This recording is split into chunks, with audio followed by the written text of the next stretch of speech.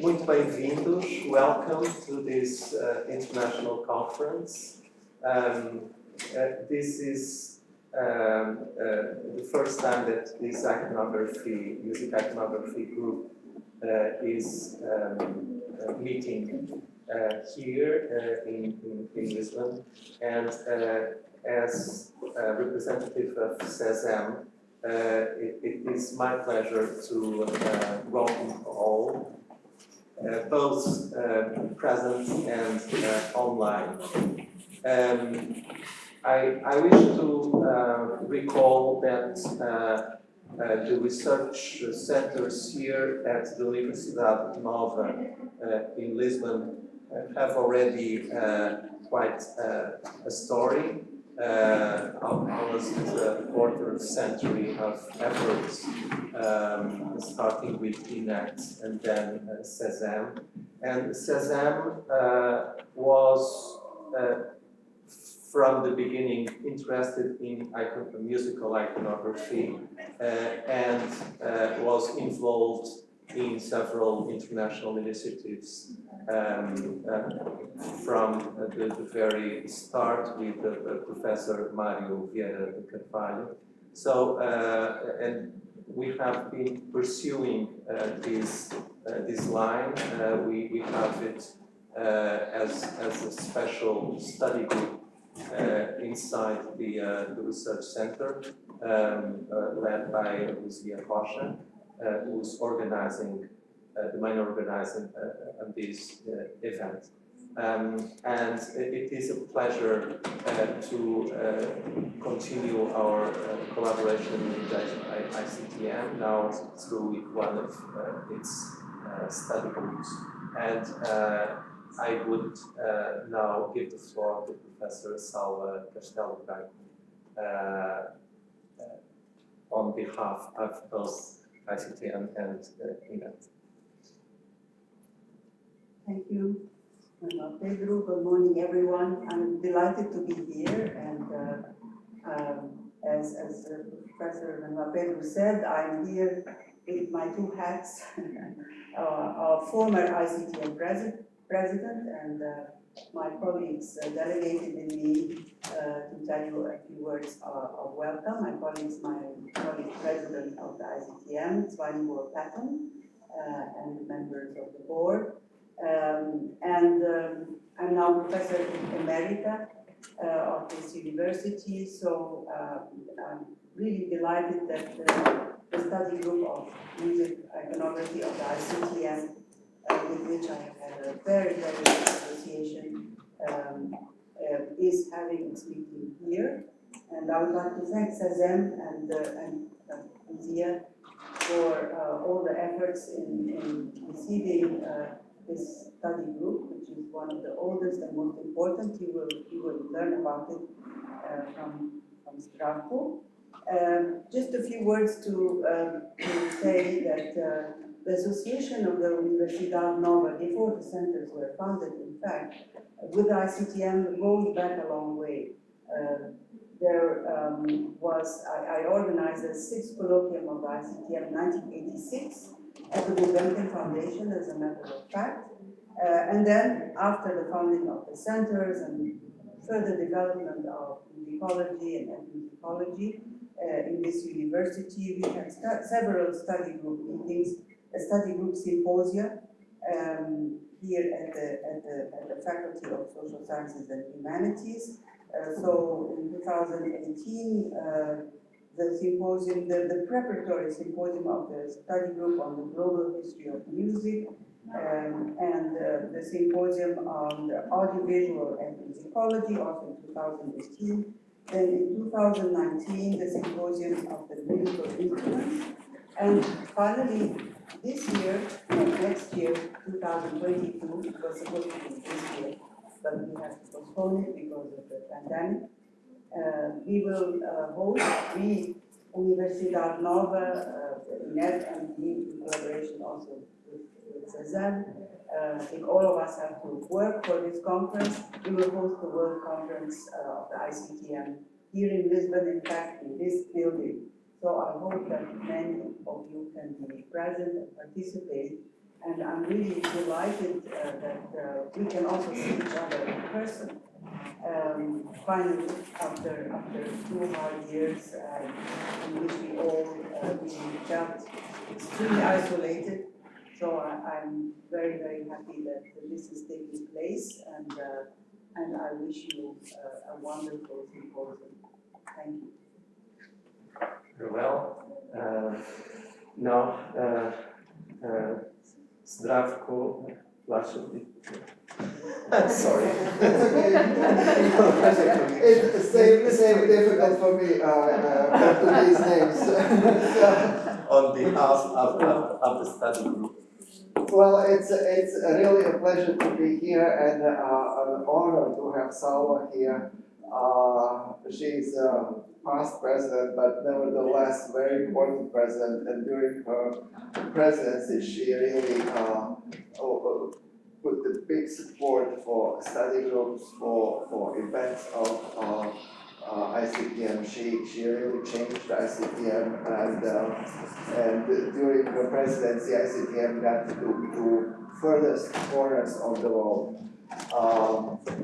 And other music societies should learn from ICTM how the work should be done.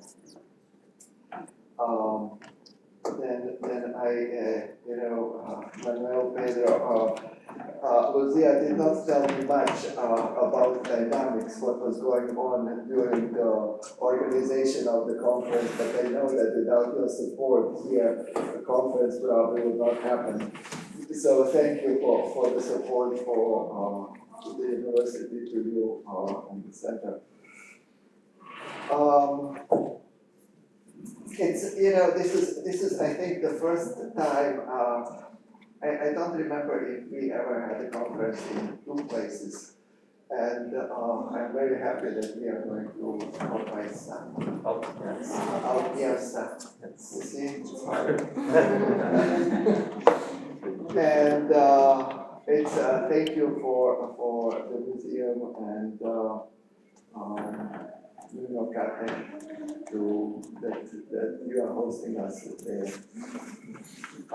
And I think this is the first time that the conference is organized, I mean supported by Winery. So thank you as well. And finally, thank you, Lucia, for initiating it and organizing it. As I said, Lucia has done everything by herself. Everything, and her team. I don't know who is on the team, because usually I'm involved with editing aspects, with talking to the participants, with sending letters, invitation, whatever. Lucia did everything by herself. I did not even know that conference is happening. So, so thank you very much. And I don't know how many our colleagues are online, and welcome you all in the room and outside of the room. I hope that during the conference participants who are remotely will turn on their cameras so we can see them and we can interact with them, because it's very lonely to talk to a computer that has nothing on the screen. I just want to say one more word about the subject of this conference, because the subject is unusual for us. We usually talk about interpretation of artworks, and this time we talk about collections, about materiality, and materiality is now very popular word and the important word. So you Lucia, with your initiative, you kind of turned to a new corner, and this I think many topics in our conference would actually fit very nicely to the study group for musical instruments. But it's good that we talk here, because when you talk with new topics, you learn new things. So thank you for that. Very well, and thank you again. Now, one of the originalities of this conference, as has been mentioned, is a cooperation with local entities, not only the museum, but also the city halls of Alpiarça and Torres Novas. And of course, for those online, you cannot appreciate this, but we will think of you when we drink together. So I will give the floor to first the representative of the Câmara Municipal de Alpiarça. The Alpiarça City Hall, responsible for cultural affairs. She will speak in French, and then the representative from Doderer. Bien, bonjour à tout le monde. Je vais ôter mon masque, il est vrai qu'on ne comprend pas bien. C'est un grand honneur d'être ici aujourd'hui, de représenter ma ville, Alpiarça. Et Alpiarça, c'est un privilège et un honneur de recevoir ce symposium au troisième jour dans notre ex-libris de notre ville, au Museo, Casa dos Produtos Museu d'Alpiarça. Je dois remercier Dr. Luigi qui nous a proposé ce partenariat et c'est avec un grand honneur que nous nous trouvons aujourd'hui ici. Je n'avais pas prévu faire ce discours, donc je me sens un peu...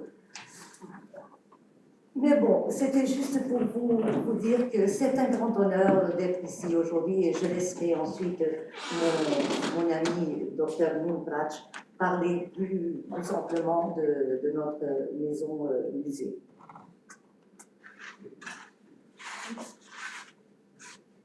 Good morning. I don't know if people at home will. Yes. Speak. I will try. Good morning, everyone here and outside of the room. I really appreciate this expression. On behalf of the municipality of Torres Novas and the Municipal Museum Carlos Reis, I would like to congratulate the organization of this symposium, all partners and participants. I would like to thank the organization for the possibility of meeting researchers and museums. Museum collections must be meaningful and especially meaningful to contemporary population. Historical and scientific research leads us to a deeper understanding of relationships between objects, techniques, and experiences, allowing the construction of meaning connections that give meaning to our collections in the museum space, thus creating new bridges for interpreting and mediation between the museum objects, and the people the museum serves. To all of you, I wish and hope that these days of work at the symposium are fruitful and that these days contribute to keep the Science Museum axis really active. Thank you, everyone. Thank you. Thank you. Now, I would like to give the floor to the director of the Alpiarça Museum, Dr. Luiz.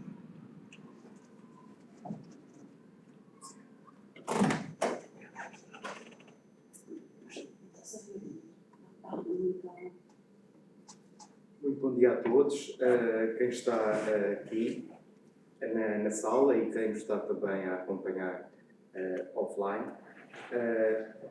É para nós um prazer receber este simpósio na Casa dos Produtos, Museu de Alpiarça, uma vez que o espaço que teremos a oportunidade de visitar daqui a 2 dias é, sem sombra de dúvida, um repositório de objetos artísticos ligados à música e também tem também um acervo documental ligado à música e, concretamente, uma ligação muito importante com Beethoven. Mas teremos a oportunidade de ver e falar sobre tudo isto daqui a 2 dias. É um prazer receber-vos em Alpiarça. Obrigado. So,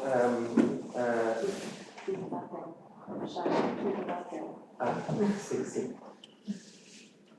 Representatives of the farm of Palau. Bom dia a todos os presentes. Tal como a música é parte inequívoca da identidade cultural dos povos, também a cultura do vinho se assume como a identidade de cada local onde é produzido. So, good morning everyone. So the music is a very important part of the cultural entity of the people.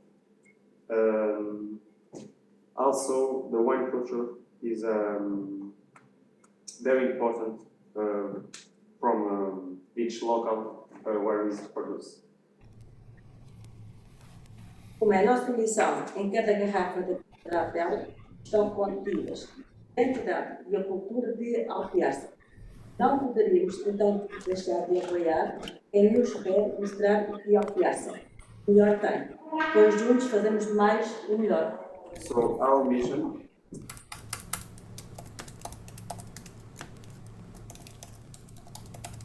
is the identity and the culture of Alpiarça. So we have to support what's the best Alpiarça, the best of Alpiarça.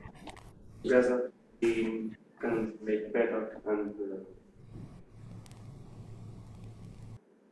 Deixo então aqui um meu profundo agradecimento à Casa dos Patudos, ao Museu de Alpiarça, na pessoa do Sr. Dr. Nuno Pratos e a Sra. Doutora Luísa Rocha, da Universidade Nova de Lisboa, e a todos os intervenientes na organização deste simpósio, por terem escolhido a Quinta da Tela como parceiros, permitindo-nos também promover os nossos já reconhecidos vinhos. we want to thank you, to thank the Casa dos Patudos, Museu de Alpiarça, the Dr. Nuno Pratos, the Dr. Lucia Rocha from the Nova University, and all the participants of the symposium. To choose Quinta da Tela like a partner. Muito obrigada a todos, um bom simpósio, esperando por vós na Quinta da Tela no próximo sábado. Thank you everyone, and have a good symposium, and we will wait on Saturday in the Quinta da Tela. Thank you very much. Just 1 minute, because Dona Anabela teve a gentileza de trazer uma oferta para as pessoas da mesa de honra. Gostaria só de lembrar. Não sei, sim, eu acho que pode ser a Dona Anabela. Okay, For the ones who are online, our partner, Quinta da Tela, will offer to the present, to the persons in our honor session, something to remember our special partnership. I also want to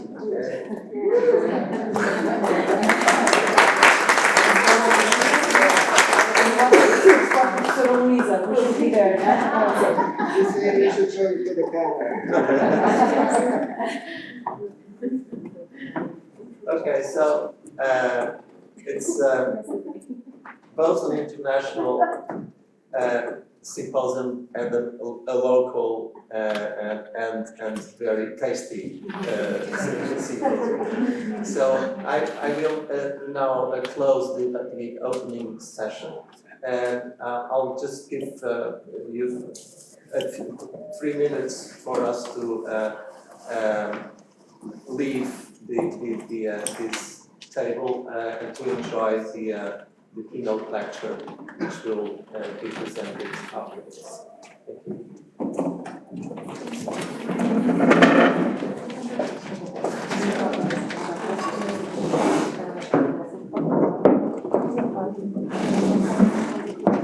Thank you.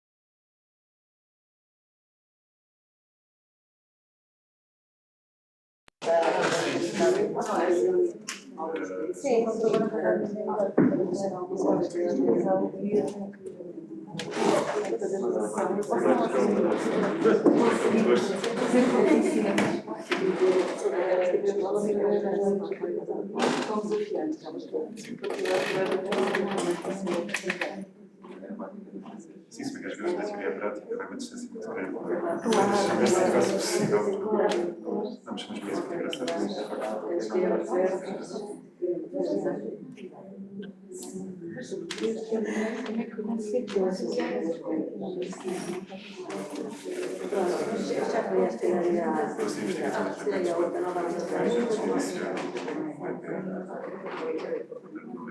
Exatamente, tudo nós. Agora, já final é que foi mesmo a relação do tratamento fez muito bem, porque vai ficar muito cansado, mas estou sempre a dedicar. E isto é igual, mas é uma pausas de reflexão. E às vezes certo trabalho só depois, quando há assim surgem novas ideias. Eu acho que não surgiriam se tivéssemos estado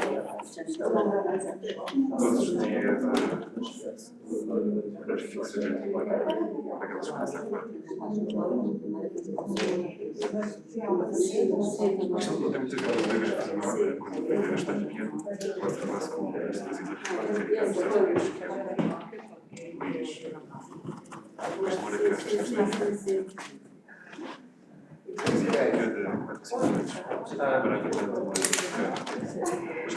I think we're ready for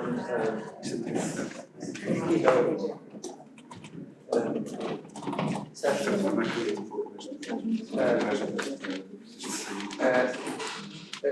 Since this symposium is both person. The protocol for the questions will be that people, either those who are on Zoom, either use the Zoom to pose the questions. Those that are following it in YouTube, they can use the chat in YouTube, and then the questions will be transferred by an assistant to the Zoom platform, so that they can be presented here, and the people who are presenting the lectures can reply. Now, I would like to welcome Lydia Goehr. She basically needs no introduction. She's a famous philosopher of music. She has published extensively on music and aesthetics. It's quite fitting that a symposium dedicated to objects and images of music in museums has as its keynote someone who wrote on the imaginary museum of musical words. Lydia, I'm sorry that when we met in Stavanger and you said, oh, I'd like so much to come to Lisbon, and now you're online. That's a pity. I was very much looking forward to having you here in full flesh, but I'm sure that what you will give us in this keynote lecture will be flashy enough in its intellectual essence. So, red squares, seeing nothing, hearing all, keynote lecture by Professor Lydia Goehr.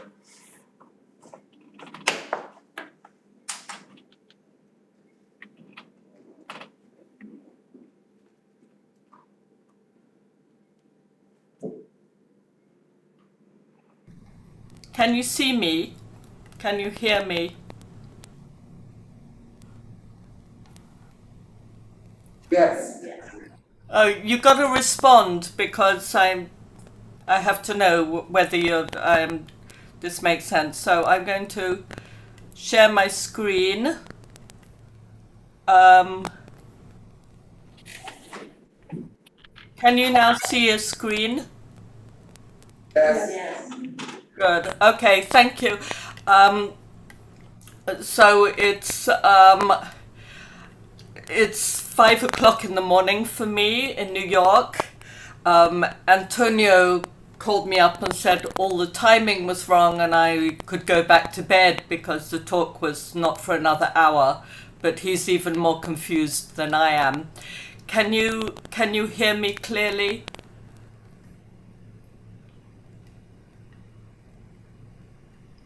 I'm getting no response. Can you hear me? Okay. Yes, we can. Yes. Yeah, I really need to know whether, and I'll try and play you some just a couple of soundtracks. So anyway, I'm not unhappy this morning because I had to get up so early.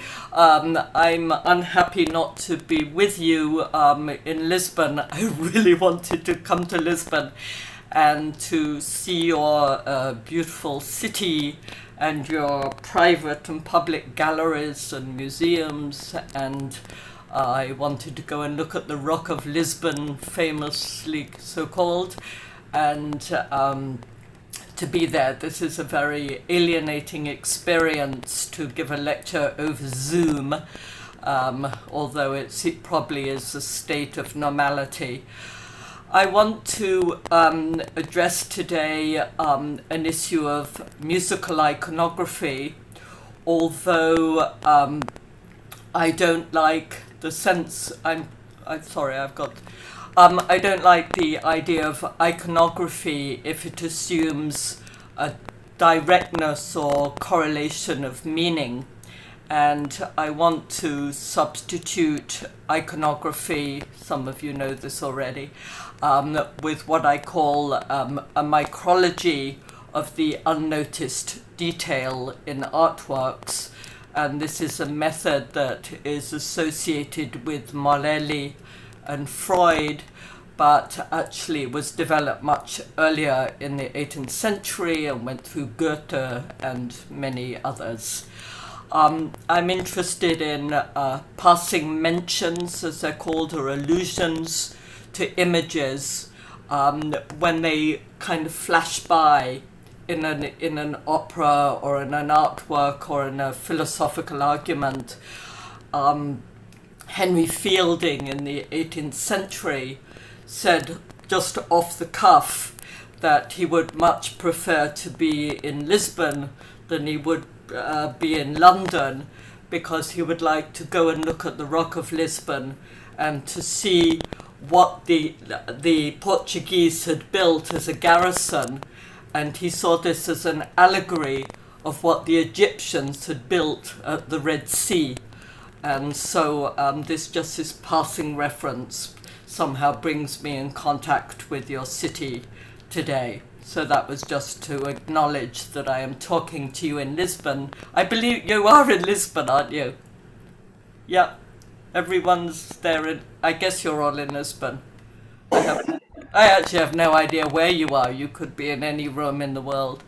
So a few weeks ago I delivered a similar lecture. It's not exactly the same, to a conference in Switzerland, and I apologize to those of you who will see the overlap.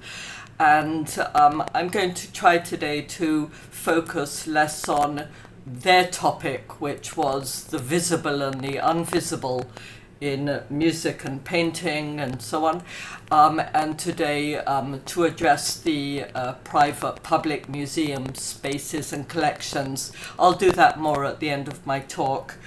My talk today, or my lecture today, is drawn from my new book, which I hope you can see on the screen. Is it clear to you? Can you see this? Can you hear me clearly?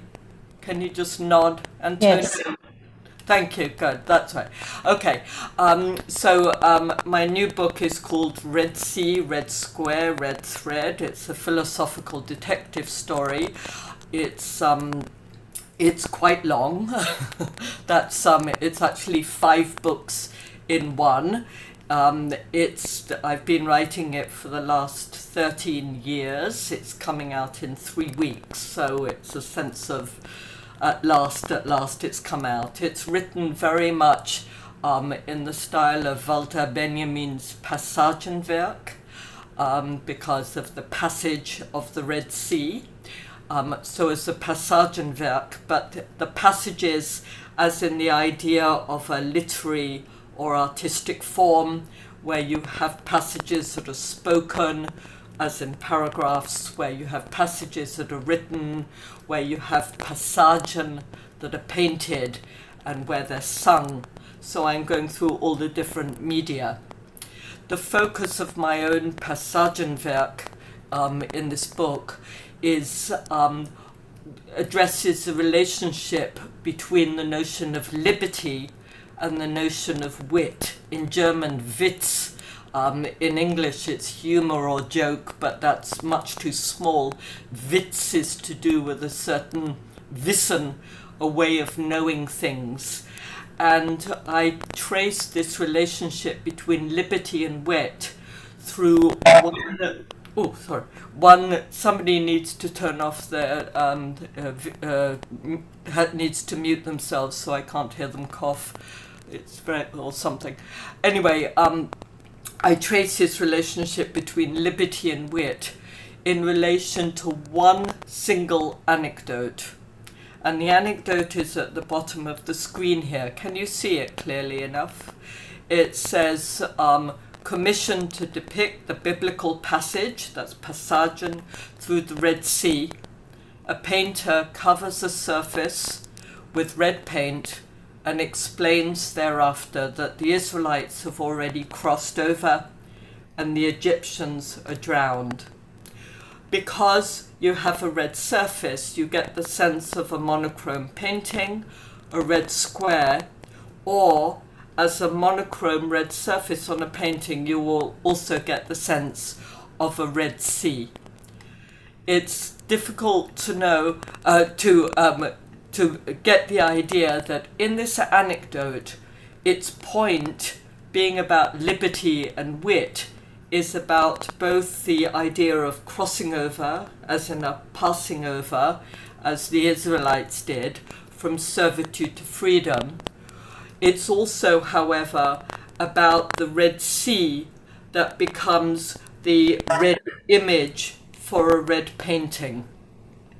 And when the patron who commissions the painting from the painter asks for a painting of the Red Sea, clearly the painter gives him something he doesn't expect.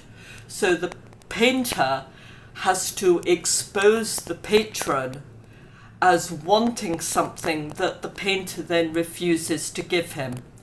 And my book is a lot about the wit and the space for wit between expectations and explanations.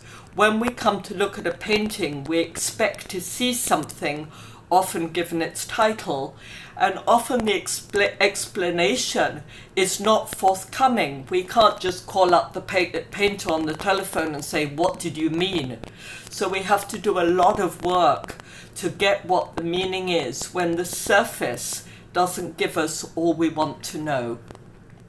So when we look at the surface of a painting and we see just a red monochrome, what we then want to know is what we have to engage, namely our mind, to come to an understanding of this meaning. That's just the traditional hermeneutical project. When we think about the Red Sea and we think about the Red Square, we have the sense of the passage of the Israelites and the Egyptians.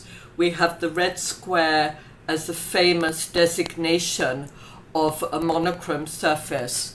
The red thread, in German roter Faden, comes from Goethe's novella Die Wahlverwandtschaften. And this is a novella about marriage and adultery. And marriage and adultery follows in the history of the arts very closely to the actual history of the arts and all the wit in the arts, given the very notion of fidelity, Treue. When we talk about being Treue in marriage and Treue in art, Werktreue and Manntreue, Frautreue, this Weibtreue, and so on. This is a really deep connection that is set up, and it has everything to do with this anecdote that I'm following through the book. So we may well ask, what have marriage and adultery to do with the Israelites or the Jews and the Egyptians? And that's a pretty weird kind of question, or an unexpected question. When I talk about the anecdote, I want to know who told the anecdote and who is the painter identified in the anecdote, assuming that we should identify a painter. And it turns out that there are something like at least 100, maybe 200, maybe 300 tellings of this joke in the history of philosophy, in the history of painting, of music and opera. And my book traces through all the connections. It spreads over 3 centuries of artists and philosophers and writers and novelists all telling the same joke, but everybody tells it in a slightly different way. And this sense of pulling together borrowed materials, a collection of materials from the highest of philosophy to the most low or common of popular entertainment magazines, allows me to do a kind of Benjaminian materialist history of what it means to actually collect materials. So this is one of your themes for today.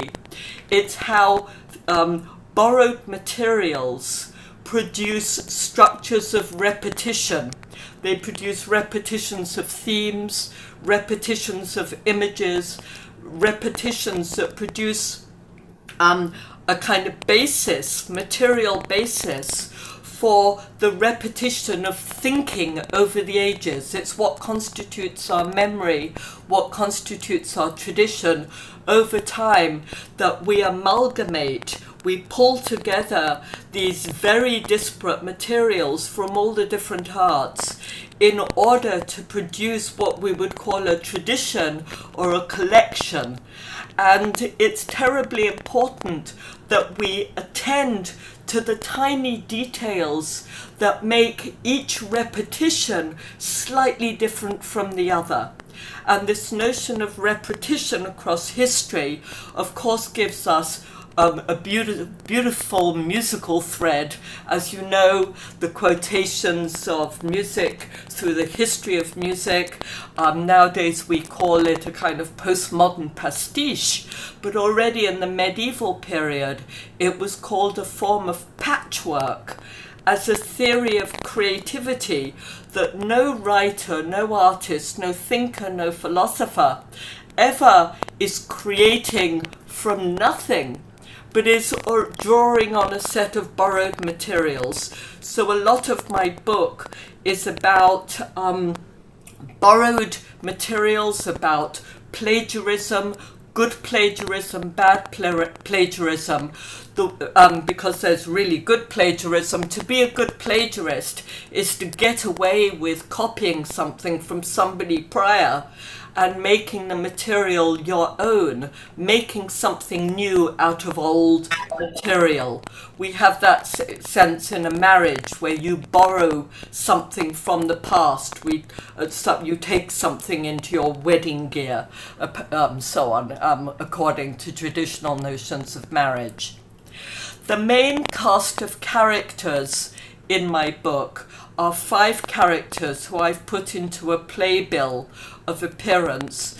They're the philosopher, my predecessor at Columbia, Arthur Danto, who wrote a philosophy of art called The Transfiguration of the Commonplace, where he used the anecdote to think about a thought experiment wherein he lined up a set of red monochrome paintings as red squares to pose the fundamental question, what is art? And he asked this question, and my interest in his question was not what answer did he give, which was long and, a long project of philosophy, but why was it that he started towards a gesture of exodus in order to set up the question, what is art? And in fact, what Arthur Danto did was generate a philosophical question, what is art, to address what it means for the concept of art to be liberated from a history of error, of servitude to false notions of art. His emancipation thesis was a philosophical project very much in the spirit of Hegel, to say when we come to understand what art is, we come to understand the conditions of the servitude of our concepts. And this is something that's very deep in Hegel, deep in Nietzsche, deep in many philosophers. When Danto set up his thought experiment as the first way to pose his question, what is art?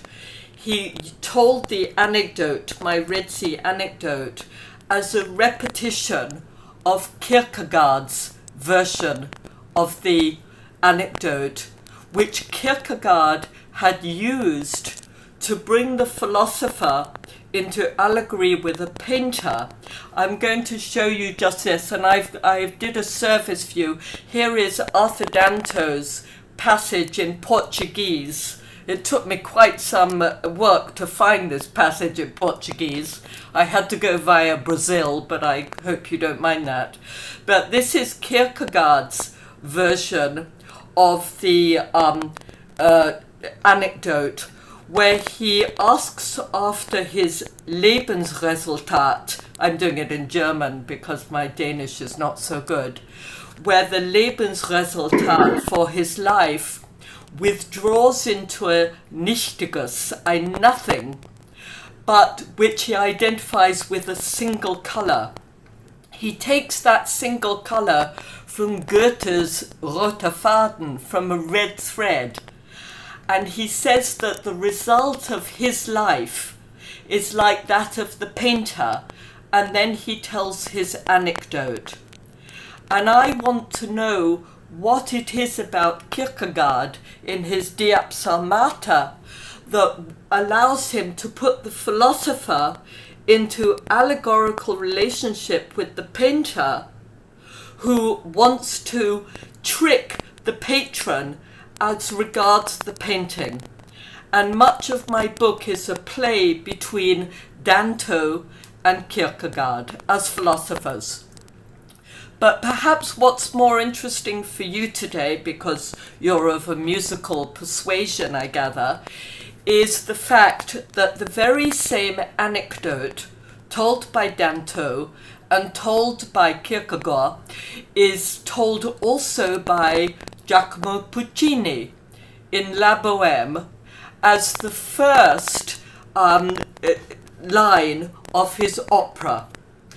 And he takes this painting, which is the first line of his opera, which I'll show you in just one moment, from the Scène de la Vie de Bohème, which was written around 1845, 1849 by Henri Mauger in Paris.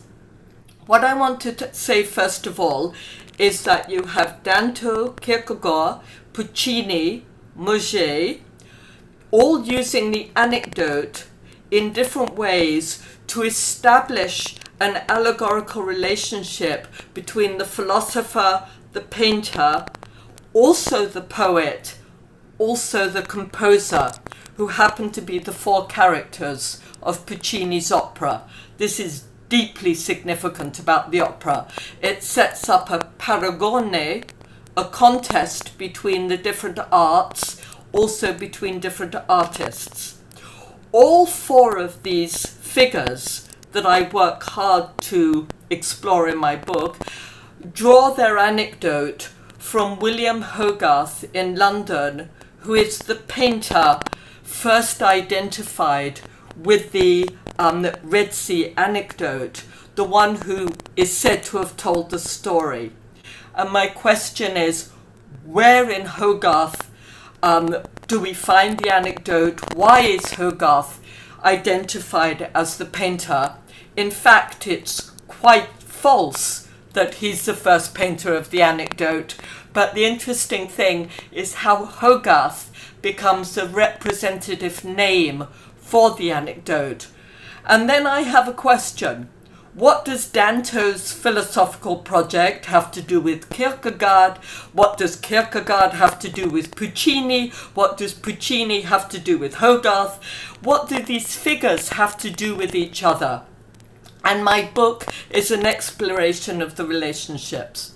Let me turn to, I'm going to try, I failed this last time, to play this. I hope that you can hear this. I've put the sound on this time. I hope this works for you. Antonio, can you shake your arms if you don't hear anything? Thank you. Is it good? It's good. Questo mar rosso mi ammollisce e assiderà.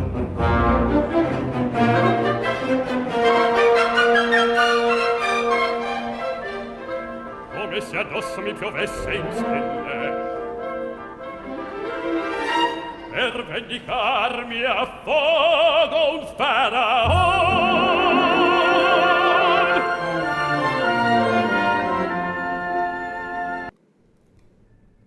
I'm going to give you another version now from Leon Cavallo's La Bohème.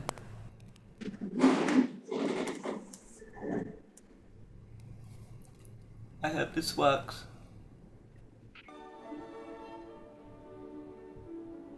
Terzo, il pittor Marcello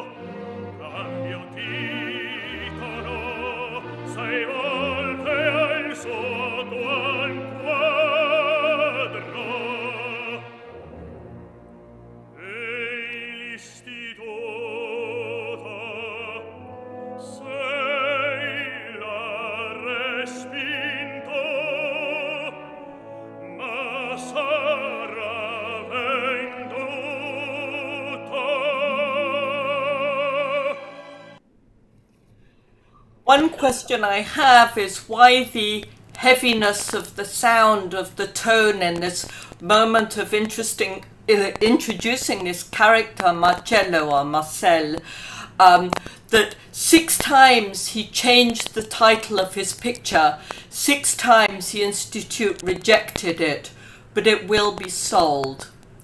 Now, if we look at these characters, Dante, Kierkegaard, Puccini, Mauger, Hogarth, and we trace the anecdote as it's used between them, what we get is a wonderful cultural geography that goes through the emergence of, or tells a story about the emergence of modern cities, modern capitals. For Dante, his project of exodus and freedom is entirely based on the concept of art coming to its consummation in Manhattan. It happens to be at Columbia University, where I'm sitting now, but be that as may, it's Manhattan.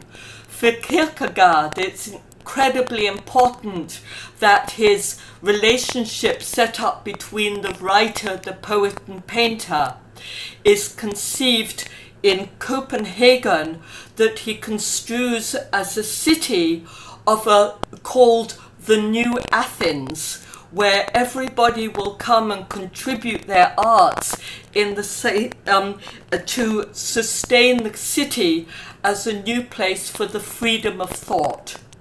Both Dante and Kierkegaard, in using the anecdote, of course go back to Paris and to the condition of the French Revolution, where the liberation of the arts through the designation of the people requires Napoleon allegorically to cross over the Red Sea. He doesn't quite succeed there, but the crossing of the Red Sea renders Napoleon a second Moses figure, which is a deep thread that goes through the history, where you go from the Red Sea to each revolution in a capital city to sustain a condition of emancipation or autonomy.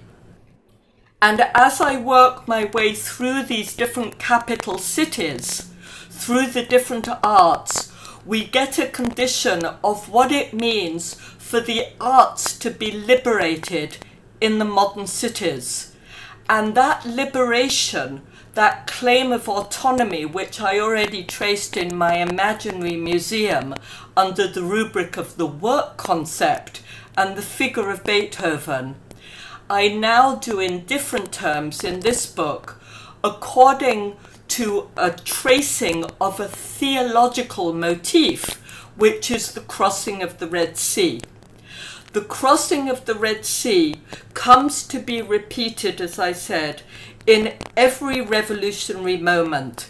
In 1776 in America, in the American Revolution, in the French Revolution, in the revolutions in England, it comes to define the terms of the capital city, and also with the capital city for the building of the new public sphere, the new space in which art can be distributed, collected, put on show. These new galleries and new museums change the condition of spectatorship as we know. This is a completely familiar story, but the aspect of the story that we don't know so much about is the tension that is drawn out of the relationship between the capital city to the group known as the Jews on the one hand and the Egyptians on the other. Let me just give you one example before I get to Hogarth in London.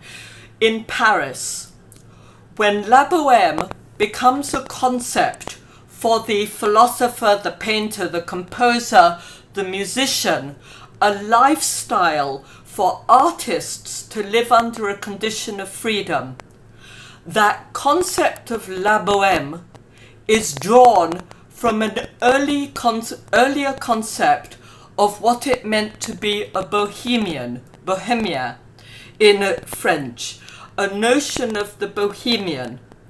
The bohemian, before 1800, before it became a concept for artists, designated a passage of immigration of those people called in German, Zigeuner, Zigani, in different languages,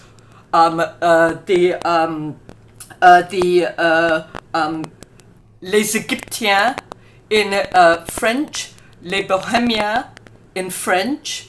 There's so many names. They're about to do the Gypsies, primarily the Roma. I mean, I don't know what term you use in Portuguese, but I suspect it's close to the Spanish. But maybe I shouldn't say that. But whatever the Portuguese term is. And the different terms for the Gypsies under the rubric of Bohemia and Bohemian marks a group of Egyptians travelling through the German lands of Bohemia to come to France in about the 14th, 15th, 16th centuries. When they come from Germany, from the lands of Bohemia, they're called by the French les Bohémiens, the Bohemians.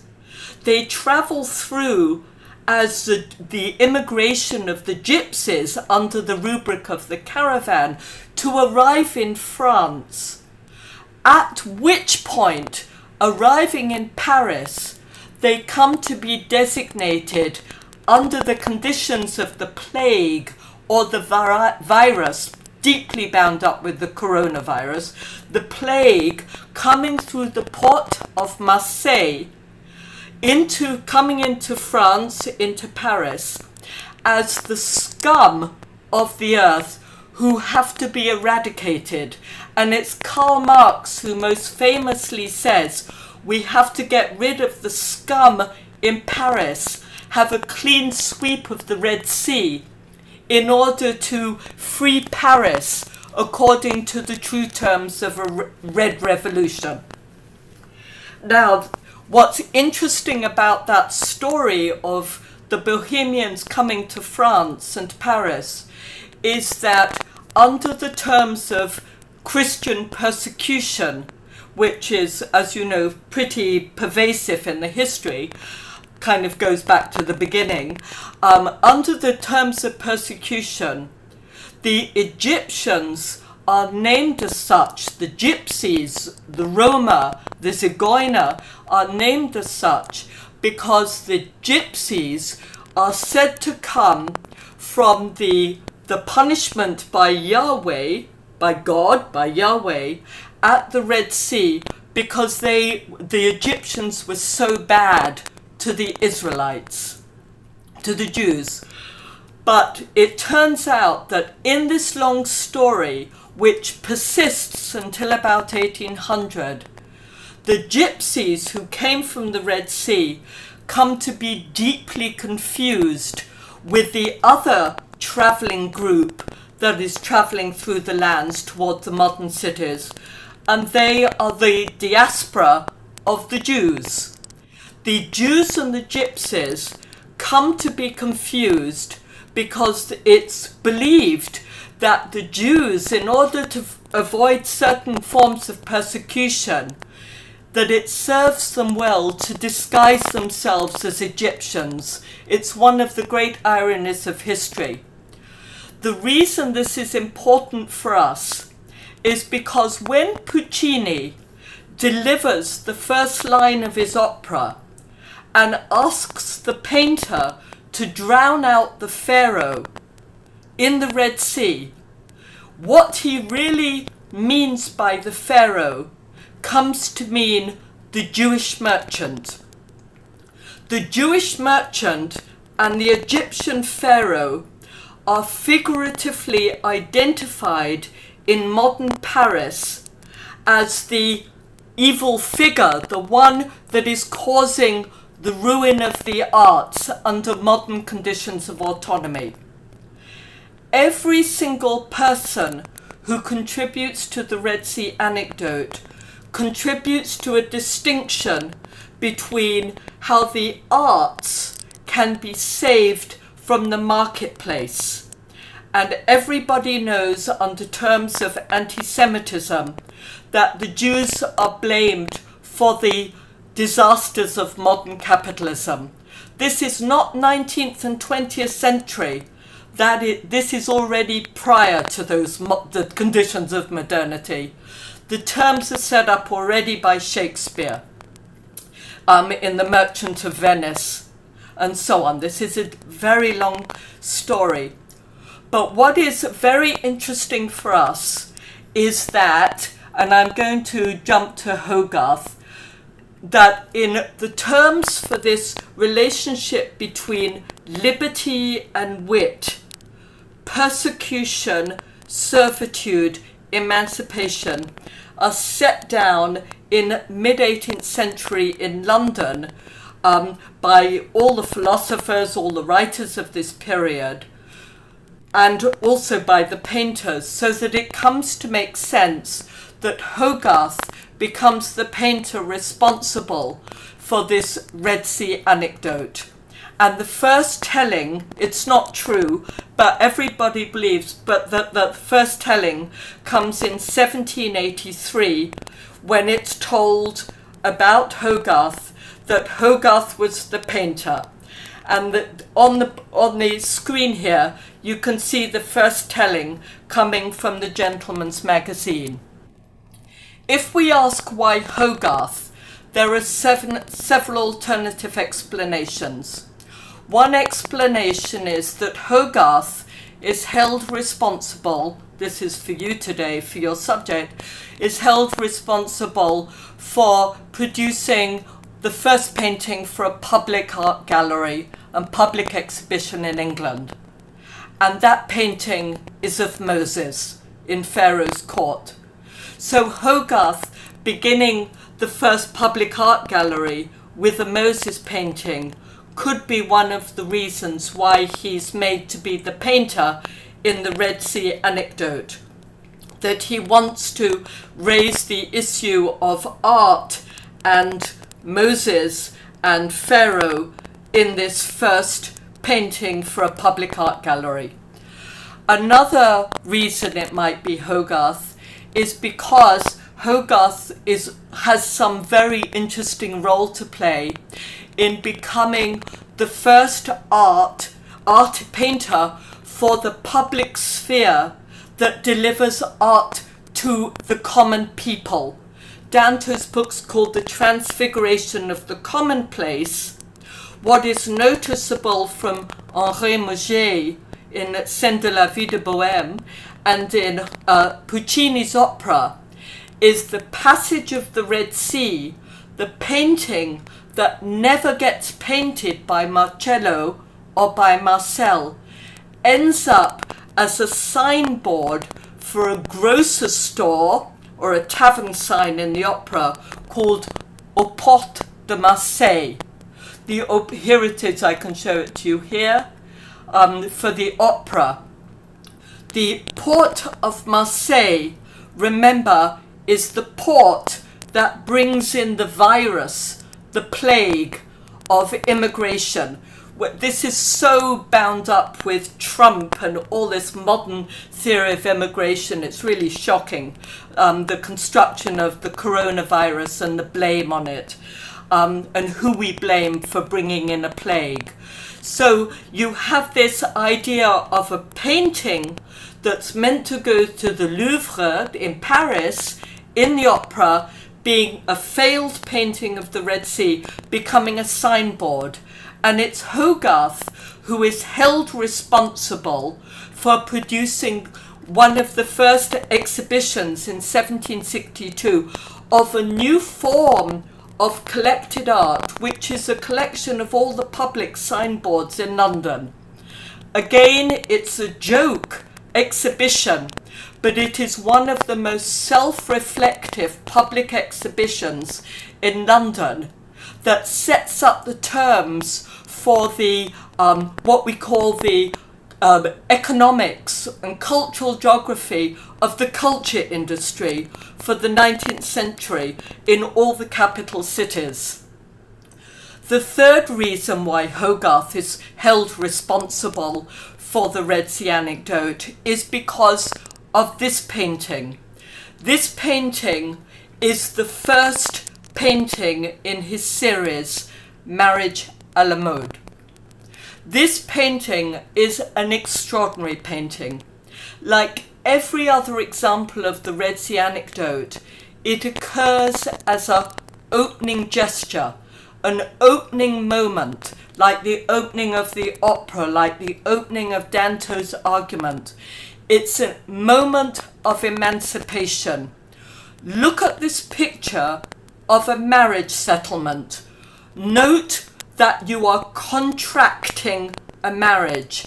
In English, the word of settlement, but more a marriage contract, is the same word used to contract a disease. This painting is about an imposter. An imposter figure, an earl, who would be aristocracy, who is suffering from the French disease called gout. He holds a scroll of his family lineage that goes back to William the Conqueror, who in England was called William the Bastard, illegitimately born. The marriage contract between the son and the daughter here, between these two merchants who are contracting a marriage, this guy's already got a pox on his neck. He's already going to die of syphilis. He's going to give the syphilis to this woman so that she is going to die in the 6th scene of the painting, of the series. Contracting marriage here is contracting a disease. Everything about this picture is about contracting a disease.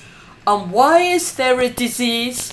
Because this contraction of marriage, this settlement of marriage, occurs entirely as a satire of a French scene. Everything in this picture is about France.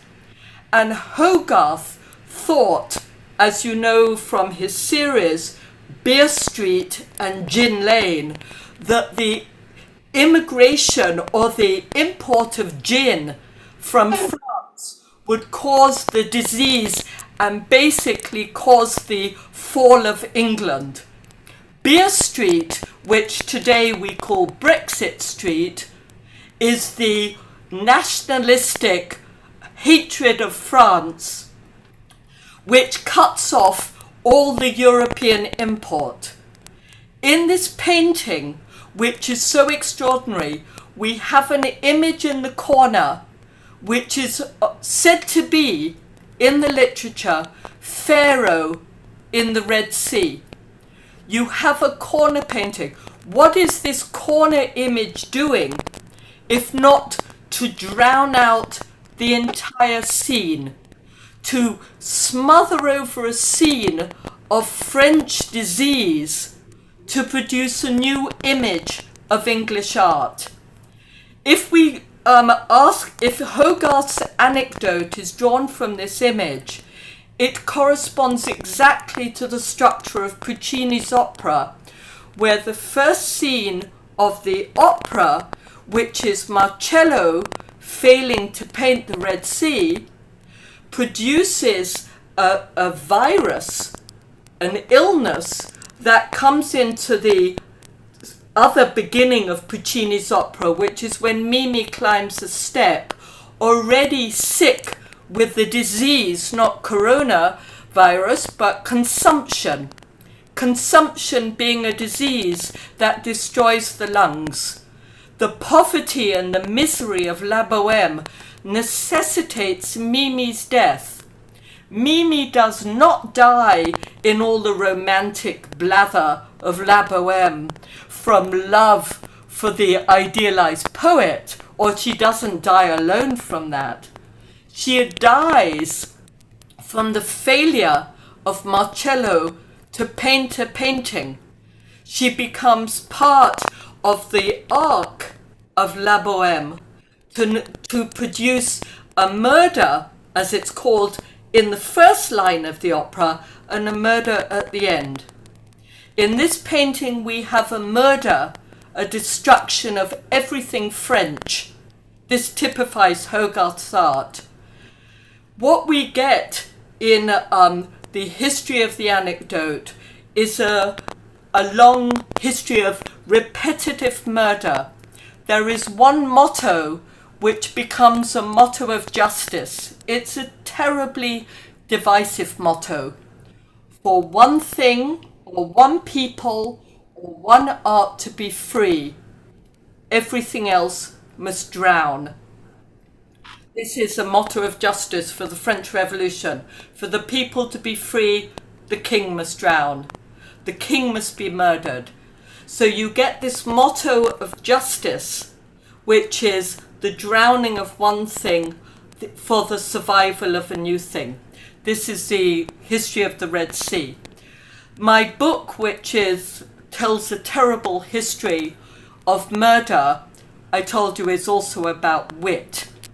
And as a last point, I just want to say that in order for us to understand these telling details in the arts, the way that we understand the collection of materials is that we have to understand the way these materials are put together so that nothing is as it quite seems.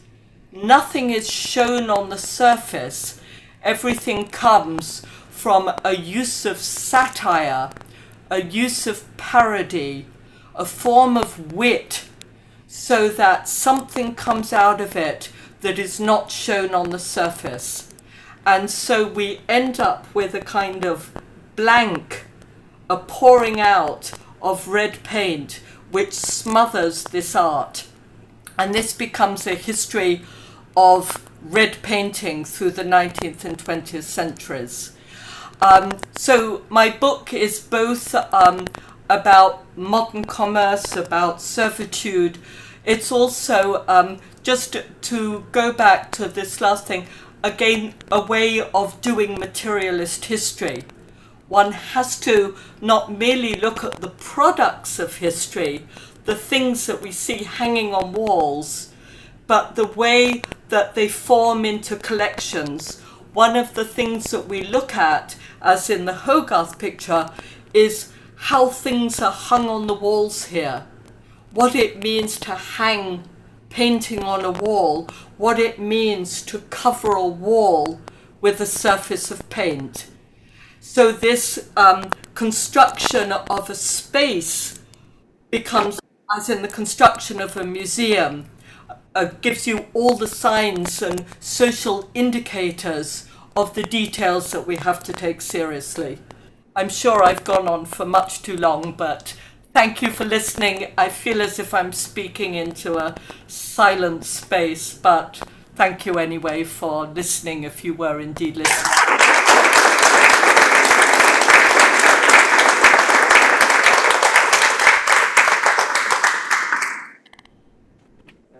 Thank you very much for this inspiring lecture.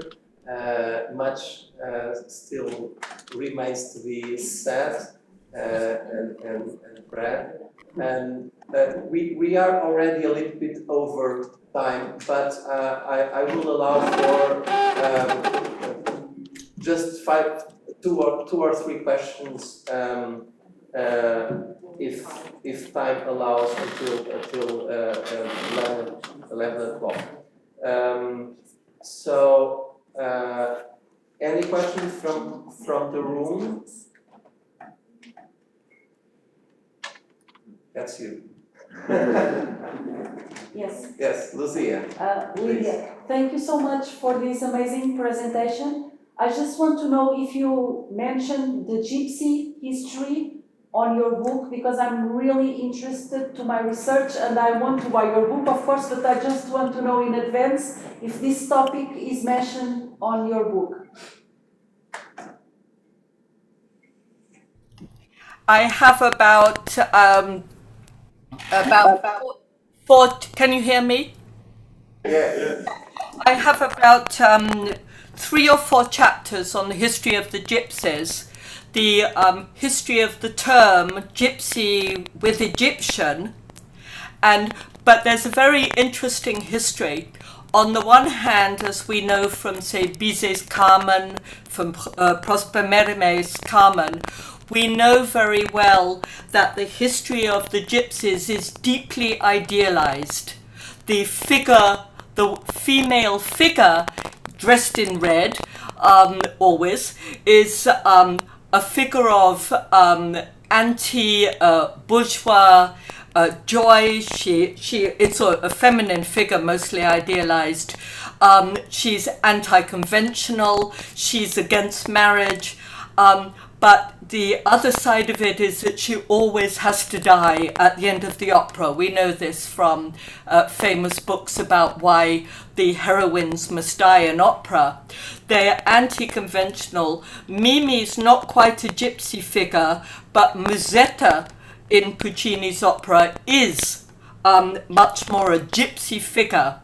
On the one hand, they are idealized and sentimentalized so that they can be used for the purposes of a sentimental art, but they're also known as tricksters, as playing tricks, as in Cervantes, the first story of the gypsy.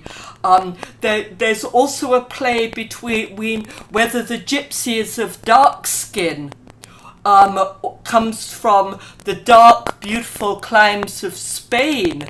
There's a lot of Spanish history here, or whether they really are secretly white, whether these white gypsies were kidnapped under the terms of being beautiful and therefore can be absorbed into the nation states of acceptable women. So I've got a great deal about the female figure of the gypsy in opera, and the gypsy in theology as linked to the history of Egyptians. I hope that satisfies you. It's a very strange and weird and sad, tragic story. And one thing which is interesting also about the gypsies is there is a literature as bigger than my bookshelves here, as big as every library in the world, on the history of the Jews and of Jewish persecution, but and so on. We know that history in a way quite well, but the history of the gypsies suffers from the fact that the gypsies didn't leave their own writings until much later. There's very little sort of material to collect. Most of the material we read was written by men of the university in Germany and England and so on, and France and Portugal. Well, I don't know about Portugal, but writing the histories for gypsies on their behalf. So we don't really have the same kinds of materials, and that raises the question how we write the different stories out. I hope that answers for you in some way. I can't see any of you, I only see the backs of your heads, which is quite strange, but... Last question? Question, are you hearing me? Take the mask. Are you hearing me? I just wanted to give a feedback. It was very interesting to talk about color, because it is iconography and it was overwhelming, the importance of the red. So just the color, it has so many meanings, like the blood, the passion, and also it was like a red curtain or a red carpet. It was very interesting because you talked about so many details and also so many important things, just because the color. I really liked you, and I think it is important to you to give a feedback because you are there. And thank you very much. Just to say thank you. I wonder, I didn't really hear everything, but thank you for the thank you. One thing that we should note, just to remind you that when the Red Sea is put in the top corner of a room, this corner is known, we know this from Maleevich's monochromes, we know this from Goethe, we know this from many people going back to Aristotle, that the corner of the top corner is where the Russian icon is, and it's called the space for red beauty. Beauty comes in the Sufi tradition. You have the notion of the corner giving you a different perspective on the space. So when Maleevich hangs his black monochrome square in the red corner as where the Russian icon used to sit in every grandmother's room, every living room, you get another notion that it's really important where you identify the moment of beauty. So in all of Hogarth's incredibly satirical art, there's always what he calls the S-line, the red thread of beauty in the figures, but there's always a space, a moment in the construction of the public space or the private space in his paintings where there's a space for beauty, a point, a corner, a red corner. And in Russia, of course, that's called the Red Square, otherwise known as the Beautiful Square. So there's another connection there, and it all turns on the notion of red standing for the idea of harmony in Aristotle. So these things are beautifully connected in the artworks that make sense of why I could put these incredibly disparate figures together. Anyway, I just wanted to say my book is very long and full of details. It's incredibly inexpensive, so I hope that you will all enjoy reading bits of it. And I hope that I get to meet you all somewhere in the world. And if you come to New York, I hope that I will meet you here too. As I said, I'm very sad not to be in Lisbon. But thank you. It was our pleasure, and I'm now closing this first session, and we'll have an intermission. We'll start again at 11:15. Thank you.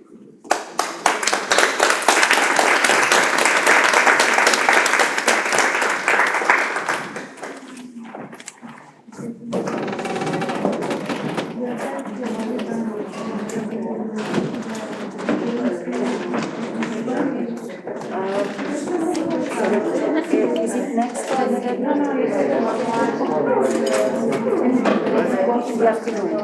No, we just try it after. Are you ready for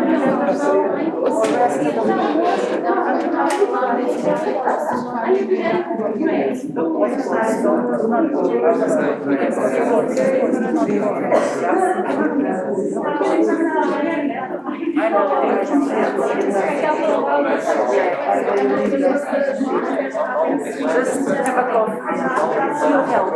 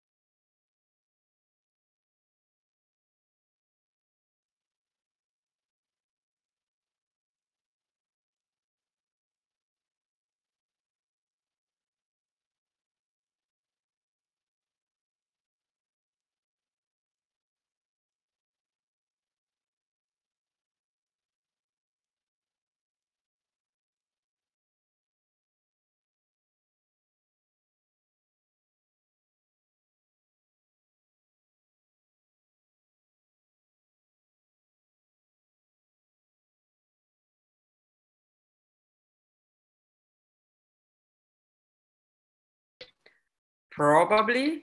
It's open. Probably.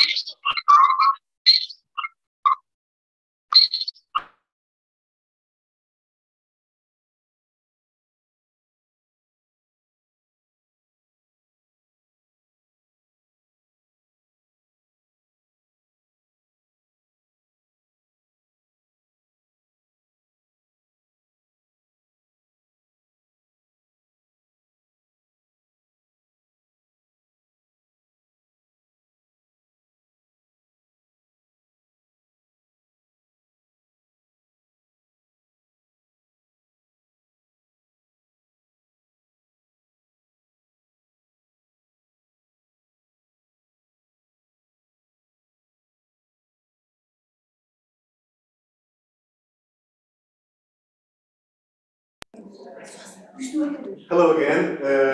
Obrigada. To click on the microphone. Thank you for your presence. It's a pleasure to have you all.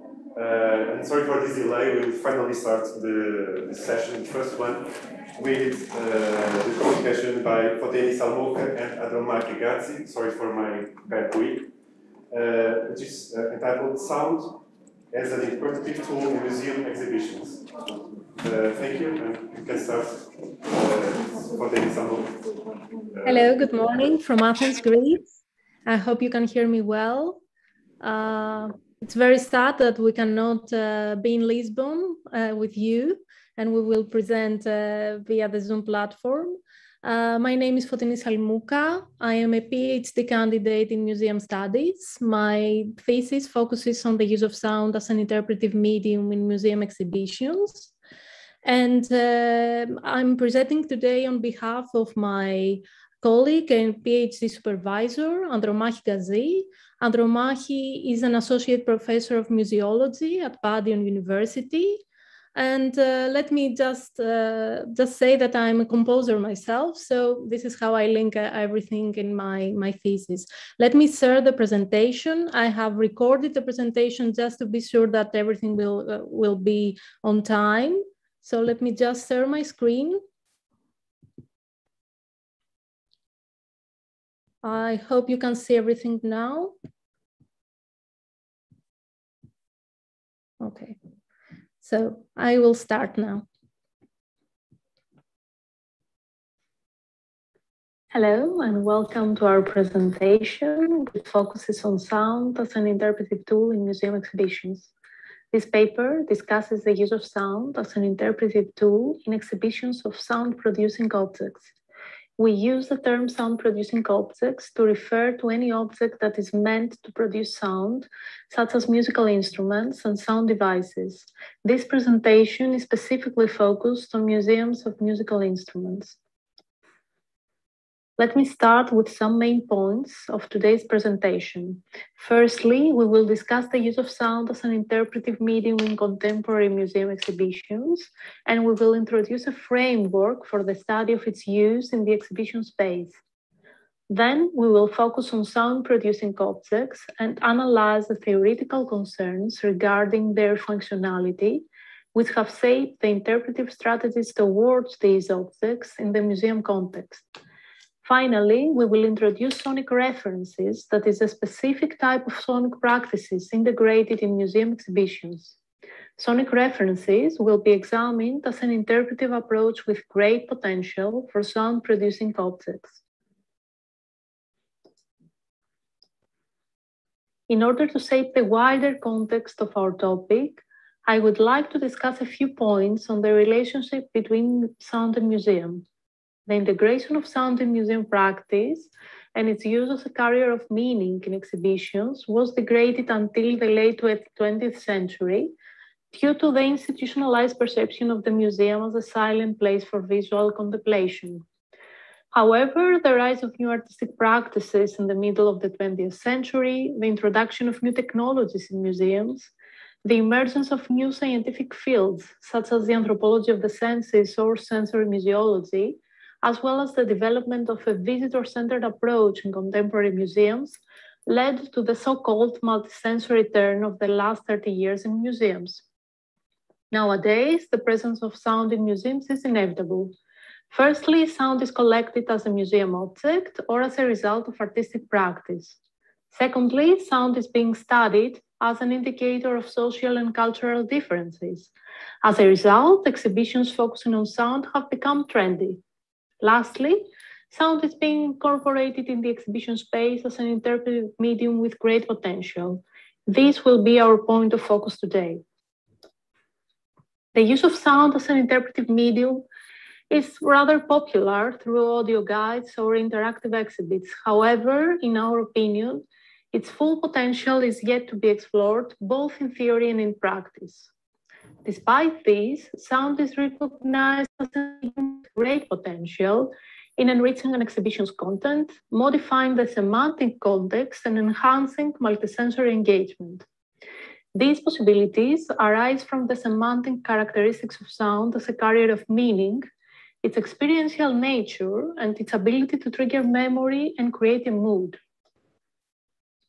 In order to study how sound is being used and for which purpose, we identified different sonic practices and proposed a categorization of them based on the three main roles accorded to sound in museum exhibition: the informative role, the interpretive role, and the immersive role. This mapping was recently published as a book chapter, and I will now discuss this classification in brief in order to link it to the rest of the presentation. Let's begin with sonic practices with an informative role, which aim at enhancing the cognitive context of an exhibition by replacing the act of reading with the act of hearing, such as audio tours. On the other hand, sonic practices with an interpretive role highlight the use of sound as a means of enriching the conceptual framework of an exhibition by recognizing sound as a carrier of messages and a carrier of meaning. Sonic references are a type of practice in which sounds provokes correlations and assumptions and will be discussed later in this presentation. Finally, sonic practices with an immersive role, such as exhibition soundtracks or audio walks, aim at creating an atmosphere and mood or immersion. This categorization is by no means an exhaustive one, but we do hope that it's a useful theme for studying sound in museums. Let us now focus on sound-producing objects. Sound-producing objects are a category of museum objects that pose significant curatorial challenges of presentation and interpretation in an exhibition, because the process of their museification has deprived them of the primary characteristics they are associated with, which is their sound. The complexity of sound-producing objects as museum objects arises from a fundamental question: why museums collect sound-producing objects? As Rossi Rognoni points out, sound is often the primary quality of an instrument in the outside world, but very rarely the reason of its acquisition in a museum. In the museum context, the discussion regarding interpretation and display of sound-producing objects is shaped by three significant factors: their functionality, their symbolic character, and their contextualization of them as art objects. Functionality is a main concept in this discussion of the interpretation of sound-producing objects and has been shaped by museum policies since the 18th century. The collection of musical instruments began systematically in the late 18th century with the aim of creating a panorama of the history of music.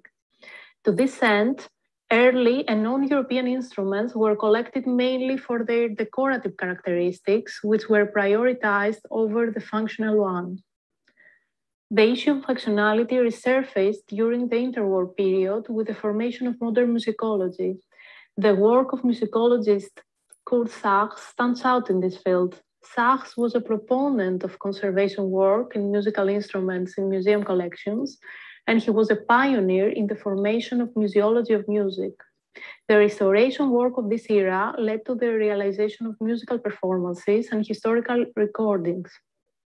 Since the 1960s and the formation of the International Committee of Museums and Collections of Instruments and Music, several publications have addressed the issue of functionality.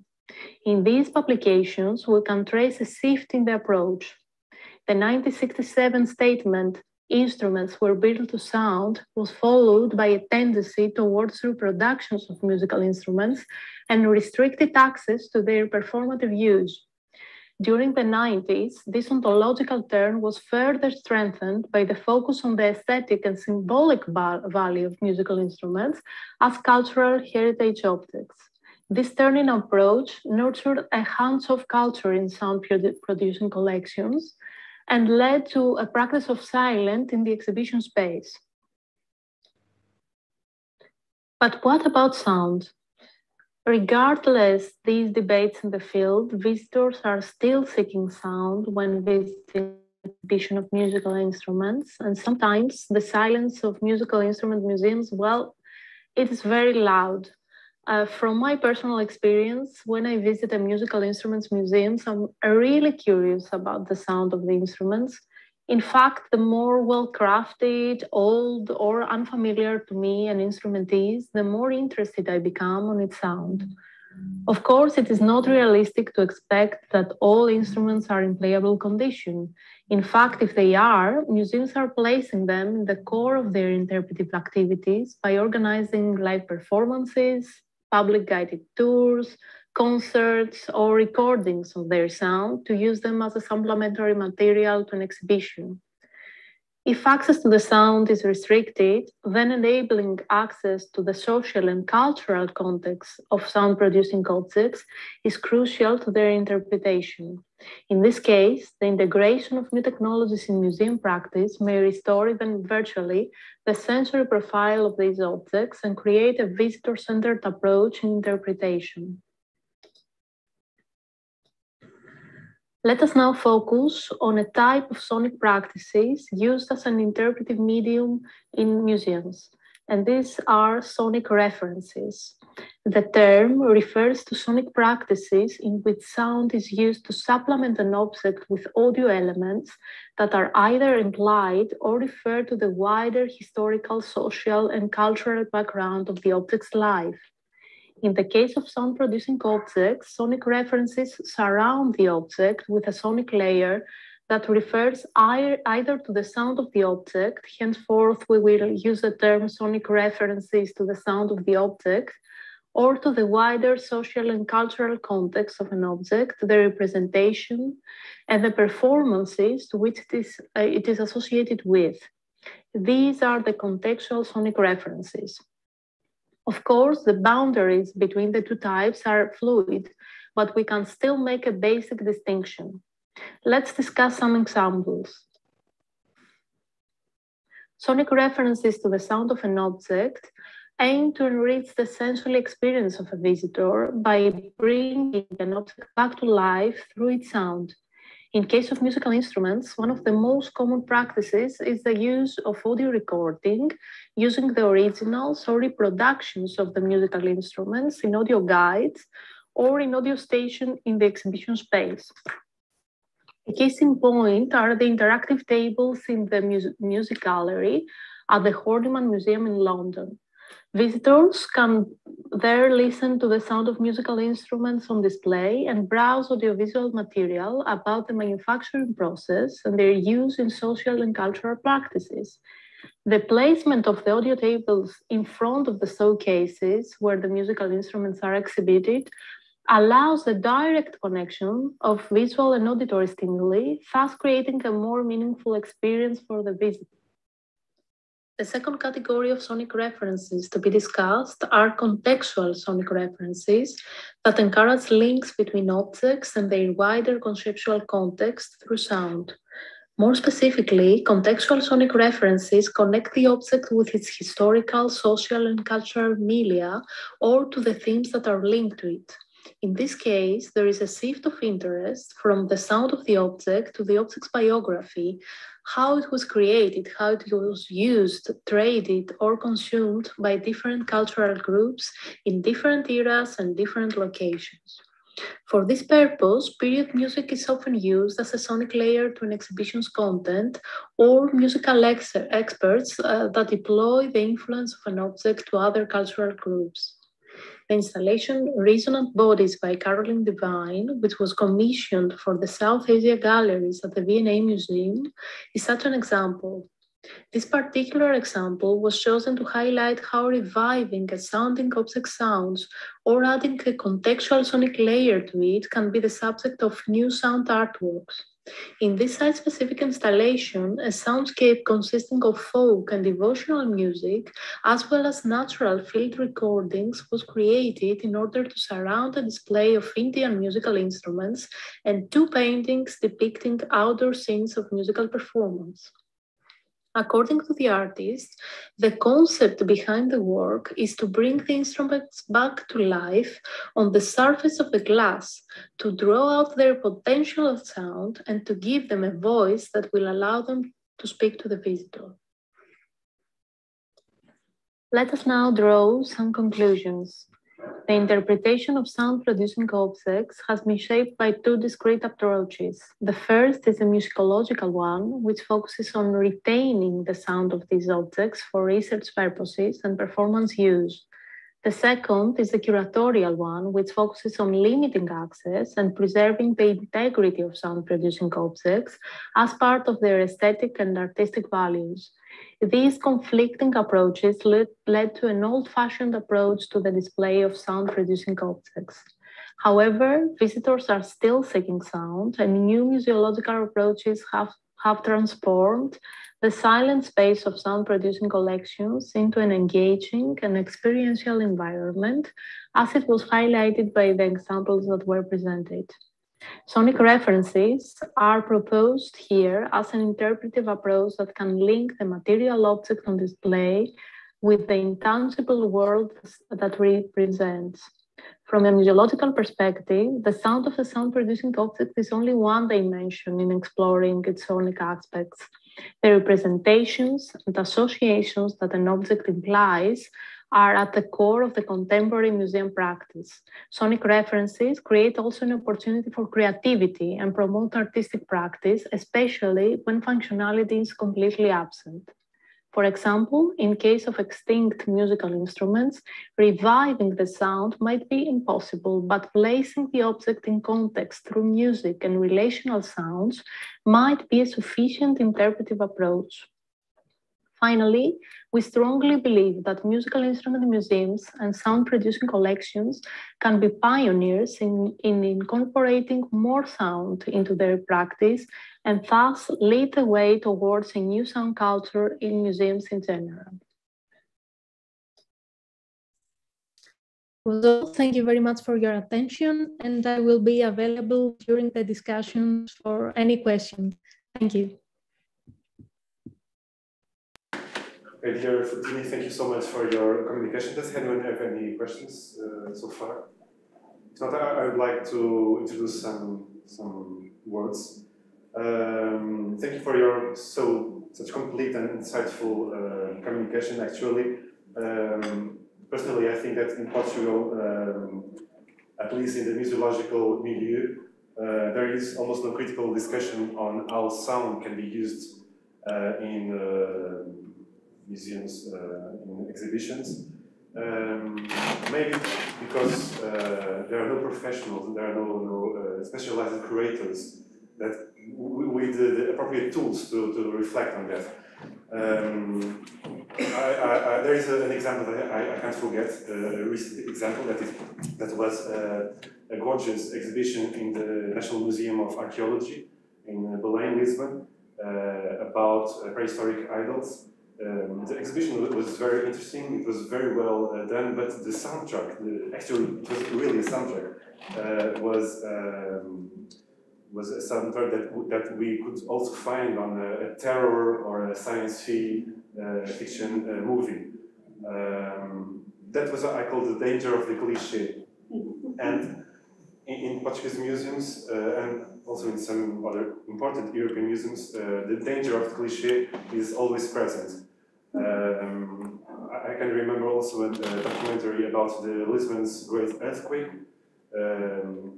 where the director decided to use music by Beethoven, the Ode to Joy, the final of the 19th Symphony, and even better, that famous Nocturne by Chopin in E major.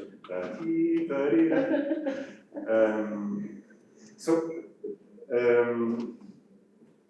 thank you so much for your communication. It's really important to develop and to go on further those questions. I don't have any. Thank you very much for your input, and I couldn't agree with you more about choosing the wrong music, or all these musical cliches. Usually when sound is present, sometimes it is very, very bad, and actually we need a new museum profession in order to address all this issue of multisensoriality in the museum space.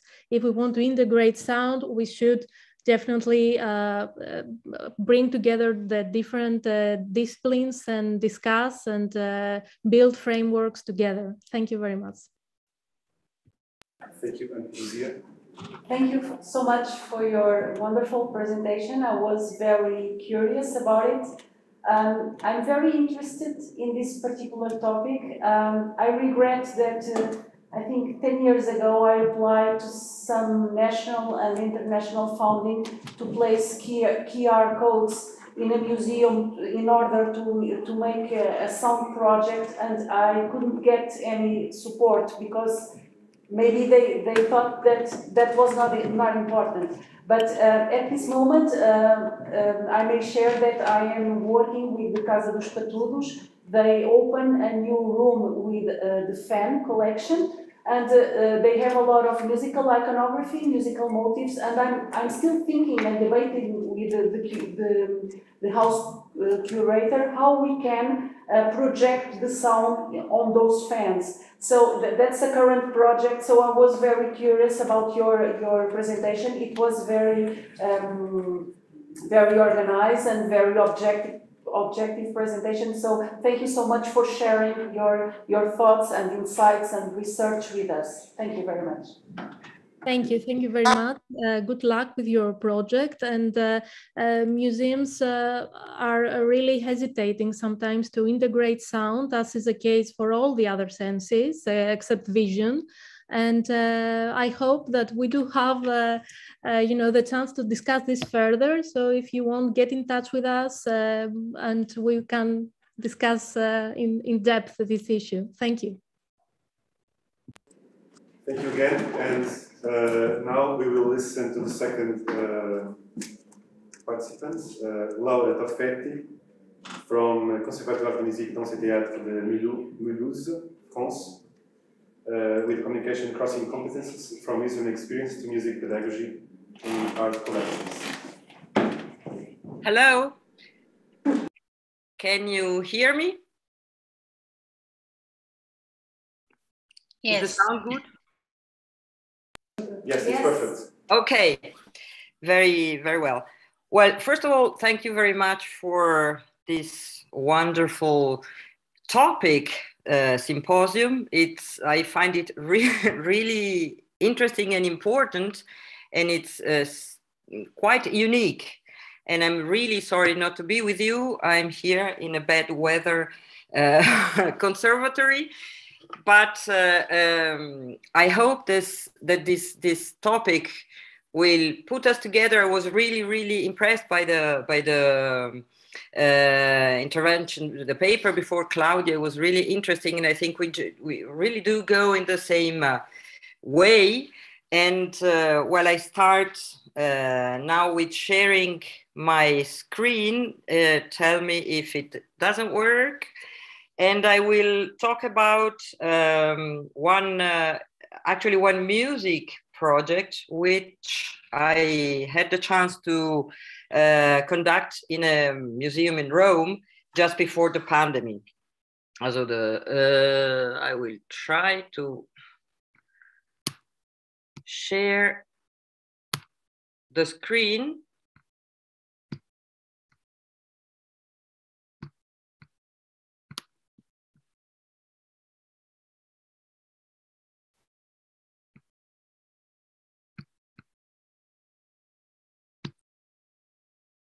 Okay, can you see the screen?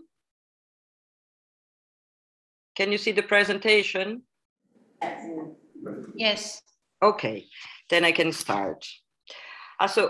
This paper shows the result of a research carried out at the Museo di Roma, where a multi-sensorial approach to visual art through the interaction of music heritage, tactility, and text was experimented. The project takes the title of Suoni da toccare and was associated to the exhibition Contatto, Sentire la pittura con le mani, proposed by the Museo di Roma in Palazzo Braschi in 2017. Suoni da toccare actually offered to the visitors, thanks to the use of a soundtrack in which music and text interact, an approach to visual art combining musical experience and the tactile exploration of the work of art. As a musician and as a music researcher, actually I forgot to present myself. I'm a Baroque violin teacher, and in a conservatory in France. I'm Italian, and I work on the musicological side since about 10 years on several topics, and especially concentrated on the topic of rhythm and tempo. So I just carry on. As a musician, I said, and as a music researcher, I'm very careful to the correlation of music with other arts, with culture, and with society. Studying in this optic, the main purpose of this paper are three. The first one is studying the cultural, education, and pedagogical potential of Baroque music in museum paths, using as a starting point the well-known capacity of communicating of this repertoire, the repertoire of the Baroque music, and impulsing thus the academic interest on local repertories. The second point is suggesting new pathways of divulgation of classic repertoires, crossing then borders of individual scientific communities and venues. For this reason, for a couple of years ago or three, I made a master on museum education with a thesis on music.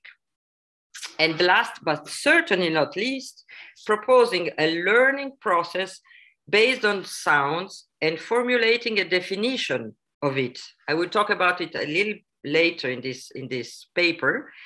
And this process will take the name of Music-Based Learning Process, MBL. So, as I said, the project Suoni da toccare takes place in the context of a pre-existing exhibition, which is called Contatto, which presented itself as a pathway in terms of accessibility of several Italian paintings described in the Microcosmo della Pittura by Francesco Scannelli. For this purpose, 4 prospective bas-reliefs have been exhibited with the purpose of bringing visually impaired and blind people in contact with the world of visual art and to reconnect vision and tactility in all the visitors.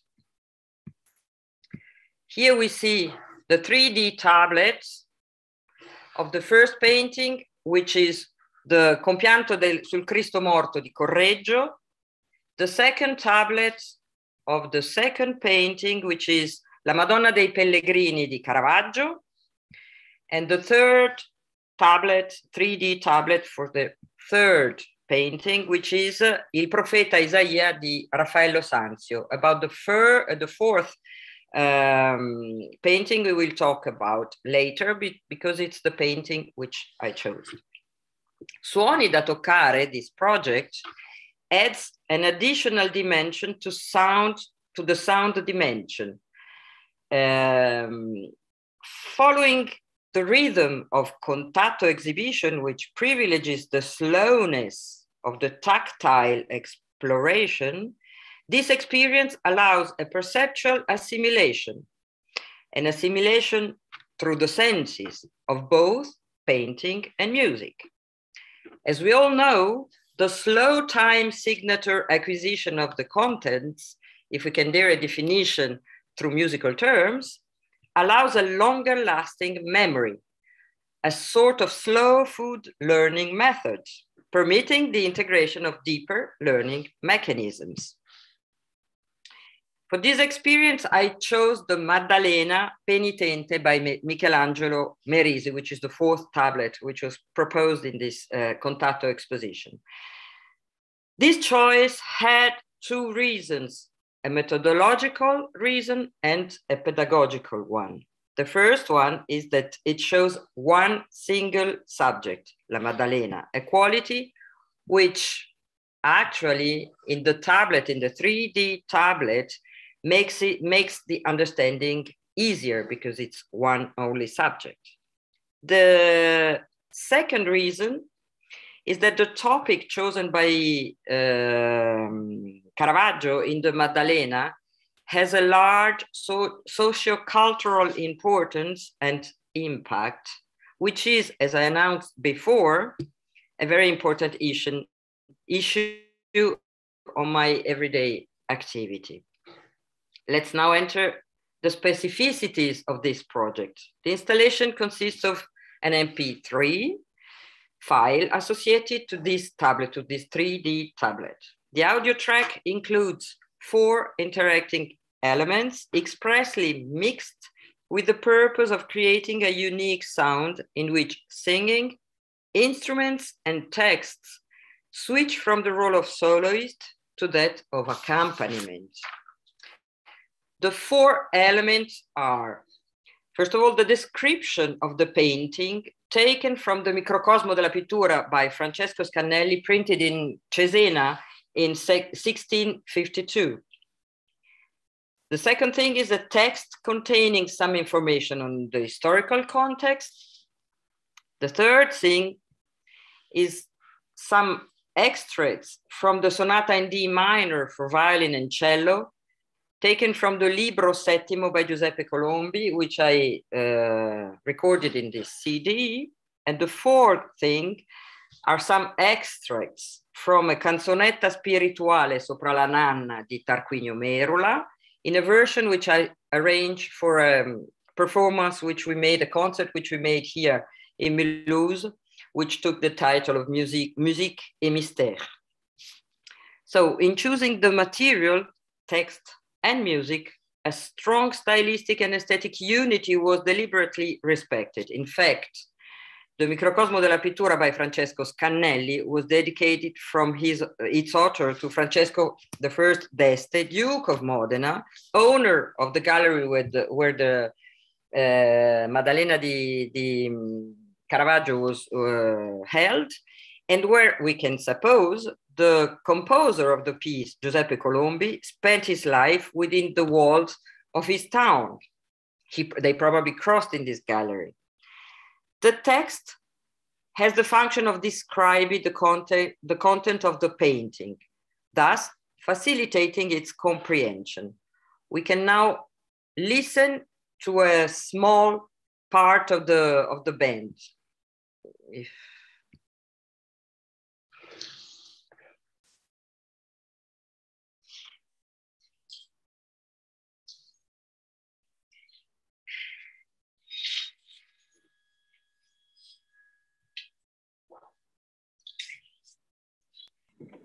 There is no sound.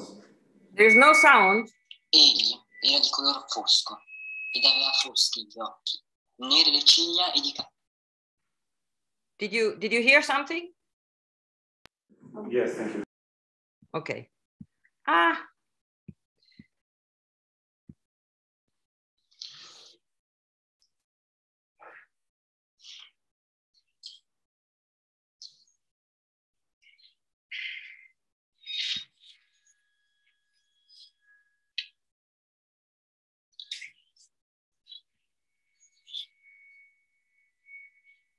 Egli era di color fosco ed aveva foschi gli occhi, nere le ciglia e di capelli. Gaetano riuscì naturalmente nel suo... Okay, it's important to note that the soundtrack immerses the visitor in the place and time of the painting, thanks to the choice of a repertory not only belonging to the same stylistic context, but also filtered according to its capacity of evocation and elaborated in order to fit to the expressive necessities. In fact, during the whole project, the repertoire, thanks to its great expressiveness and composed according to the rules of the classic rhetoric, is mainly considered as a tool for the activation of complex mental pathways rather than the object of the learning process.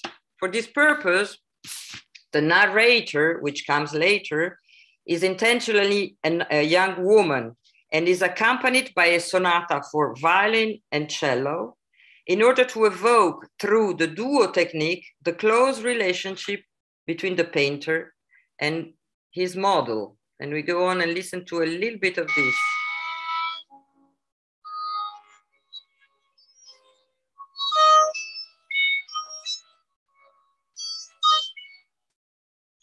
La tela di Caravaggio rappresenta una scena in cui l'unica protagonista è una donna, seduta al centro di una stanza vuota. L'ambiente è quasi completamente immerso nel buio.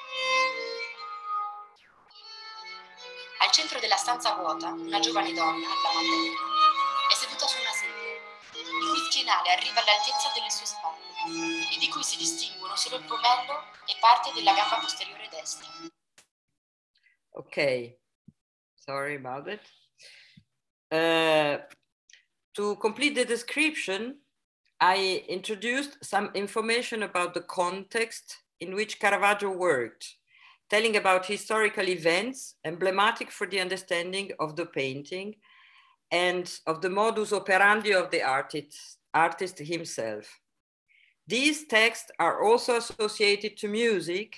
The choice of the Canzonetta di Merola is motivated by the strong evocative content and suggests, thanks to the quality of the live sound, the aesthetical choice of the Naturalismo from Caravaggio. And we can try to listen a little bit, I hope it will be not too long, to this next.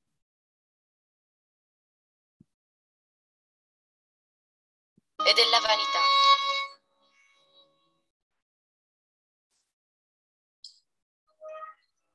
Here's the canzonetta.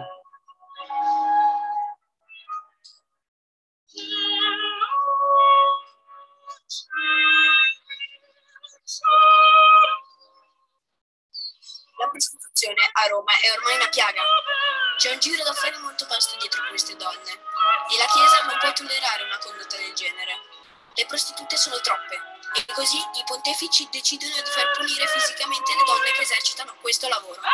Okay, I hope that the Italian language was a little bit comprehensible, and the small text talked about the historical context in Rome at the time of the Controriforma with the pursuit of the prostitution. La Maddalena Penitente was actually a prostitute. So, beside technical and aesthetical considerations, I think it's important to clarify that the musical material associated to text and paintings in this project, Suoni da Toccare, has been made on the basis of one very important parameter, the tempo parameter, fundamental in the construction of a project based on what I before called the slow food learning method. At this regard, it is important to remind that during the Middle Age, arts, and I mean painting, sculpture, or architecture, represented the visual dimension of the narrative act, what we today call the storytelling, thus playing an important role in society, not only as far as the aesthetic embellishment is concerned, but also in carrying out pedagogical and educational matters. As far as music is concerned, the communicative potential of the Italian repertoire of the beginning of the 17th century has been illustrated by the theories bearing the Seconda Pratica in the Camerata de Verdi and Monteverdi brothers. In fact, we know that in the Baroque area, vocal and instrumental compositions played a very similar role in society, giving the performer, as a specificity of this repertoire, a large space of improvisation in the choice of articulation, dynamics, ornaments, or prosody. How does this impact on the tempo parameter?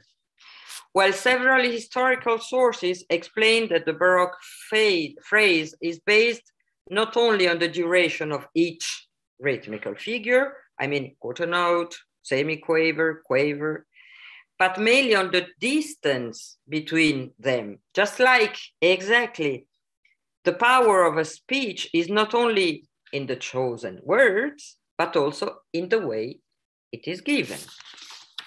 We can quote, for example, Joachim Burmeister, who writes in his Musica Poetica in Germany, Rostock, in 1606, what matters is not so much the quality of the composition, but the way in which we communicate it, because it is by listening that human feelings are moved.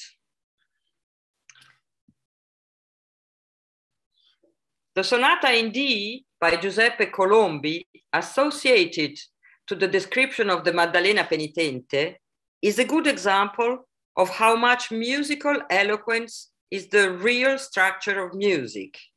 As Giovanni Battista Doni expresses, and we are in 1640, in his discourse on the Violino di Armonico. And here we have the quote and its translation. So it is interesting to remember that the expressive interpretation of this repertoire is not the result of an arbitrary decision, but a specific variant of quintillian ars oratoria. If we go on the research, we learn from Cicero's writings that he distinguished the orator from the ordinary man, because the ordinary man measures what he says on the basis of breath and not on the basis of art, while the true orator links the thoughts with the words in order to tighten them in a rhythm that is free and obligated at the same time, so that words are neither linked to a specific rhythm law nor free to go where they want. The distance between the figures comparable to the words that together form musical phrases acquires then predominant importance compared to the value of the note itself. As I said before, more than the value of one note is important, the distance between the notes. In fact, as the syntax binds the thoughts and allows understanding of the message, so the eloquent rhythm, namely the rhetorical distribution of the musical formulas, is the appropriate procedure for the interpretation of Baroque composition in order to amplify the message, which is exactly the effect I looked for in accompanying a painting or a text. So let's go back to Rome, and precisely in the 18th century salon of Vincenzo Giustiniani, who was an intellectual and an art collector, known exactly for having helped Caravaggio's reputation. In his Discorso sulla Musica, Geminiani focused on a second important aspect of this repertoire, which is its ability to move passions and emotionally involve the auditor, stimulating thus those mental activities that neurosciences have only recently brought to evidence. In this regard, we read in the Discorso della Musica that music production evolves, and we are now at the beginning of the 17th century, from the praxis of decoration, which is the one of the Renaissance time, and tasteful embellishment, to the function of description with moving introspection. So this transformation, clearly recorded by Giustiniani, is, here is another text, is easily perceptible at the observation of visual art. Observing Caravaggio's Maddalena Penitente, it's easy to understand his intention to fix his camera on the human nature, exactly as the music does, exactly the same thing. Extreme realism and dramatization in the use of light have an evident influence on the rhythm of Caravaggio's paintings, exactly like we have the correspondence in music, making the contours softer and ductile, just like an eloquent speech or in a musical phrase.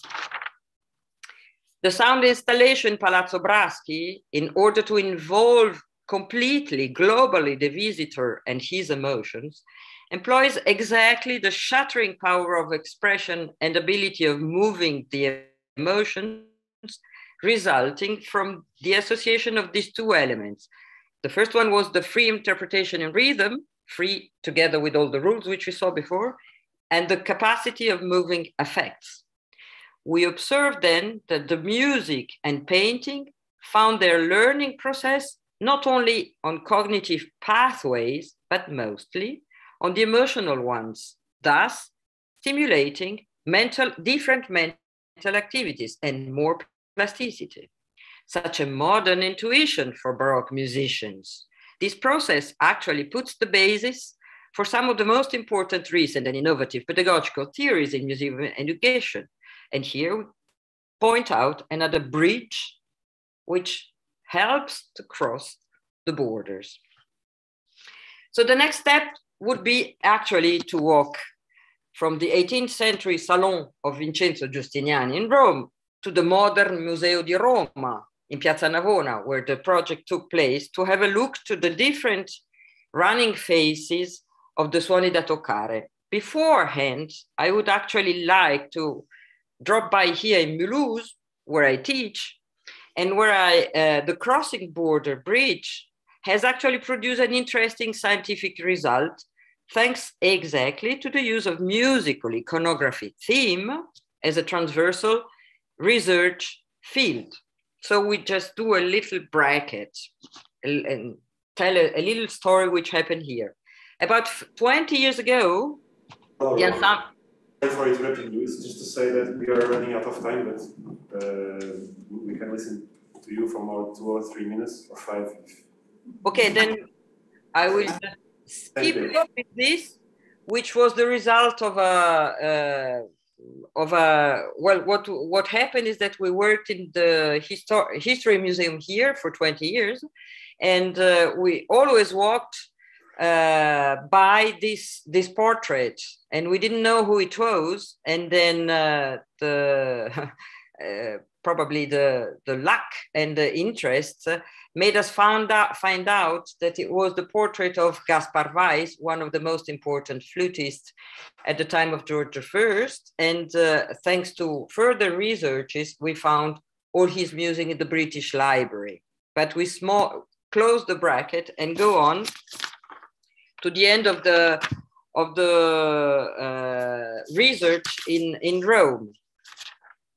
The project is actually articulated in 2 paths: the general path for everybody and the workshop, which proposed the musical audio guide to secondary high school class. In the second path, we did several phases. The first phase, we met the students in the museum, and we explained them the message, the project, and in the second phase, they had the possibility to come in touch with the 3D tablets, listened to the audio track, and touched the paints.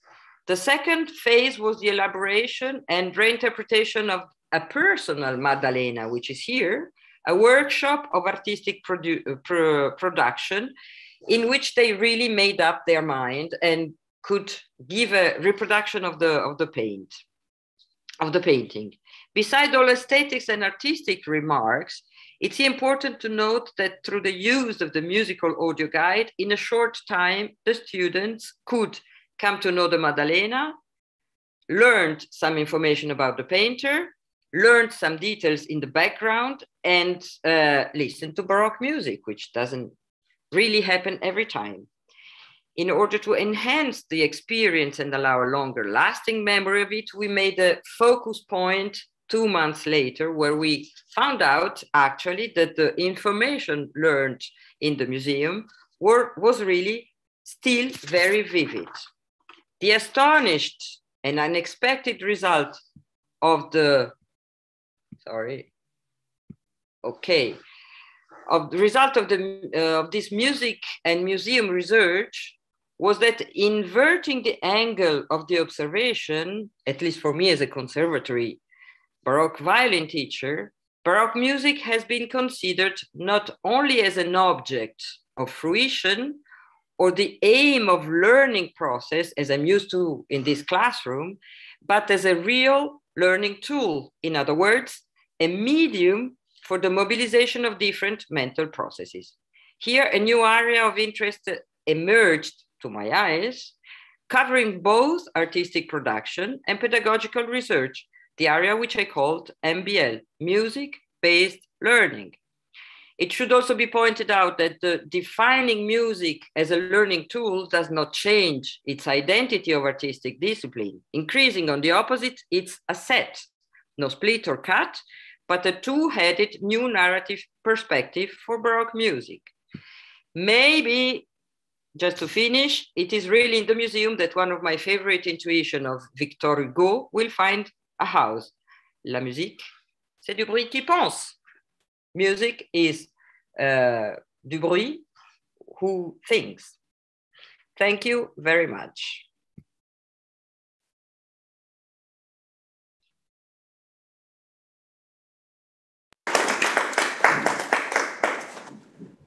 Thanks so much, Laura. Does anyone have any questions? If not, I would like to ask you, just for curiosity, if while choosing the repertoire, did you work on any semiotic approach like that one of Raymond Manuel in The Sense of Music? For instance, exploring the relation between figura retórica and... Can you talk a little slower? Sorry, can you talk a little slower because the audio is not super good for me. I was just asking you, for curiosity, if while choosing the repertoire, did you explore any semiotic approach like that one of Raymond Manuel's Sense of Music? For instance, exploring the relation between figura retórica and musical topics like il pianto, which is quite obvious when looking at the Caravaggio painting that you presented. Of course, I did. This is one of the most known evidences in this repertory. But actually, it was really very important, this connection. But the most important connection on which I worked was actually really the tempo. And as Doni said, that he asks in his treaty to put on each syllable one sound. This is exactly what I try to make in the construction of the soundtrack. It is obvious that at the basis I chose the melodic motifs which correspond to what you just said, but afterwards I mounted them, I built them on the tempo relation. So yes, but I went a bit further on. Okay, thank you. Thank you again, and congratulations for your inspiring work. If nobody has any questions, we will. Oh, yes, Lucia. Just a brief comment. Thank you so much for your presentation. We have in here in presence some people who are working directly in museums, and I think that your proposals for this kind of educative service through music is very important being shared with them. So it was very useful. Thank you. Thank you very much.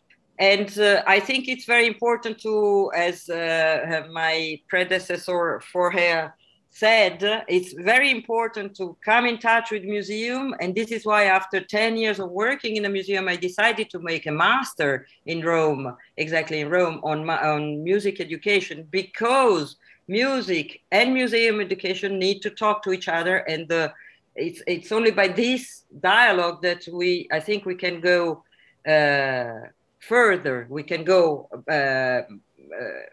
further on in our pedagogy, and this is why the title of my work, in museums, but also in the conservatories. It's really important how much I learned as a teacher when I stepped into a museum.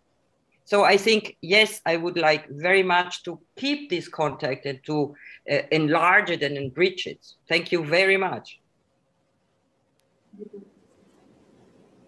There is one more question. So it's not really a question, it's a commentary, because I'm from Museu Municipal Carlos Reis.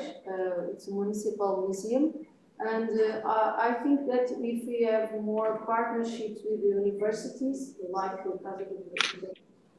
as we have more possibility to do this kind of projects, because it's true we don't have the possibility to have so many professionals in these areas. So I think this kind of partnership can help us and can help to mediate our collections, our musical and collections. So we are really wishing that this could be possible. Thank you for your both communications before. It was very helpful for us, I think. Thank you. Thank you. Let us move on with Luigi Verdi's easy topic Postcards. Luigi, welcome. Yes. Let's start. Good morning. Can you hear me? Yes. Yes. Good, good. Thank you. Can I begin? Yes.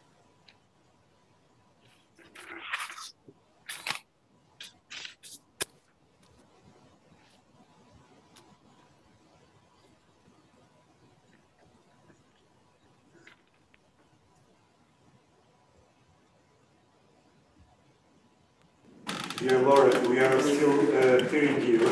Yes, I am here. Can you hear me? Yes, yes.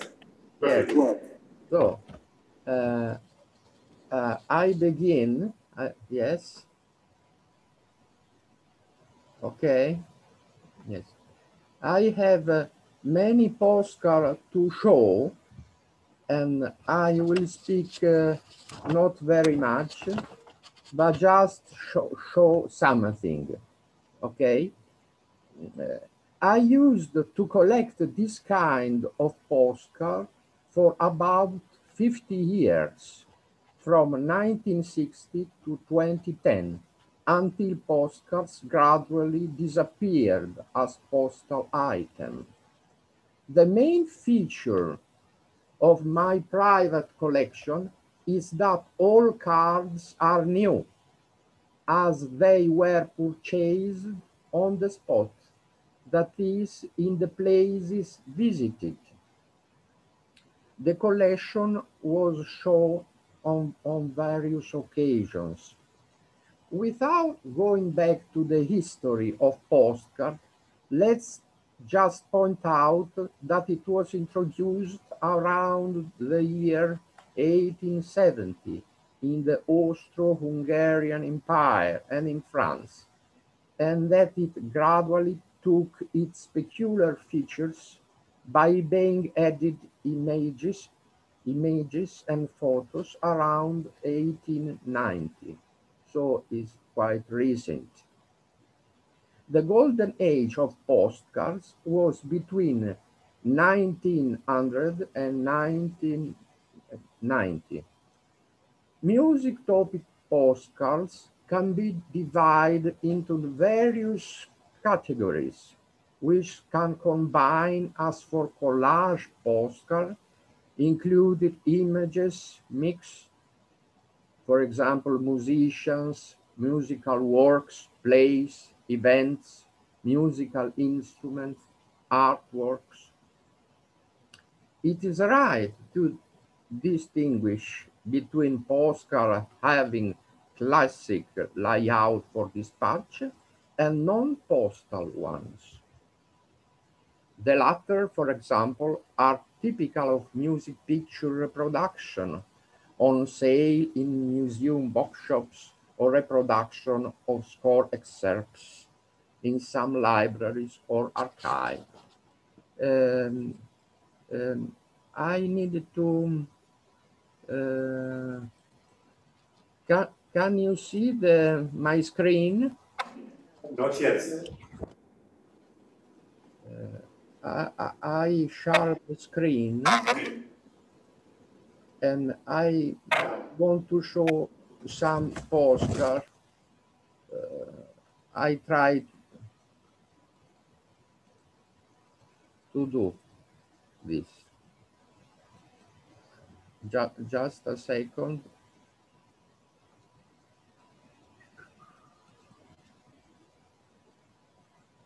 Perhaps you can see.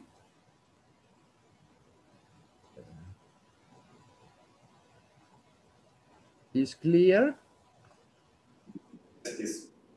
Yes. I will show just some of these postcards.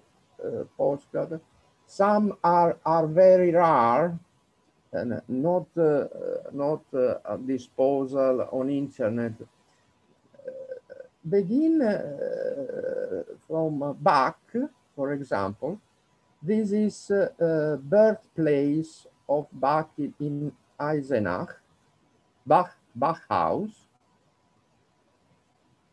And this is interior of Bach House in Eisenach.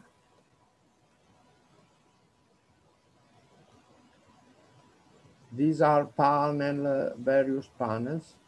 This is autograph of Bach. That is really in Berlin.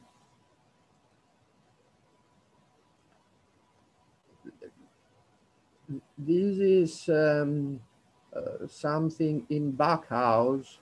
You can see aus des Sammlung bestehenden des Bach Hauses. This is Luther House, that is in Eisenach too.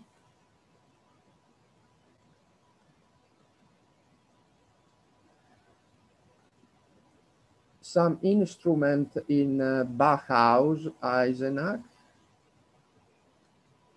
That's all postcards. Bach autograph for partita for violin. This is interior of Thomas Kirk in Leipzig, where Bach worked. This other score of Bach, Weihnachts Oratorium. This is Bach Denkmal in Leipzig, near Thomas Kirke. And this is another autograph.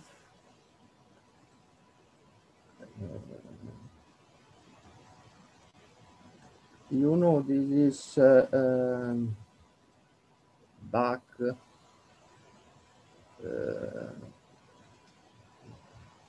in Thomas Kirke, Bach grave. This is Halle. Halle is Handel House, where Handel was born. This is some postcard of Handel House.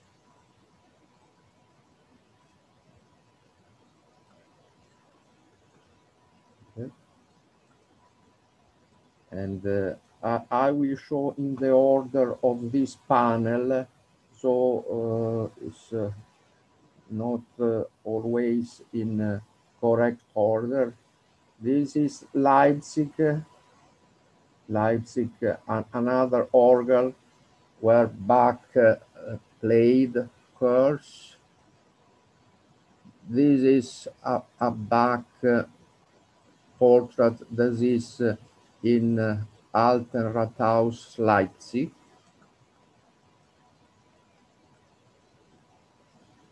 This is in Leipzig, but is Mendelssohn Denkmal monument, always in Leipzig.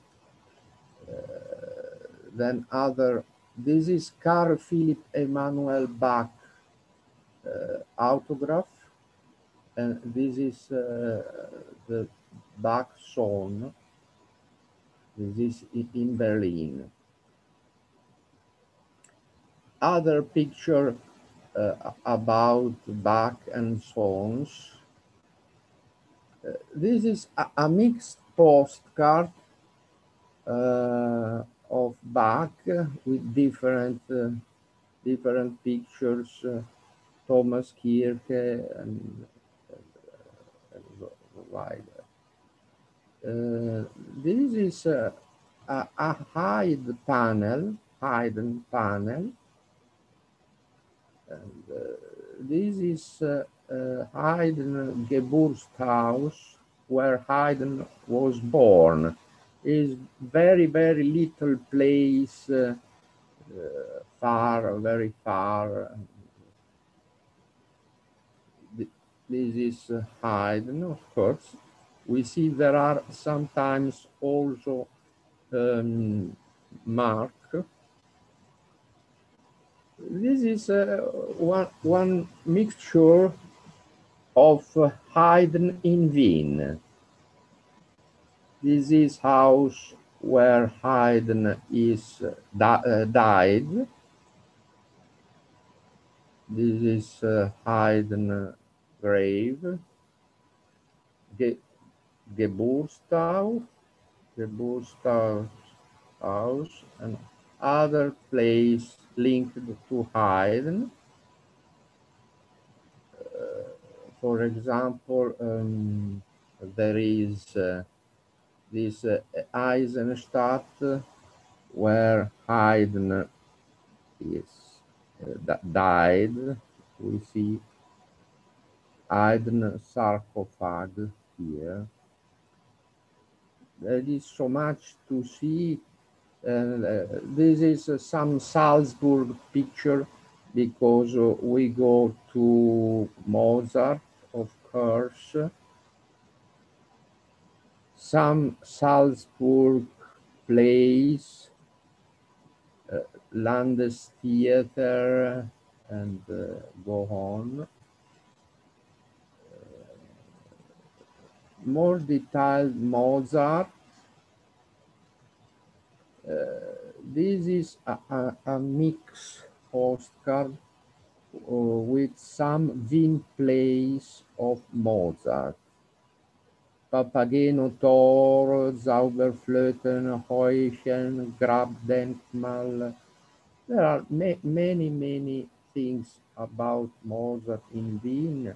Denkmal, Brunner, etc. Of course, some autograph that is most in Berlin, Staatsbibliothek Preußischer Kulturbesitz. Denkmal we see in the mixture before. This is a so-called magic flute summer house. And this is quite popular, is Mozart Wohnhaus with some reproductions. This is Mozart Brunnen in Salzburg. Can we see good? Salzburg, Papageno, Brunner. This is a mix Mozart in Wien, house where Mozart was Mozart in Wien, and a mixture of various figures. And dear Luigi, thank you so much for letting us discover a little bit of your postcard collection. It's just to say that we have more 5 minutes, more or less. Glad to hear you. I can hear you. Oh, I was just saying that we have more 5 minutes, more or less. Sí, sí. Yes, I will show just a little of this collection, some of the most significant, and I prefer just to show pictures and not speak very much. This is Beethoven plays in Wien, because they change 7 or 8 house in Wien. So there is so many plays.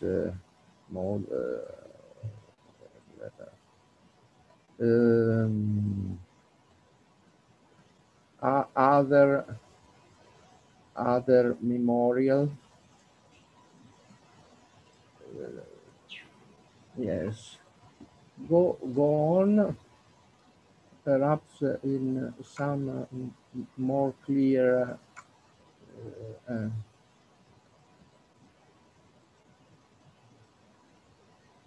this is in Bonn, Mozart Geburtshaus. Perhaps you know very well this. This is Bonn Geburtshaus, interiors, with many pictures. Other Bonn Beethoven house interiors. This is a very popular picture. This is a curious monument of Beethoven in Bonn. It's a sculpture. Is with some other Mozart very popular. This is Beethoven, where Beethoven was born. Exactly in Bonn. Luigi, can I ask you something, please? See? Yes. Thank you for your interesting presentation. I'd like to know if there is a criteria for organizing the postcard collection, which is quite interesting, by the way. I can hear very.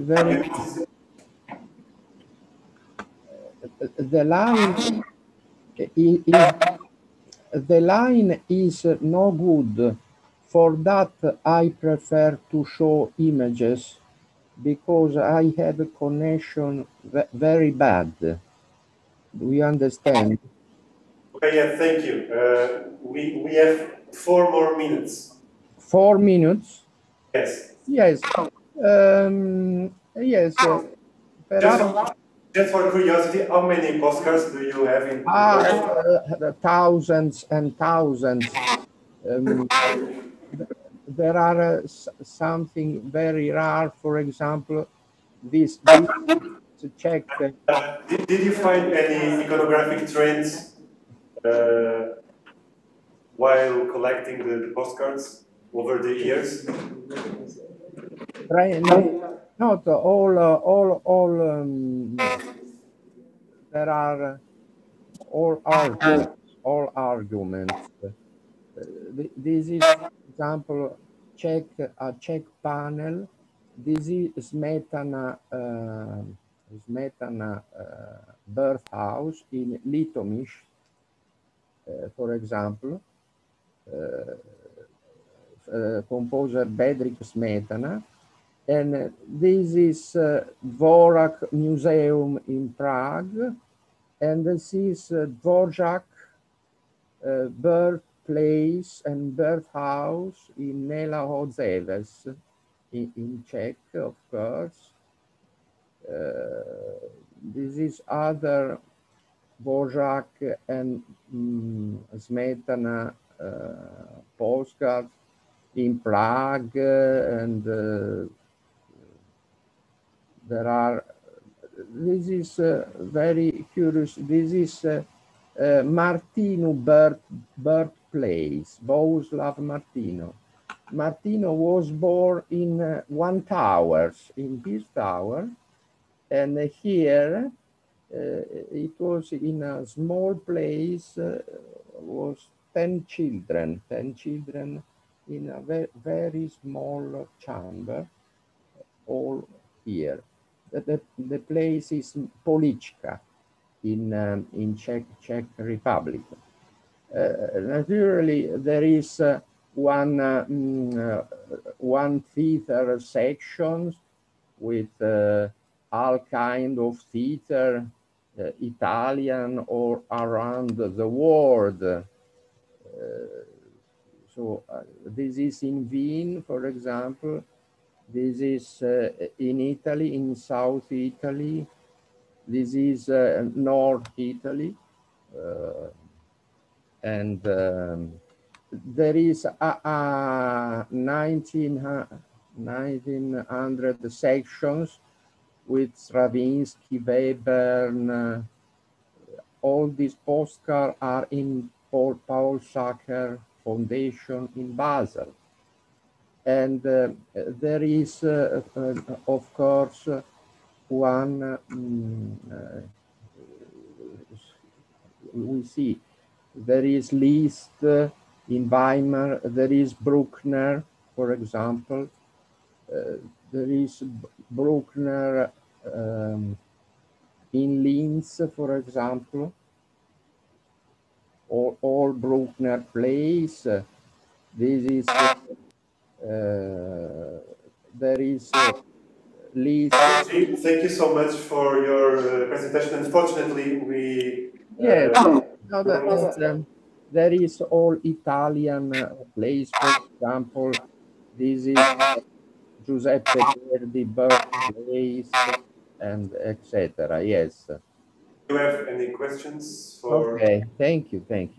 We have one question from Lucia.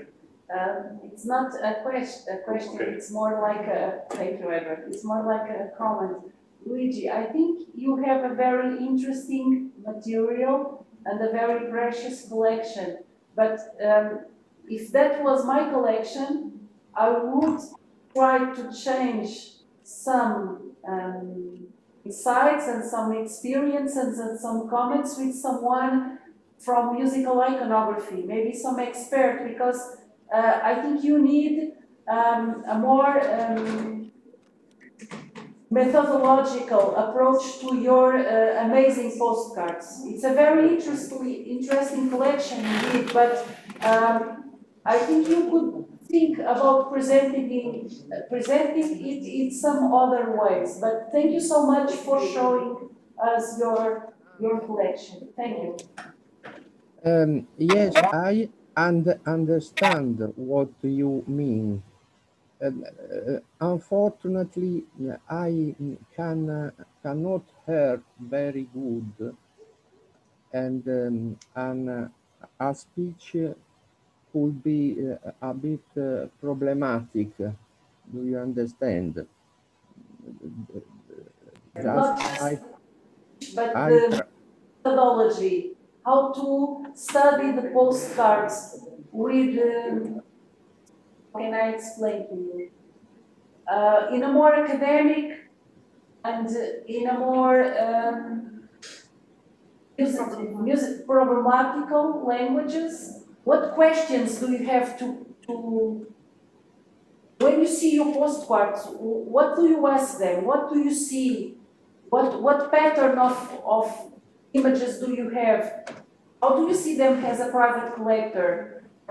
Do you think about making it a public collection, for example?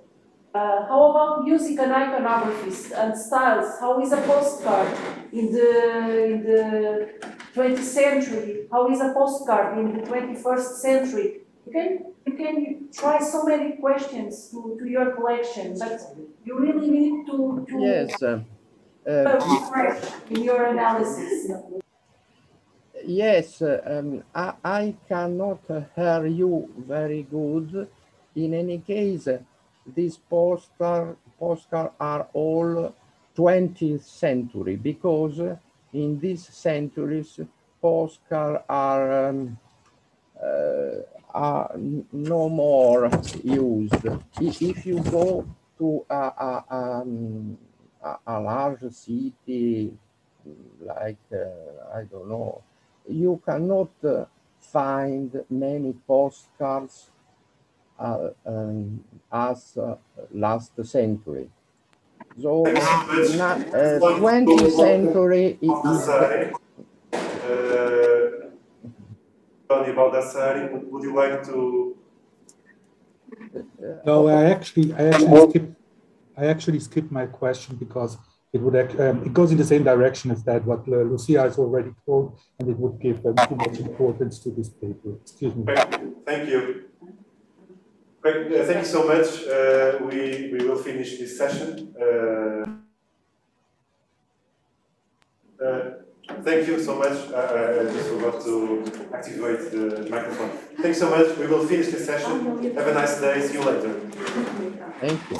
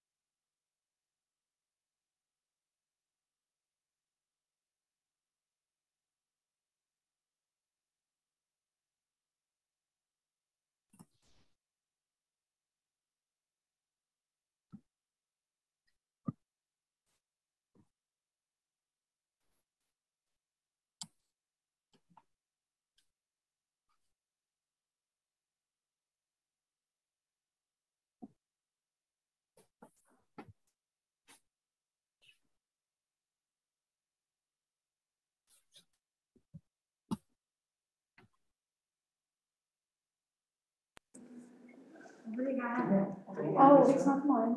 It's Is that yours? Pedro. Yeah. So, just put it welcome back to this second session. I give the word to Gerhard Doderer that speaks about Beethoven. Can you hear me? Ainda não está a sessão Zoom. Vejam se já the sounds. The sounds is okay. Okay. We're just asking Luigi to see if it's on YouTube. Yes. Ready? Yes, absolutely. Is he coming? No, it's not coming. It's in another room. Okay. Okay, you can. Thank you very much, Professor Saglietti. First of all, I want to ask your pardon for my very, very bad pronunciation in English, but it was Lucia who ordered me to speak in English.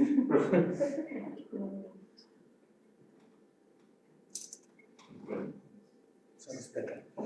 Just to say again, she ordered me to speak in English, and obeying her, you are losing a brilliant speech in German or a very nice performance in Portuguese. You must stand up with the English words. So, speaking about Beethoven and the pianoforte of his time, you certainly observed the same thing, coming or going to a music shop, looking for piano works of Beethoven.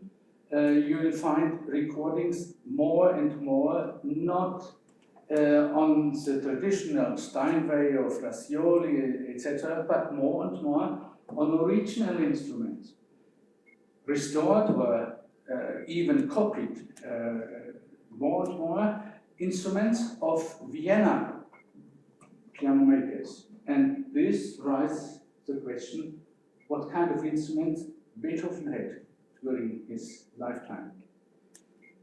My speech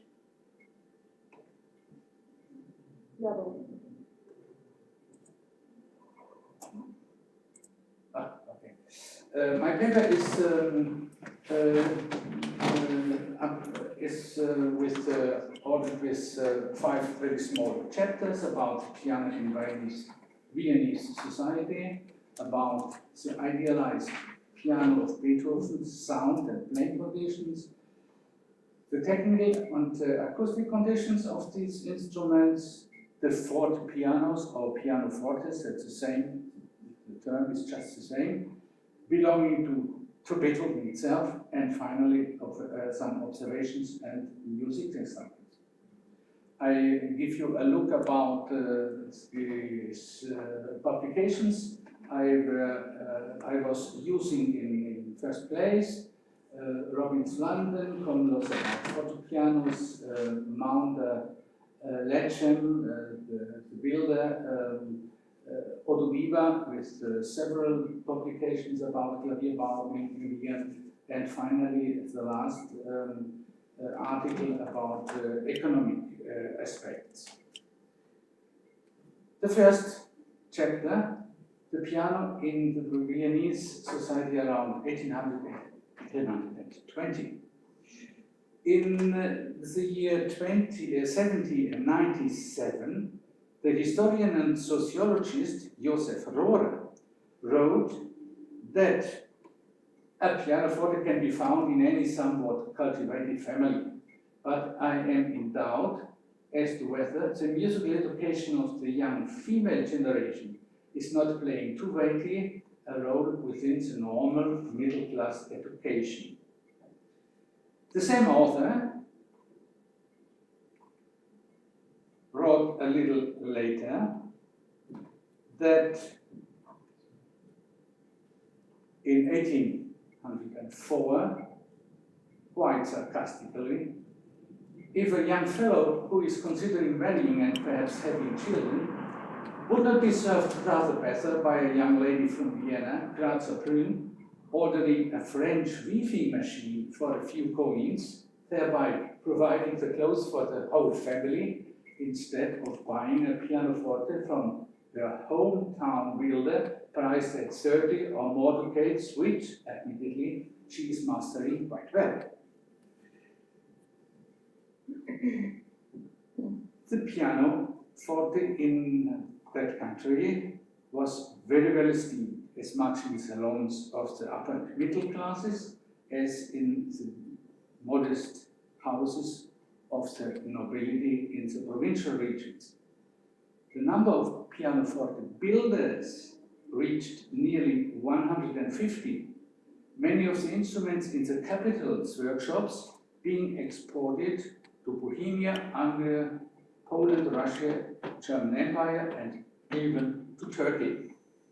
It is again our Rohrer who underlines that in Vienna there are a good number of pianoforte and organ builders with the same expertise as can be found in London.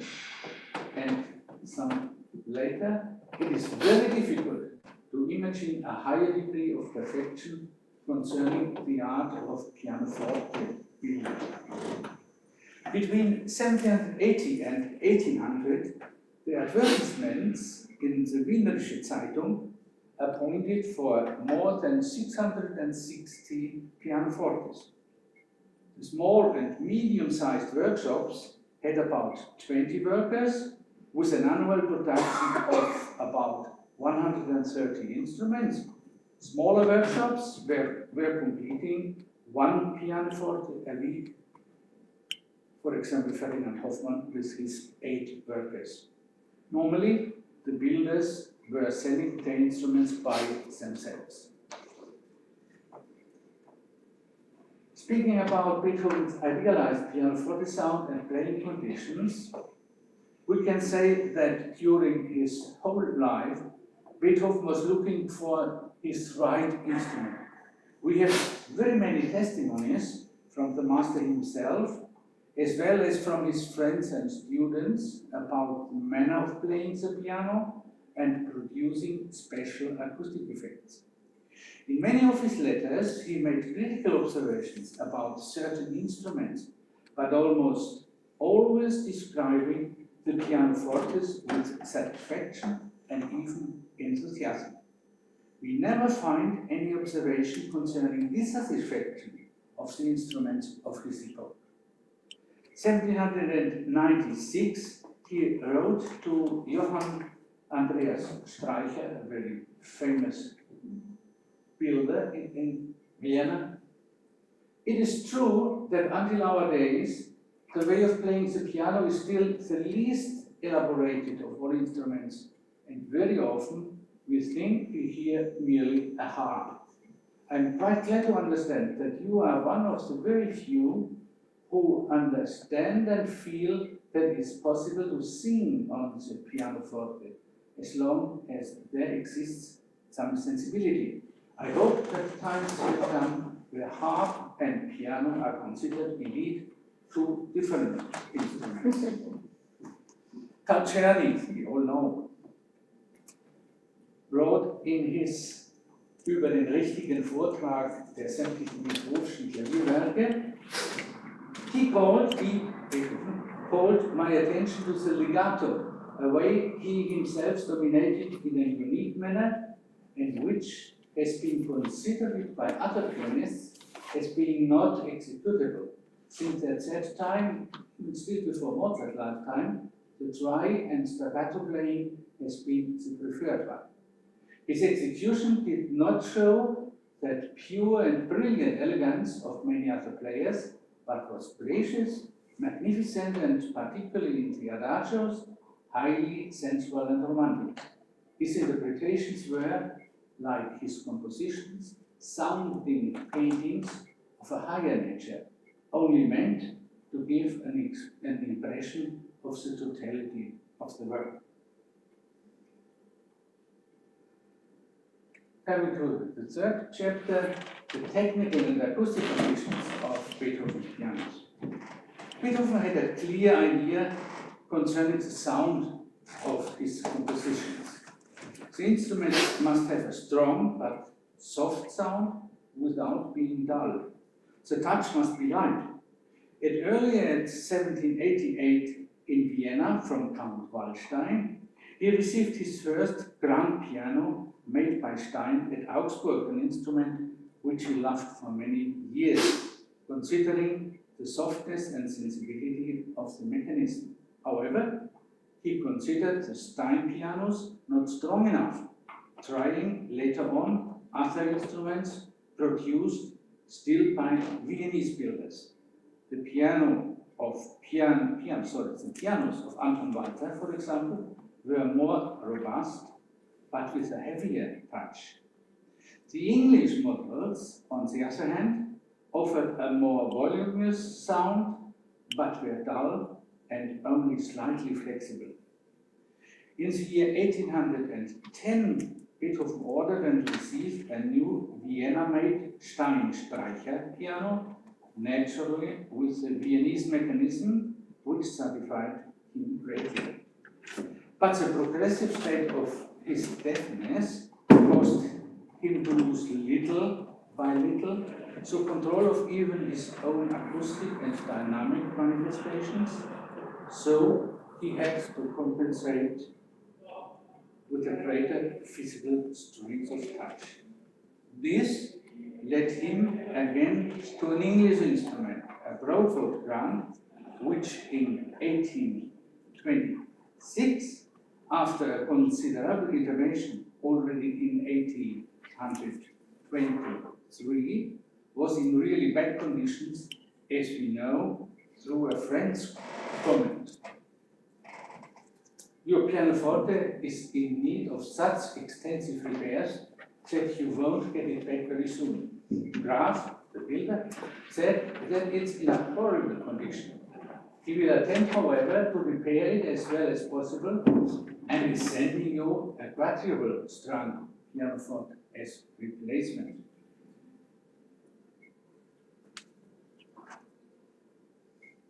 We know from the memoirs of Gerhard von Breuning that on this Graf piano, which Beethoven received, above the keyboard and hammer mechanism, a sound-reflecting shell constructed of soft, thin wood, like a bent soundboard, similar in form to a souffleur's box, was mounted.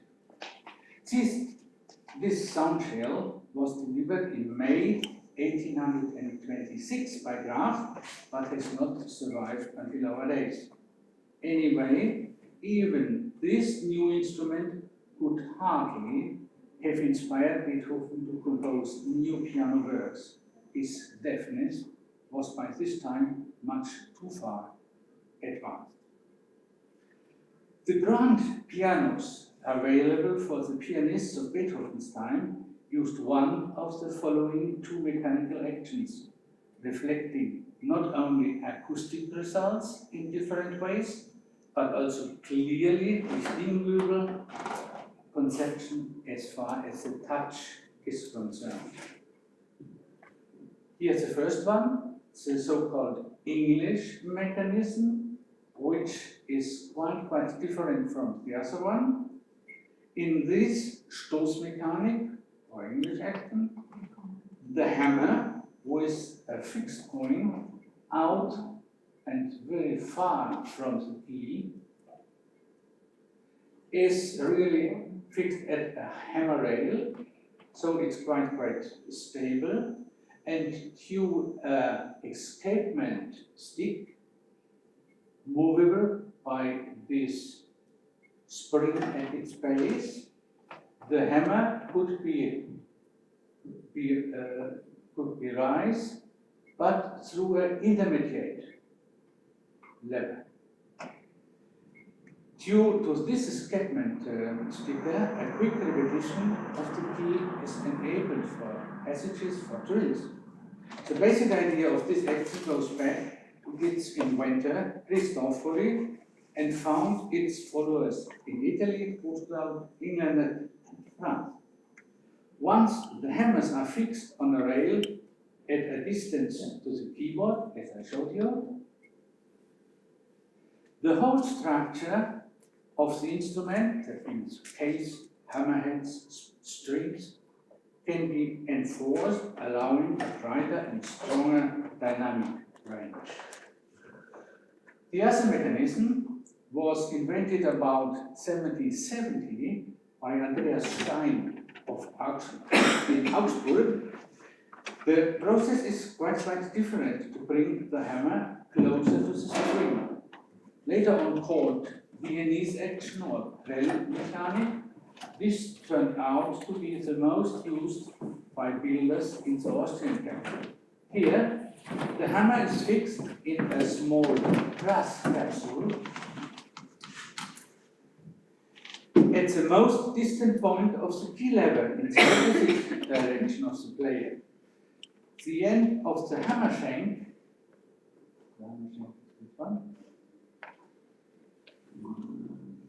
the end is held up by the top part of a flexible escapement sticker, allowing to take its initial position after a certain upward movement of the hammer.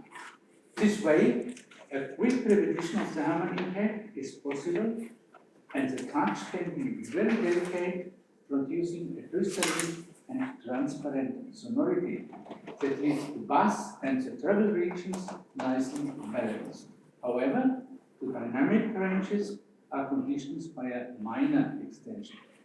This way, the parameters of harpsichord building could be kept, important for builders, stringing, structure and dimension of the case, and the reduced backfall of the keys permits a gracious performing of the melodic lines and the supporting order texture.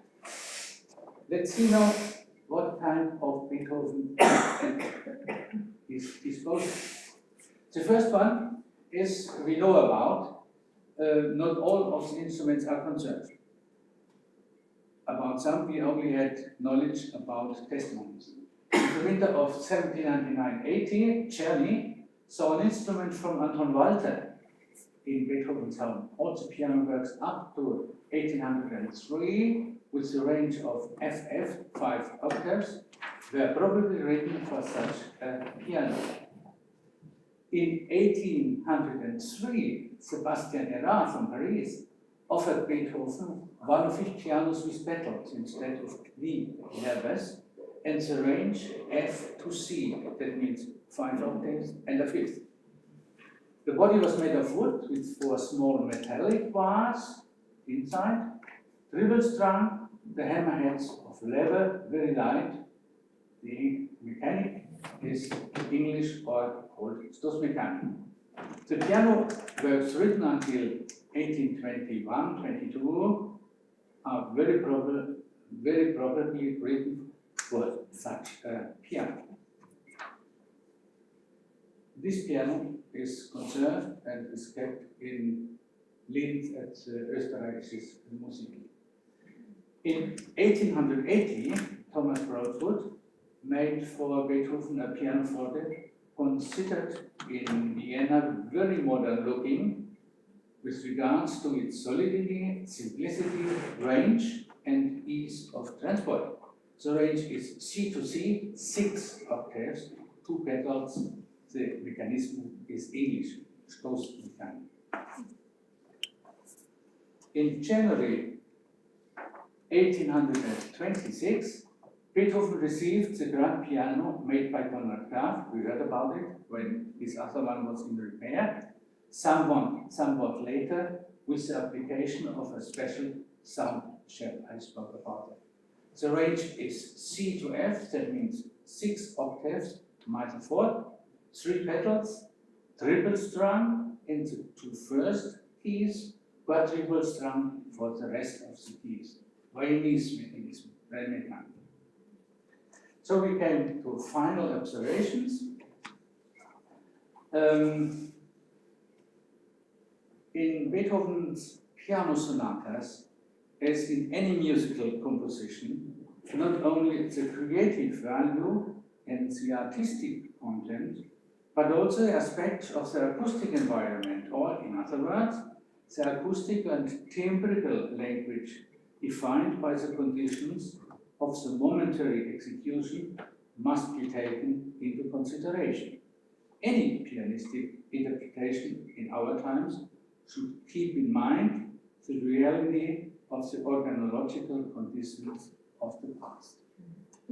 I will end my paper with 3 musical examples realized by the 3 conserved and identified instruments Beethoven had in his house, in his home. The first one is the era of 1803. I said already in the London Museum of Linz. Yeah, that's okay. I hope this will work.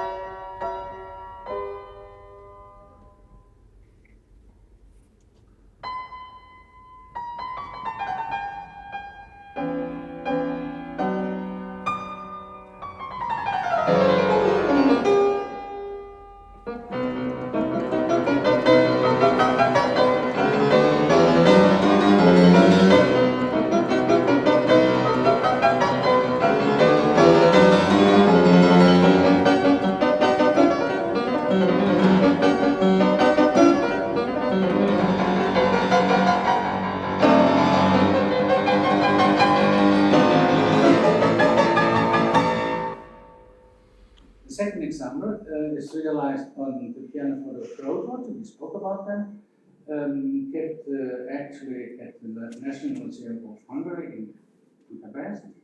I choose Bagatelle, Opus 119.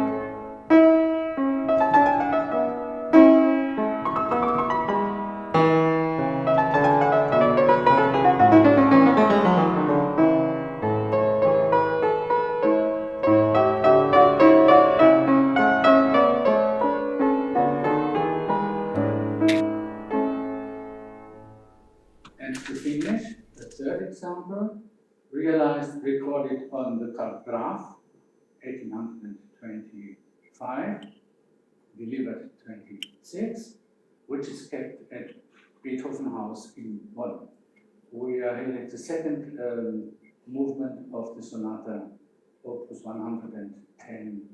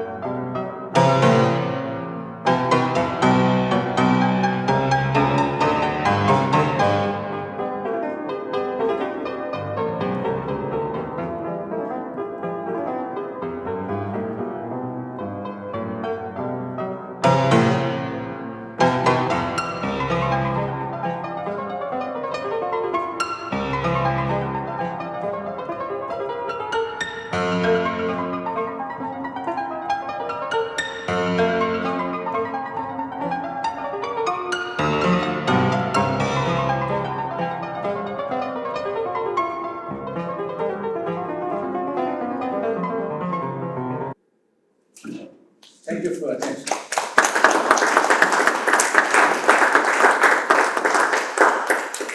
Professor Doderer, many thanks for your brilliant paper. I'm asking for your question. Yes, I have a question. Yes. Has Beethoven ever helped the piano makers to reach his own sounds, giving them some suggestions, or he just had the piano and its sound was definitive? Beethoven was very in contact with the piano makers, okay, and gave suggestions, and but he always played in. He always took in first place the touch, the light touch, and the capability to sing, to make a nice legato and a nice cantabile on his instrument. Another question is his deafness was just an obstacle to realize, and even in the last years, he couldn't hear the instrument by itself. So he kept the same lines, the same idea, but not anymore in the sense of demanding a determined instrument. Okay, thank you. Any other question? Also from the online?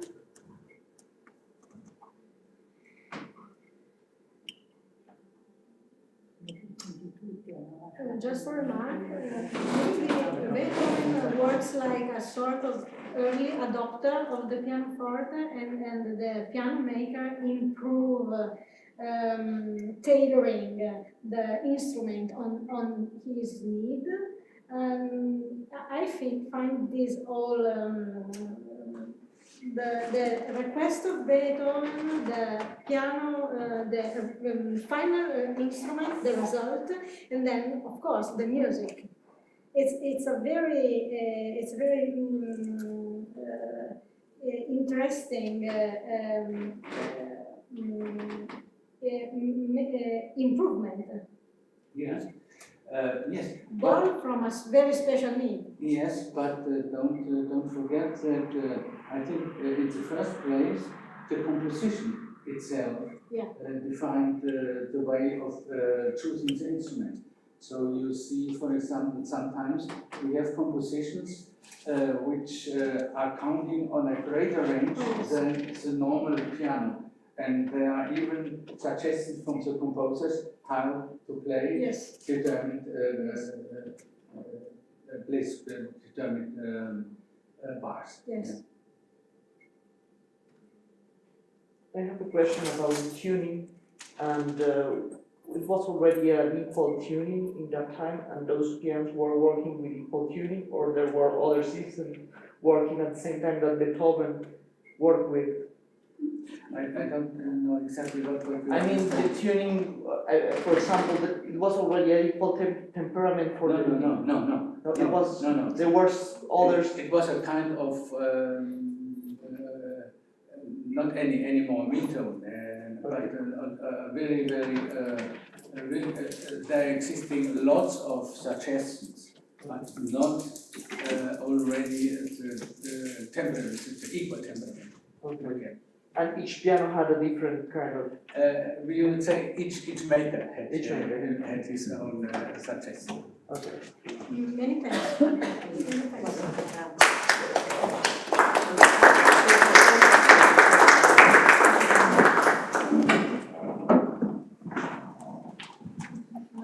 Oh yes.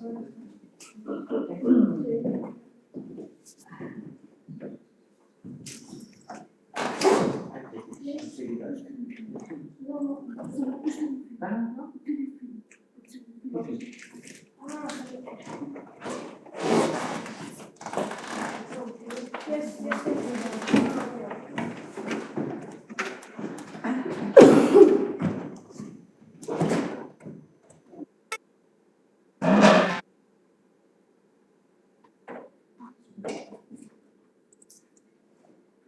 Jean Grimm unfortunately cannot be here, so he asked me to read, to present the paper, and also I need to read the abstract.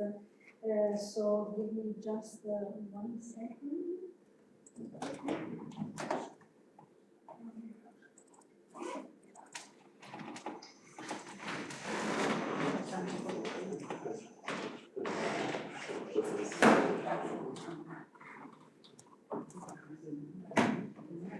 James Grimm is an American collection, has an American private collection. He was involved with Beethoven studies since many years. He edited the new Hess catalog that also has been translated into Italian and has many editions. This presentation will begin with a short overview of this extensive American Beethoven collection. And it consists of nearly 3,000 items relating to Beethoven's life, works, and images. And this paper presents a short overview of this big collection. It's a private collection. One of the most important private collection. During these days, I will present another private collection in Italy, and of course, there are not so many private collections related to Beethoven. One is in Italy, near Trieste. This one private collection is in Alexandria, and then I'm going to present the paper.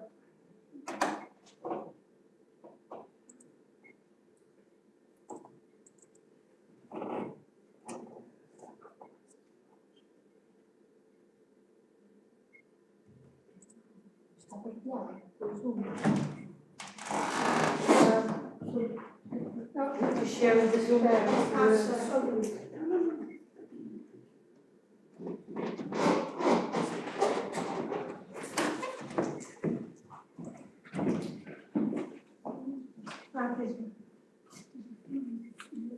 it's the second, on the second row.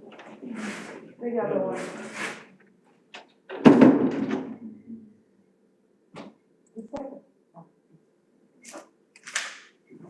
The description and inspiration of our private American Beethoven collection by James Grimm. I've had an interest in Beethoven and his music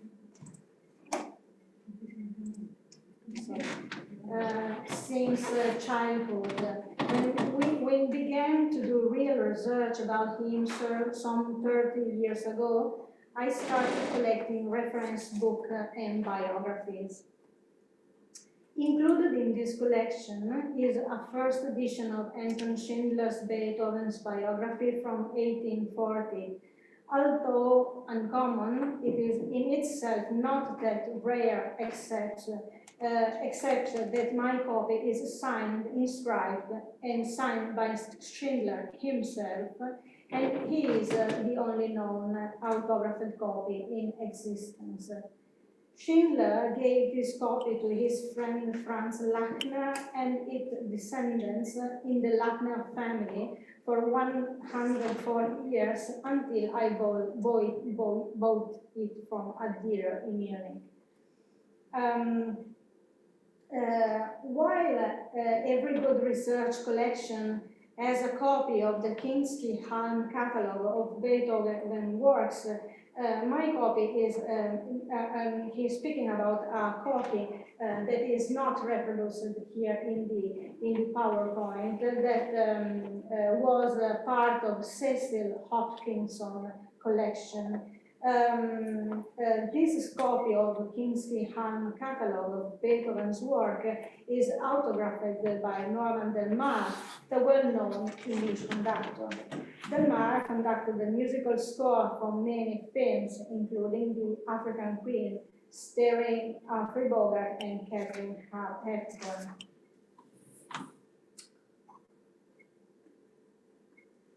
Ludwig Ritter von Goehr is famous for having created the catalogue of Mozart's work. His name has become immortal by all of those Goehr numbers after every Mozart work.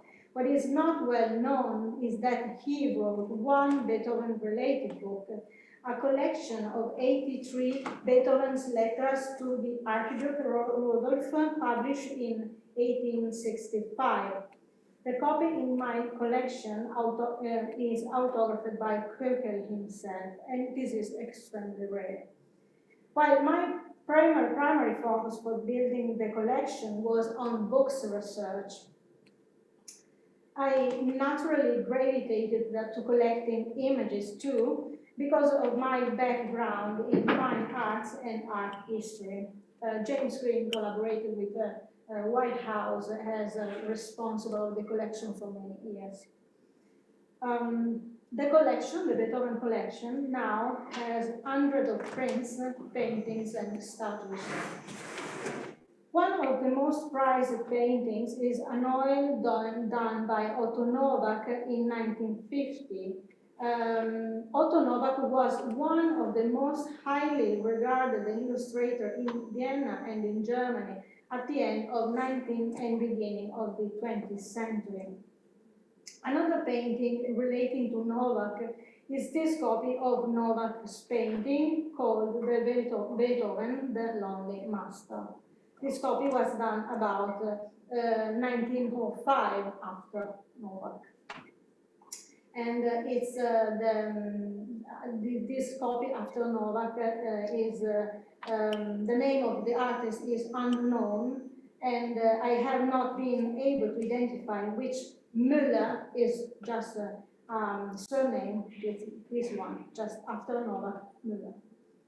A recent acquisition is a painting by Joseph Pauwels.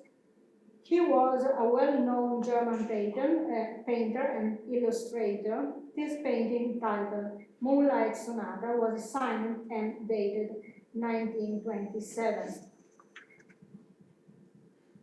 One of the most often reproduced and copied images of Beethoven was done by Carl Jäger in 1880. A copy of this image pop up on the resale markets very frequently. Unfortunately, many are of questionable quality. Fortunately, I was able to secure this rather good one, which is unsigned.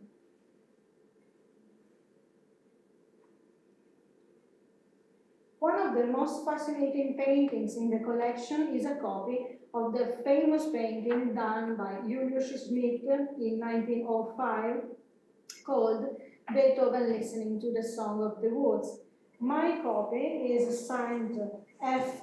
Homolka and dated 1958. After doing a little research, I discovered that the artist is almost as interesting as the painting.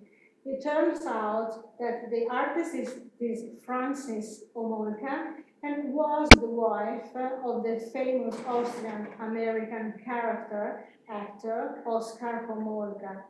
He made dozens of films and was nominated for an Academy Award for his performance as Uncle Chris in the film I Remember Mama, starring Irene Dunne.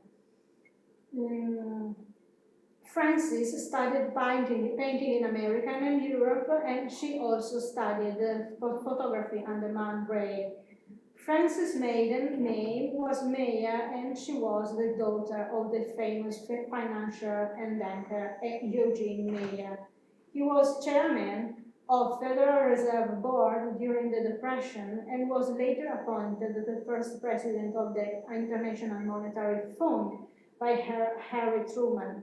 In 1933, he bought the Washington Post newspaper. When he died, control of the newspaper went to his other daughter, Catherine Graham, who was Frances' sister. It was Catherine Graham, together with her managing editor, Ben Bradley, and two reporters, Carl Bernstein and Bob Woodward, who exposed the Watergate scandal and brought down Richard Nixon. It just shows how the pursuit of Beethoven can lead down some very unusual avenues. Let's turn our attention to some of the statues in the collection. My first important acquisition was this marble bust that was wrongly listed as Mozart. But the oldest large bust in the collection is a plaster one done by Hermann Naur and dated 1856. Of the bronze statues, there is one that is probably the most important. It is a maquette or smaller version of one commissioned from the sculptor Johannes Goehr in 1880s. He was an important Danish-American sculptor working in Midwestern United States. He was commissioned to make a large bronze and granite sculpture of Beethoven for Lincoln Park in Chicago. In 1898, he made this maquette. It was written about in an article that appeared in the Chicago Tribunes of that.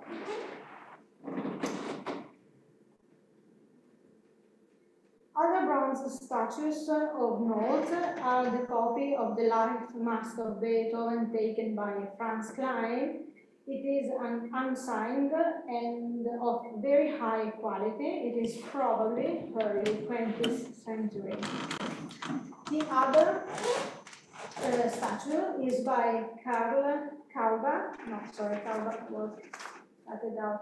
The last of important bronze sculpture is one of Jules Jouan. He started as an apprentice in the studio of Auguste Rodin. After completing his training, he stayed on to become one of Rodin's most valuable assistants. When Rodin died in 1917, Jouan completed several of his unfinished commissions before embarking on a Goehr career of his own. This mask of Beethoven foreshadowed several similar images made by Antoine Bourdain. Let us turn our attention to one important drawing and a few of the many printed images. This drawing in pastel is by Laza Bienenbaum and was done about 19th century at the very beginning. Bienenbaum was an important German illustrator and a graphic designer. It may have been a study for one of his completed paintings, perhaps this one.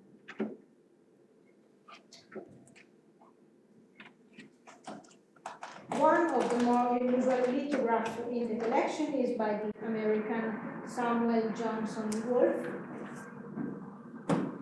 Another interesting engraving is by Arthur Heinzelman, an American engraver who was for many years head of the Boston Public Library prints collection.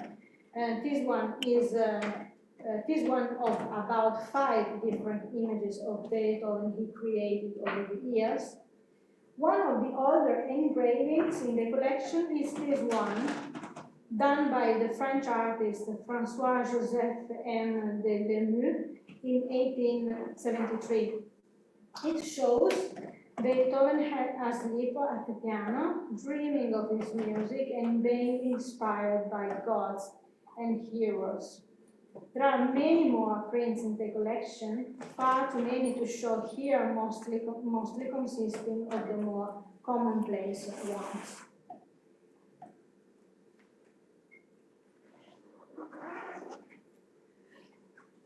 It is also difficult to avoid some items which are not of or about Beethoven directly. The collection includes a very fine statue of Friedrich Schiller, as well as a couple of letters written by Beethoven's scholar Emily Anderson, and 11 letters written by the great Beethoven scholar Willy S. One particularly interesting letter was written by Ferdinand Reis, Beethoven's highly successful pupil and friends. I wish that time would have permitted showing you more of the items in the collection. There is nothing that a collector enjoys more than showing off his collection.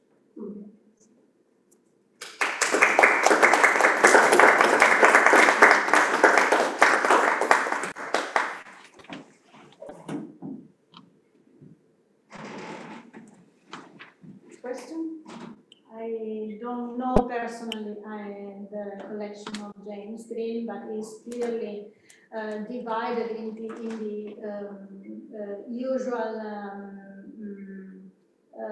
painting and statue section, and then of course there is another postcard collection, postcard and coins. Many of these private collections are similarly in the items collected.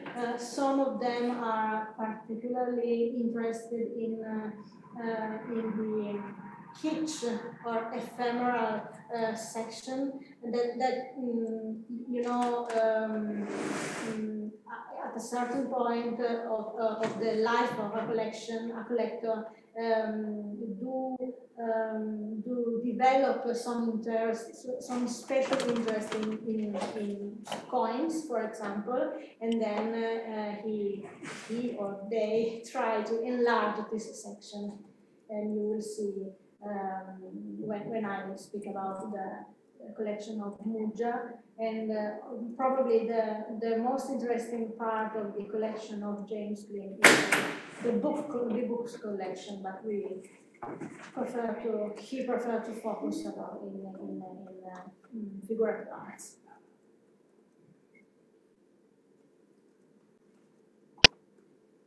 Nothing more?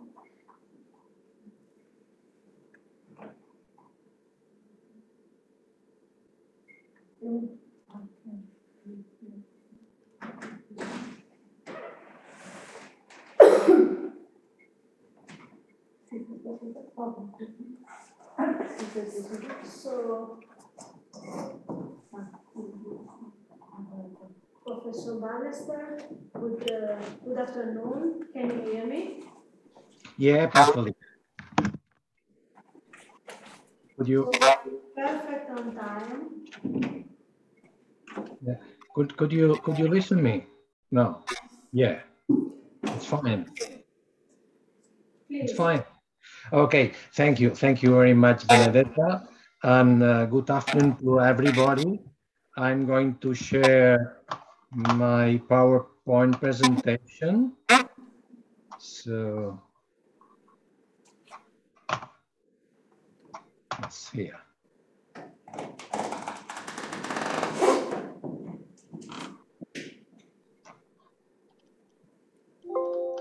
Sorry. Okay. Okay. Do you see my PowerPoint? Yeah, I think so. Do you see it? Okay, thank you. The Palau de la Música Catalana is a concert hall built in Barcelona at the very beginning of the 20th century. Most of the attendants at the ICTM Symposium in Barcelona 3 years ago had the chance to visit this impressive building. And I'm sure that those who did it are still keeping very good memories of that amazing place. The Palau de la Música is considered one of the most representative buildings of the Catalan modernism, a cultural movement which was active between roughly 1885 and the 1910s. In the artistic ground, the Catalan modernism is the equivalent to a number of other fin de siècle art movements. All of them share the taste of dynamic shapes, symmetry, and a rich decoration full of vegetal and organic motifs, as well as a variety of historically inspired elements. In Catalonia, moreover, this artistic conception went together with the idea of restoration of the national identity and culture, an idea derived from the so-called Renaissance, a romantic movement which began in the 1830s. The Palau de la Música, officially opened in February 1908, was commissioned in 1904 by the Orfeó Català, one of the musical institutions of that period, which contributed the most to expanding the modernist ideals by means of its concerts and cultural activities. The Orfeó was, and it is still today, a renowned choral society founded in 1891, and its concerts used to embrace both Catalan songs and works of the greatest composers of all time. The iconographic program of the building precisely synthesizes such duality.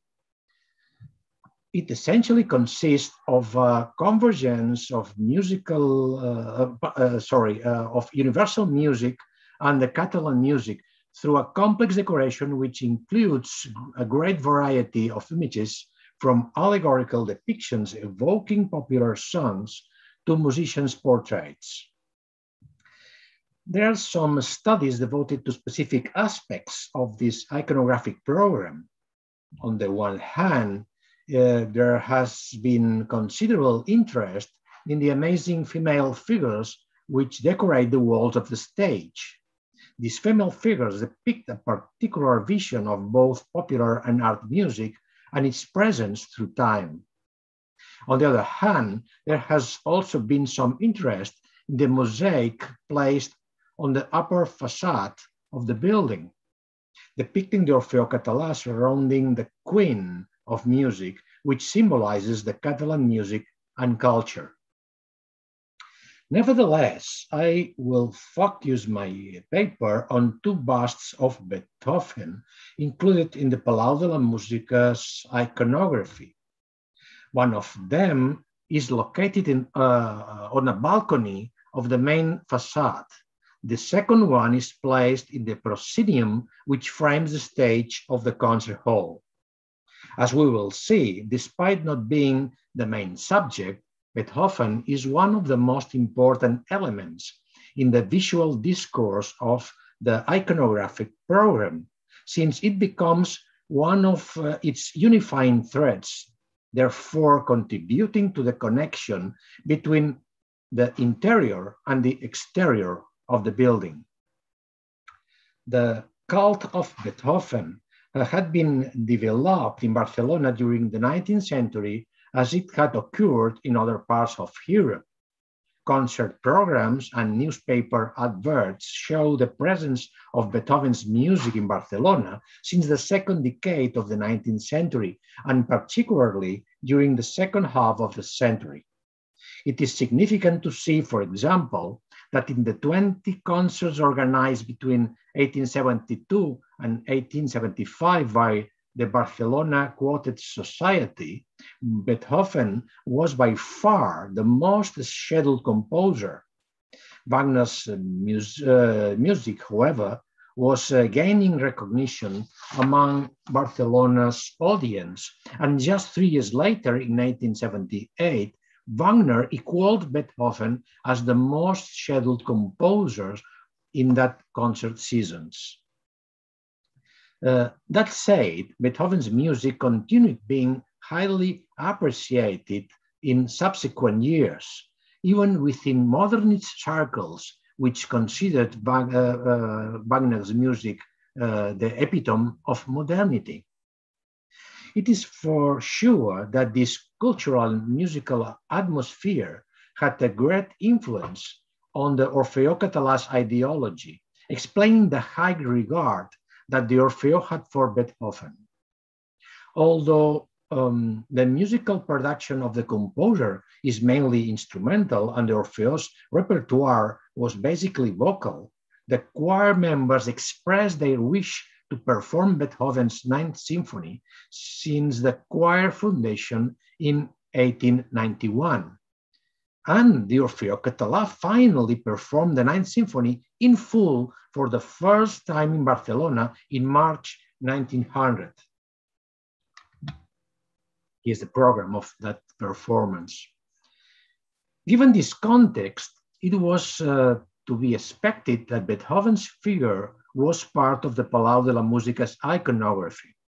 Such was the understanding of the main architect, Lluís Domènech i Muntaner, when he was commissioned to design not only the building's structure, but also its decoration.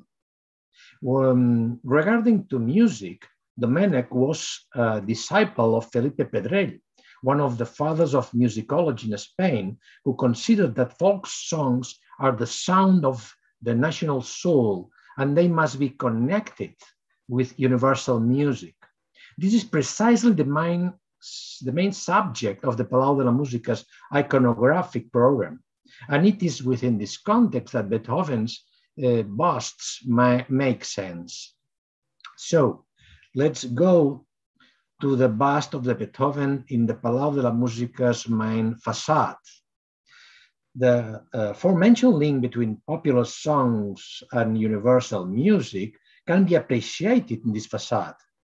At its top, there is the mosaic symbolizing the Catalan music, and below it, crowning decorative columns and metaphorically supporting the local music, there are the busts of Giovanni Perluigi da Palestrina, the Johann Sebastian Bach, Beethoven, and placed round the corner, Richard Wagner.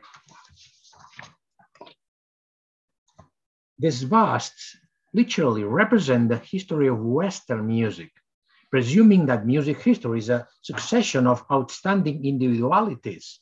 Notice that the composers are placed in a chronological order, which, according to the modernist thought, suggests the idea of evolution and musical progress.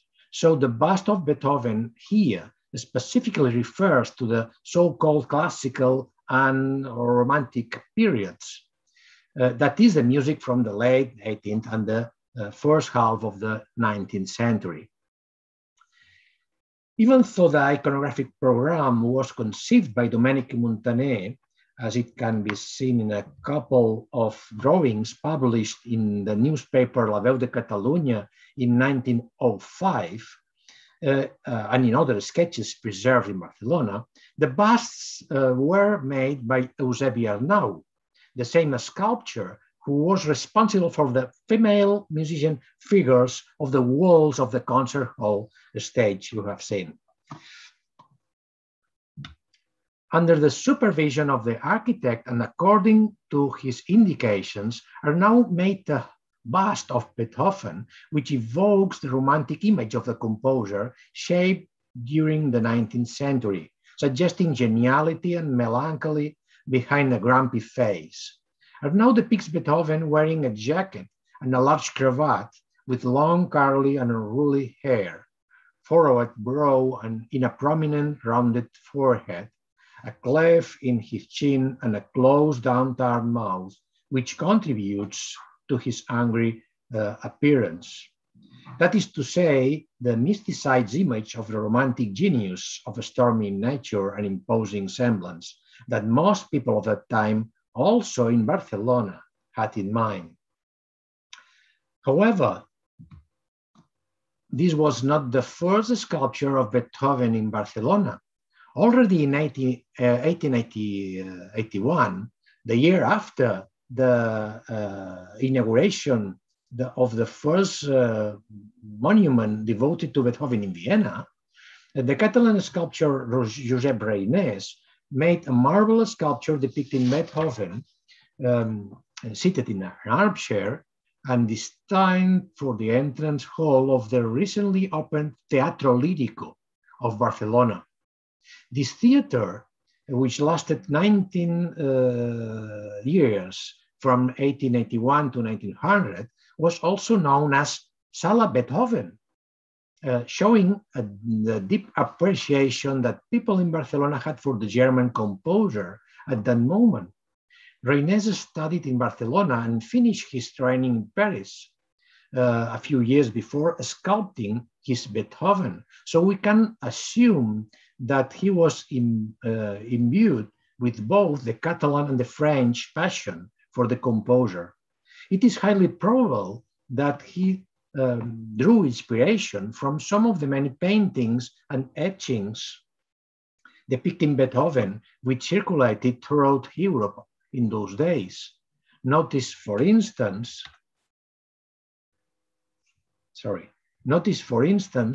the resemblance of our sculpture with Carl Jaege painting from around 1870, the printed reproduction of which was widely spread during the last quarter of the 19th century. The resemblance between both depictions is especially significant regarding not only the unruly hair and the subtle smile of the composer, but also the jacket, look particularly the lapel shape and the cravat he is wearing. When the Teatro Lírico closed in 1900, the sculpture of Reinés remained with the family of the theater founder, who was a banker from Barcelona called Evarist Arnús. In the 1970s, the sculpture was settled in a private garden of Mr. Arnús' great-great-granddaughter in Barcelona, where it still remains. Anyway, there is no doubt that before sculpting his bust of Beethoven for the Palau de la Música, Eusebio Arnau had seen Reinés' sculpture, and he must have also seen Jaeger etching, which had been used by the Orfeó Català to illustrate,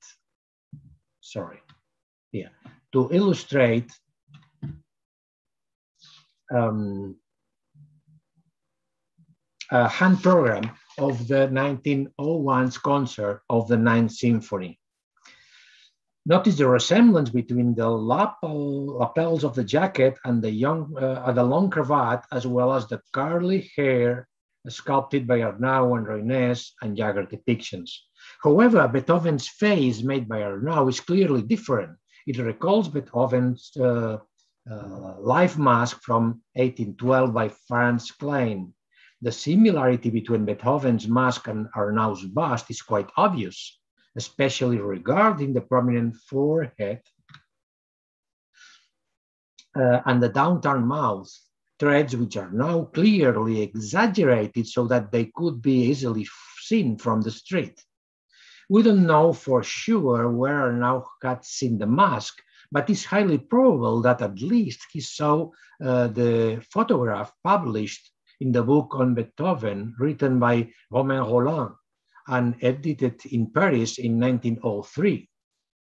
Notice that a copy of Rolland's book from the second edition published in 1903 is still preserved in the Orfeó Català's library, which is placed in the Palau de la Música's building.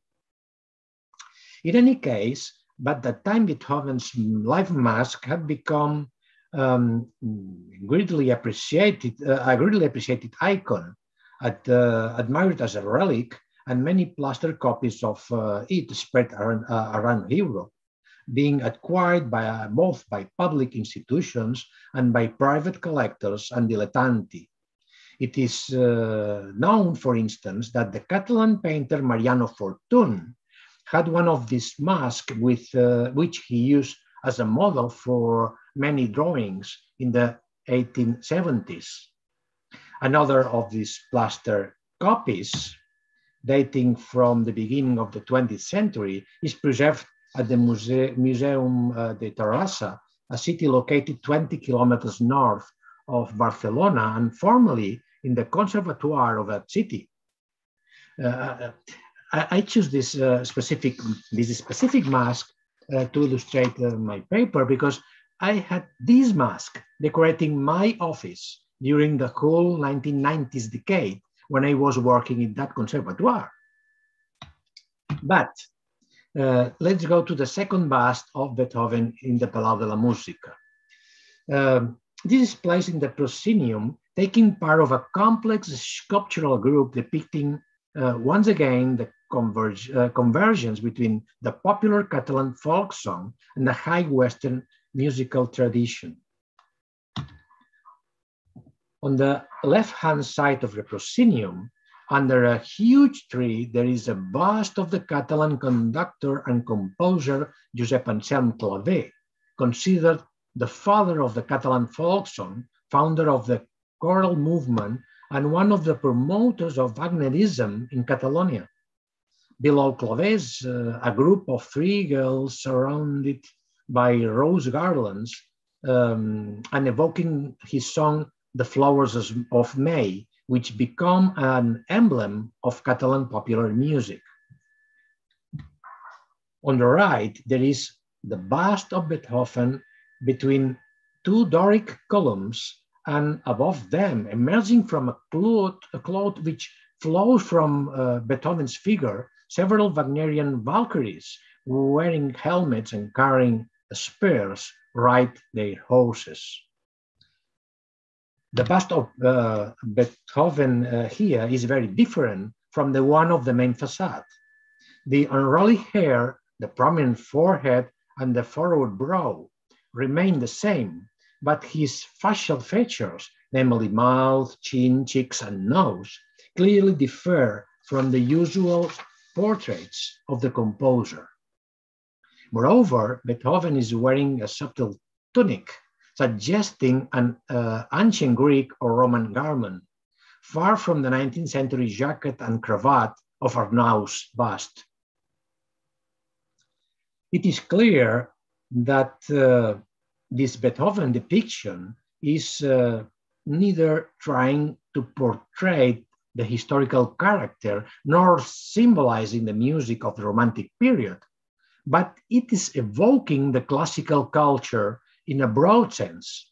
It is depicting the essence of Western culture.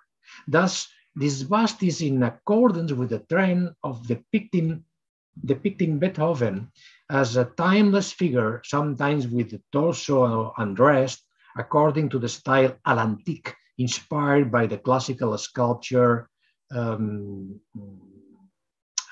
This trend, started by Anton Dietrich in the early 1820s, was followed by many artists during the 19th and 20th centuries. Such it can be seen in this bust by Schaller, or this other one by Dannhauser, which also appears in his well-known painting showing Franz Liszt playing the piano, or this other one by Carl Burgers from 1911. Anyway, the idea of classicism in our bust in Barcelona is reinforced by the Doric columns we can see behind the bust, which are supporting a frieze in which 3 metopes of the Parthenon of the Acropolis of Athens are depicted. These metopes match the Parthenon South metopes numbers 7, 8, and 32, preserved in the British Museum. They show the Lapith's battle with the centaurs, symbolizing the opposition between the human and the animal side of human beings. That is the opposition between order and chaos.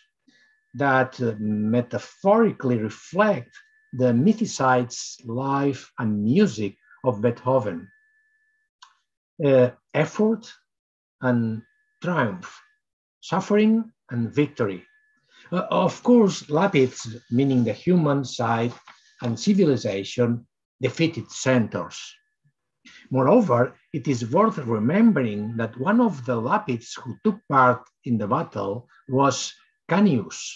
According to the legend, Canius was originally a young woman who was turned into a warrior by Poseidon.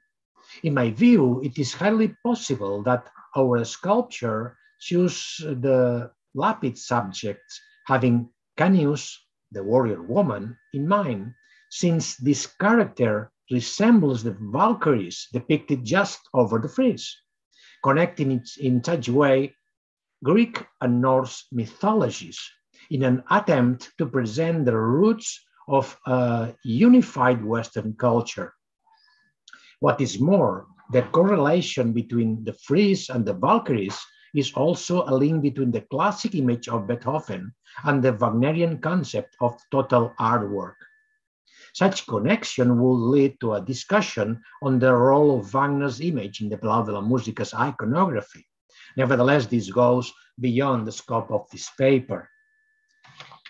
In summary, the bust of Beethoven located in the Palau de la Musica exemplified to what extent the image of the German composer was ingrained in the modernist ideology and by extension in the Orfeo Català's musical imaginary.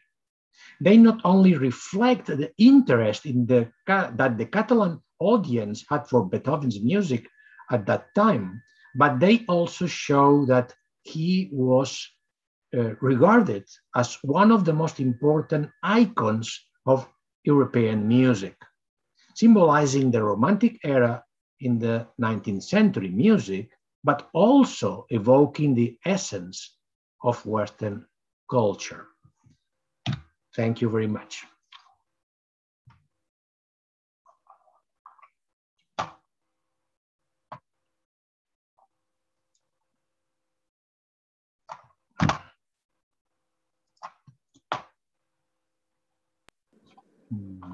Sorry.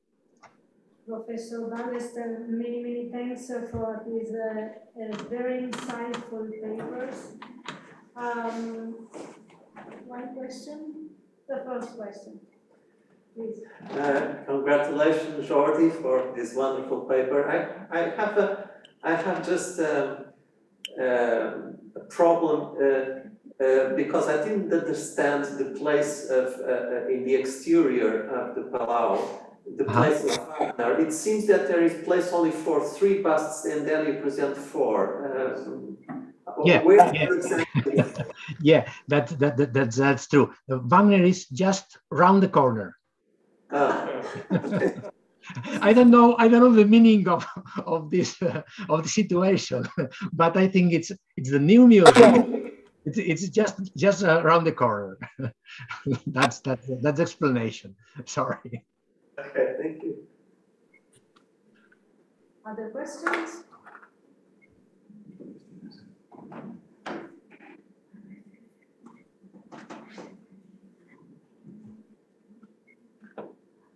Professor Ballester, I have just one remark.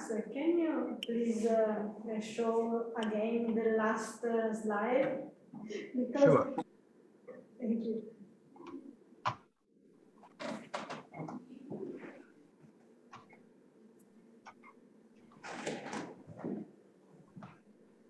I don't know, maybe it's just the perspective, but I don't think so.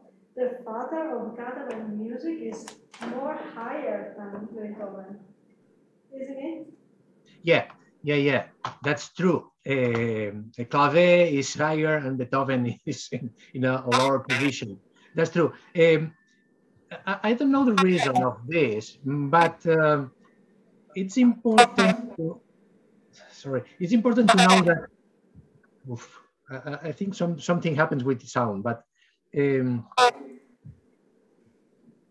the sculpture of this frame is not the same person. clave and all the group in the left hand is by Paulo Gargallo, a young sculptor of that period. The bust of Beethoven was by Massana. Massana was not very well-known sculptor, and let's go. Well, I prepared extra slices, extra images. This is a photograph from the inauguration, took during the building inauguration on 1908, and you can see only the bust of Beethoven on the columns, but no Valkyries, and well, we can see the left hand, but no clave, and the group of the left was here. It's true that the architect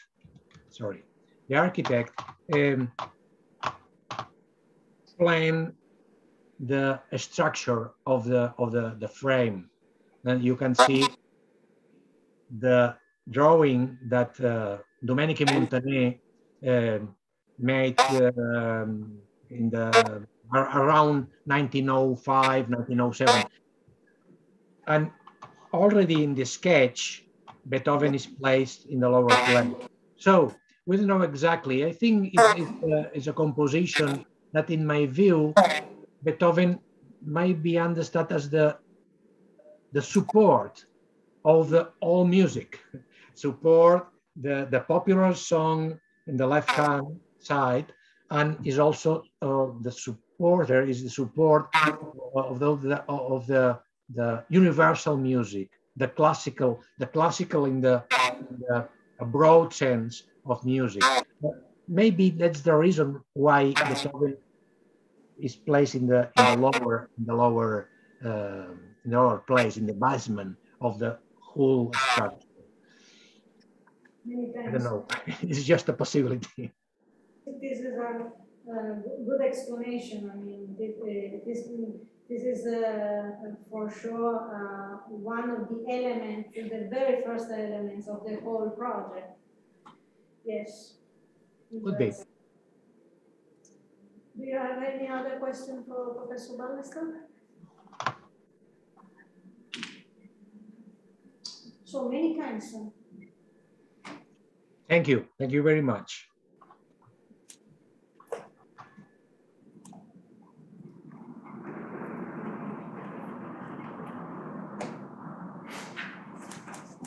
Welcome to Ana Esther Tavares and Hugo Ferreira, who are going to speak about Beethoven in Portuguese paintings of the early 19th between apotheosis and allegory. So please, welcome. Thank you. Thank you.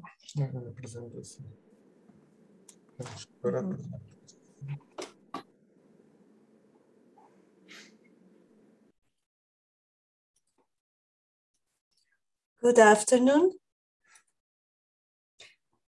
First of all, we would like to greet the entire audience that is watching us from Nova and from the CESEM YouTube channel also. Our communication will be about a set of paintings by a Portuguese painter that was ordered for a private house. Currently, the paintings are not on display, and our access to them was only possible because of Doutora Helena Miranda from the National Music Museum in Lisbon, to whom we would like to thank in advance for her willingness to help. To understand the set of paintings, we must be introduced to three special gentlemen. On the left, we see a picture of Lambertini, a musicologist, piano player, and piano seller that was a very cultural, relevant person in Lisbon. He was also an editor of a magazine about music, Arte Musical, and organized and participated in many music events. In one of these music events at the house of of the gentleman on the right, José Relvas. Maybe you already know his name because he was the owner of Casa dos Patudos, where this symposium also takes place. José Relvas introduced the painter José Malhoa, the gentleman on the center, to Lambertini. From this moment on, Lambertini, Malhoa, and Relvas exchanged letters with ideas to decorate a very special room in Lambertini's new house, a music room. By this time, Malhoa was a very well-known painter, although most part of his paintings were about country scenes. Their letters show the composition and development stages of the 6 paintings we are about to discuss and show that our iconographic program was prepared with thoughtful consideration and detail. Before we talk about them, we will show you the building. Well, this building still exists in Avenida da Liberdade in Lisbon. Nicola Bigaglia, this Venetian gentleman that we see here on our left, was not an architect, but an ornament professor who came to Portugal with the creation of industrial art schools. He was, of course, a very fine artist and was well trained in architectonic languages and decorations. So in a time where architecture was not an exclusive prerogative of the architects, he authored a number of projects, mostly for private residents like this one. The times were of eclecticism in the way one thought and designed a building. So the Venetian artists created for Lambertini a very Venetian facade, as its time classified, with this Venetian window motif that Bigaglia also used on a previous project with different languages. But as we'll see, the interiors were very different and eclectic, a combination of languages and styles most suited to the room's functions. The building still exists, as I have said, although with some transformations. An early one by Carlos Ramos in 1927 and a more radical one in 1940 with an extra floor that was added, and it still exists, and its interior was completely altered by architect Raul Tujal. Our project intends to propose a reconstruction of the music room that no longer exists today.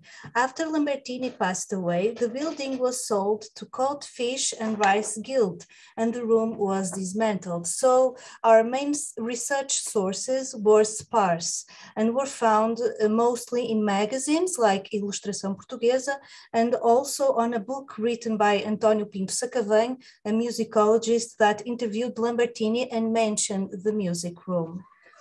And so here we can see the north wall on the left and the south wall on the right. The room is in Louis XV style. We can observe the furniture, the boiserie on the walls, the light colors, and the Gerhard piano in white and gold. Malhoa also painted some sections of the piano, but unfortunately, these paintings are lost. Well, this is a proposal for the ceiling reconstruction made from the sources and I talked about, and it intertwines all the 5 paintings for the ceiling. The ceiling corresponds entirely to this Louis XV environment with a neo-rocaille, a neo-rococo in Portuguese medallion with an allegory to music. A string quartet that we can see here in our left, in mid-18th century clothes performs while music with double halos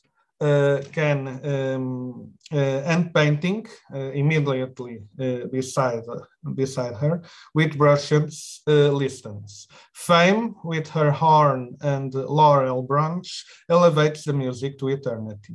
The lightness of the line and the colors and the delicate movements are all part of this rocaille aesthetic and enlightenment or salon-like environment.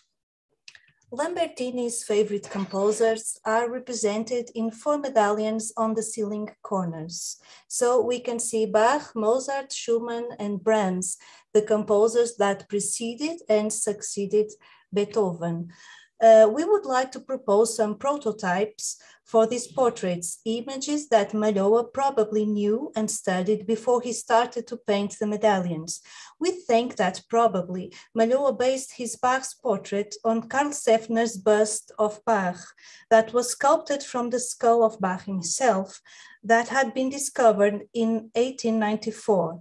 It was believed to be the very effigy of Bach. The Mozart medallion was probably based on a wax relief by Leonhard Posch that was a friend of Mozart. And we can see from the date that Mozart was still alive when Posch made this relief. For Brahms and Schumann, we can also trace some prototypes. Brahms is an incredible portrait from a photograph by Karl Brach made in 1889, and we think it is from this triplex portrait, as we can see the center photograph, and an inversion from the Schumann's posthumous portrait by Karl Jäger, made in 1870, may be the prototype for the less well conceived of the composer's medallions. The heart of the room is this painting, Apotheosis of Beethoven. We can see Beethoven at the center, surrounded by some ethereal female figures. The size of the painting is, of course, one of the reasons that explain the non-exhibition at the National Music Museum. Observing Beethoven's face, we think that it is likely that Malloa knew Beethoven's life and death masks. The life mask that was already mentioned in the previous communications by Klein, and also the death mask by Dannhauser. So above Beethoven, we can see immediately above a figure, a winged figure that is familiar, because we already identified her as Fame. In another Malloa's painting, as we can see here from 1881, we can also see a winged female figure bringing a laurel crown in her right hand and a wind instrument in her left hand, just like the painting in the ceiling that we showed before. We also observe on the left of the painting 2 interesting female figures. One of them has a lyre, an Apollo symbol, and the other carries a double allos, a Dionysius symbol, and also a palette and paint brushes, the allegory of the painting that is shown here for the second time in this room. Other Portuguese painters included fame and painting allegories in their works. As we can see here, a painting by Norberto Ribeiro in an allegory to the Academy of the Fine Arts Institution, and also an apotheosis to a famous musician from a painter that was from Caldas da Rainha, just like Malloa, that was Manuel Bordalo Pinheiro. Looking again at the center of the painting, we can see the allegory of inspiration. We call your attention to the blank pages on the piano, to their hands touching, and to the kiss on Beethoven's temple that will inspire the composer to write. The last painting is music with its harmonies, lures the breeze and the night whispers, who listen delighted to Beethoven's 7th Symphony. We don't know the reason why the 7th is mentioned here. Maybe this was Lambertini's favorite piece of music, but it was a symphony composed in 1811 and premiered 2 years after, that consists in 4 fast movements contrasting major and minor keys. I will repeat the title because it's very complex. Music with its harmonies lures the breeze in the night, whispers who listen delighted to Beethoven's 7th Symphony. This complex title from this allegory prequels and also complex meaning that we will try to decode. The conditions where the painting is maintained made the photographic process quite difficult for Anna, who made the photographs, and this is the only almost complete color record of the painting. We can see that a portion on the right is absent. In our opinion, this winged figure of music with a wind instrument lures in a conducting style gesture the breeze with her wavy veil, who stares at us here with an enchanted glance. On her left, a mysterious set of figures that may be interpreted as the night hander whispers, listen attentively in a delighted fashion. A curious boy figures stares at the viewer from behind a vase with flowers, and a peculiar and terrifying mask lures in the shadows, perhaps an allusion to the duality of the night or to the contrasting keys of the 7th. We don't really know by sure. A small bench with a hat and what appears to be a pair of gloves remains undecoded, but we would like to note that this is the only painting where painting itself is not depicted. In all the remaining allegories or apotheoses, painting is always depicted. Maybe it is the painter, we don't know. Here we propose a more complete reconstruction where we can read, or we can try to propose a reading of the entire iconological sense. In our opinion, the music room has a very coherent program. A proposal for this reconstruction was prepared in this research and then confirmed with a later finding of the first photograph we showed you that shows part of the ceiling. We couldn't see what the original direction of the center medallion was.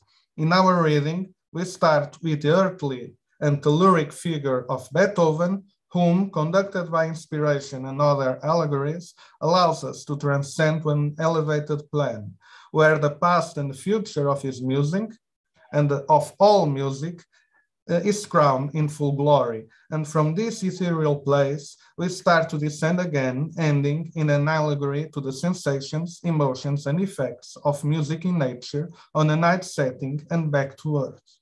Beethoven stands where the performers would be placed on the room, and the 7th, or the music effects, are the scenery for the listeners.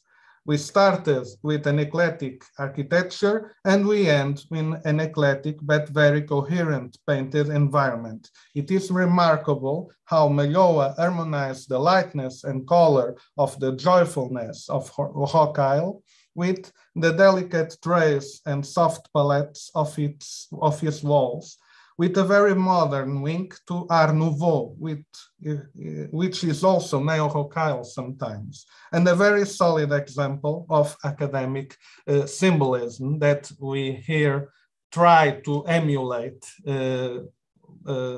from the original sources. So, thank you very much for your attention.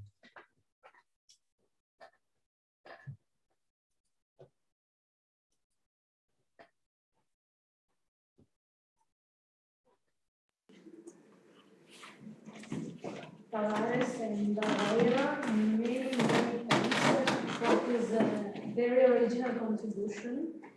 Is quite astonishing. I appreciate so much especially your reconstruction from these black and white photographs. They are not so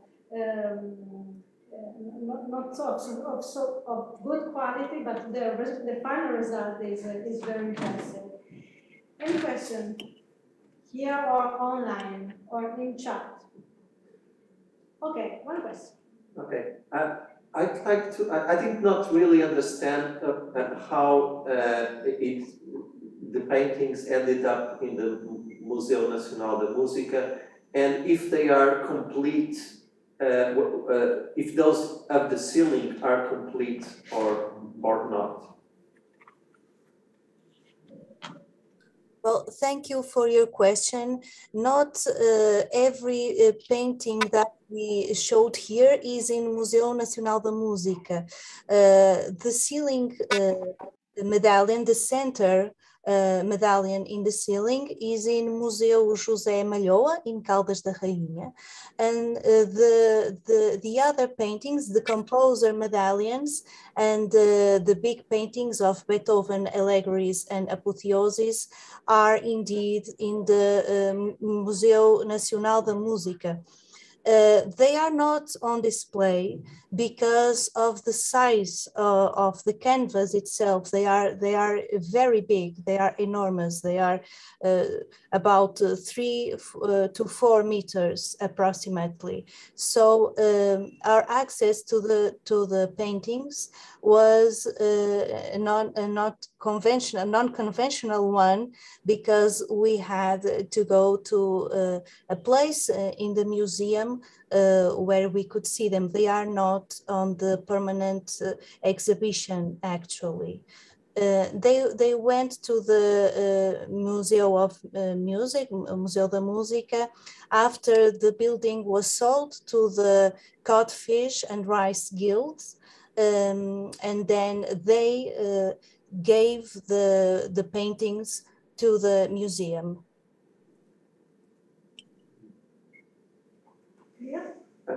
Just maybe the conservatory, because the museum didn't exist. Yes, of course. First they went to the conservatory and then they went to the museum. Yes, you are right. That was the trajectory of the paintings. They were not directly to the museum, yes. But it was on this moment, on the 1940s, that the room itself and the program ceased to exist, yes, as a whole, and maybe it was on that period the piano disappeared. That we know. So if I understand right, the medallion, the ceiling, and the two painting, the very big one, were detached from the original place. Yes. So. Yes, but they are all on canvas. They are not mural paintings. They were not transferred. They were only displaced. In terms of conservation, it is a different procedure. But the whole set was disassembled that moment. They were never combined again. Yes. Because I suppose they were sold.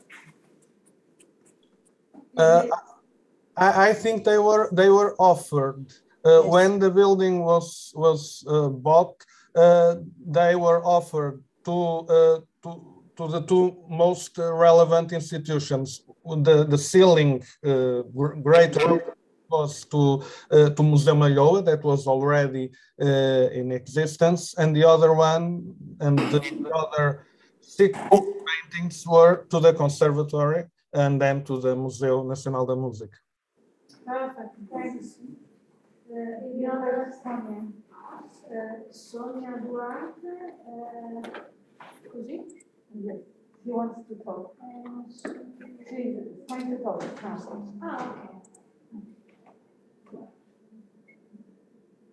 Okay. No, Sonia, we cannot hear you.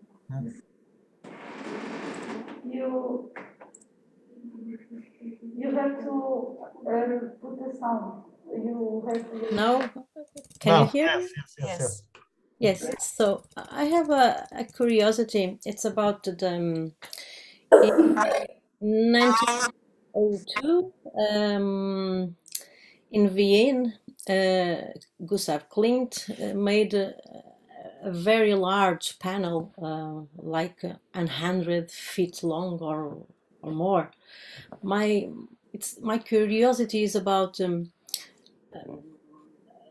in that case, it will be the most important mural about Beethoven, apotheosis. So, what is your opinion about that, the influence of that panel? Because it's so close, 1902 for 1904, and Vienna is the paradise of the music lovers.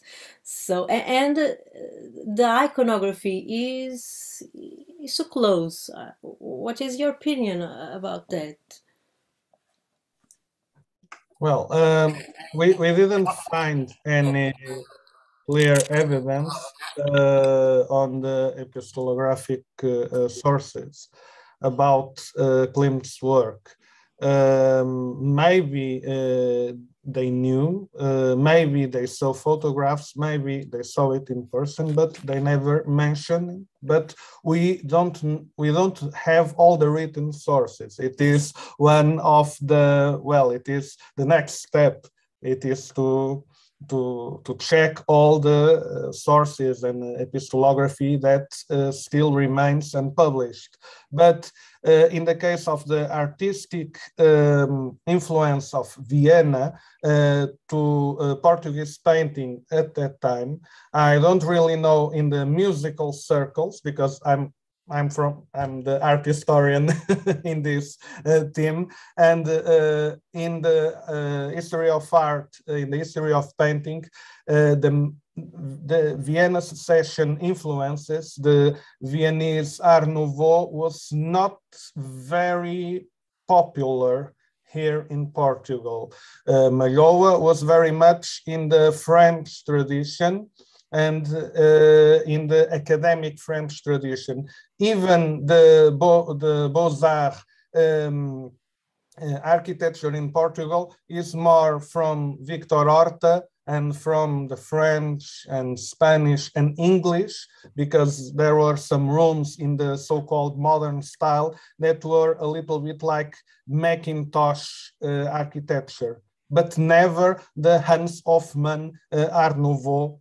That was the equivalent in architecture to Gustav Klimt. So maybe it is a coincidence. I doubt it, because I don't very much believe in coincidences, but it is one of the mysteries that still remains. Aesthetically speaking, there are very French and very neo-Rock Island symbolists and Art Nouveau in the French sense of the term, not in the Viennese term. But maybe there was this inspiration. Maybe there was, even if they didn't see them, maybe they heard of it and they tried to make their Beethoven room. We don't really know. Freeze Yes. in paintings version. Yes, but it is, thank you, Sonia, because it is a very interesting question. Yes. And we will keep it in mind. The apotheosis of Beethoven is a very common theme at the end of 18th century yet. Just before Klimt developed in a very original way, but the apotheosis is one of the iconographical theme of Beethoven. So maybe there is no direct connection between Viennese secession and this palace in Lisbon, but is the main theme is the apotheosis of Beethoven. It's very typical of end of 18th century and end of the 19th century and the start of 20th century. There is another question by Christian Fischer. Yeah, hi, can you hear me? Yes. Thank you for your presentation. I just have a small remark concerning the exhibition in Vienna in 1902. It's a little our perspective that Klimt is the main piece of this exhibition. Actually, it was the Klinger room center of the exhibition, and it was a huge marble sculpture of Beethoven produced in Leipzig and shown there before. So actually this was the main piece and an apotheosis of Beethoven. So if you're looking for like precursors in Vienna at that time, this would be the point. I can't see any iconographic connections to Art Nouveau, to what you presented here. I think it's a totally different category, but the apotheosis theme in this exhibition might be something you can trace. Yes. Yes. Thank you. Thank you. It was said that all the Vienna was waiting for the big marble sculpture. And the secessionists were very new at that time, yes. and not really established yet. Yes. So it was, Yes, I greatly agree, because our perception of that period is a bit biased, because a century and 20 years have passed, but at the time the secessionists were very, very new, and I don't really know how that Viennese circuit of influences was this art. That is not very well known exactly, but the painting or the marble sculpture, there may be a path for a further investigation. Yes.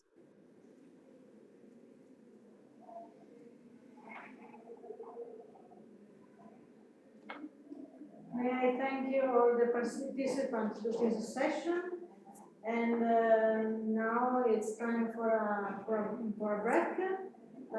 Thank you very much. We are perfectly.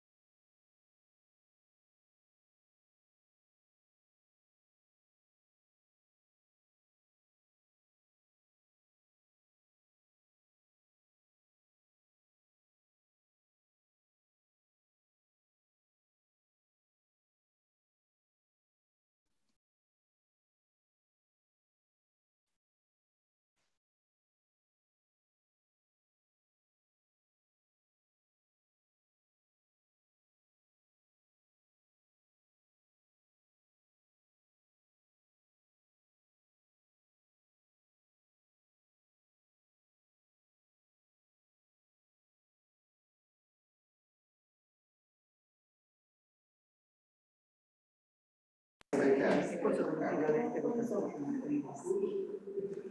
afternoon, everybody in the room and out in the world. My name is Zdravko Blažeković, and I am chair of the study group and director of the Research Center for Music Iconography in New York. And I am chairing this session, which has maybe 4 or 5 papers, we do not know yet. The first paper is by Daniela Castaldo, and her topic is Visual Sources for an Ideal Collection of Musical Myths. Pausanias' Description of Greece book. Thank you so much, and also thank you to the organizer and to the scientific committee for having accepted my paper. And my paper, which focuses on the description of some wall paintings, including also some musical subject, of course, and I consider this description as an ideal collection. And the particular attention to the description of landscapes surrounding memories of sound events, singer and musician, and also to their visual representations, is one of the most characterizing aspects of the Guide to Greece, or Periegesis to Ellados, in 10 books, by the Greek geographer Pausanias, who lived around the 2nd century CE. Periegesis means that the fields of historiography, especially of the Hellenistic period, which, around a geographical route, collects historical information about people, places, and monuments, mostly verified by the direct experience. So, the Periegesis is an account by an eyewitness of the state of Greece in the 2nd century of our era. In Book 10, Pausanias describes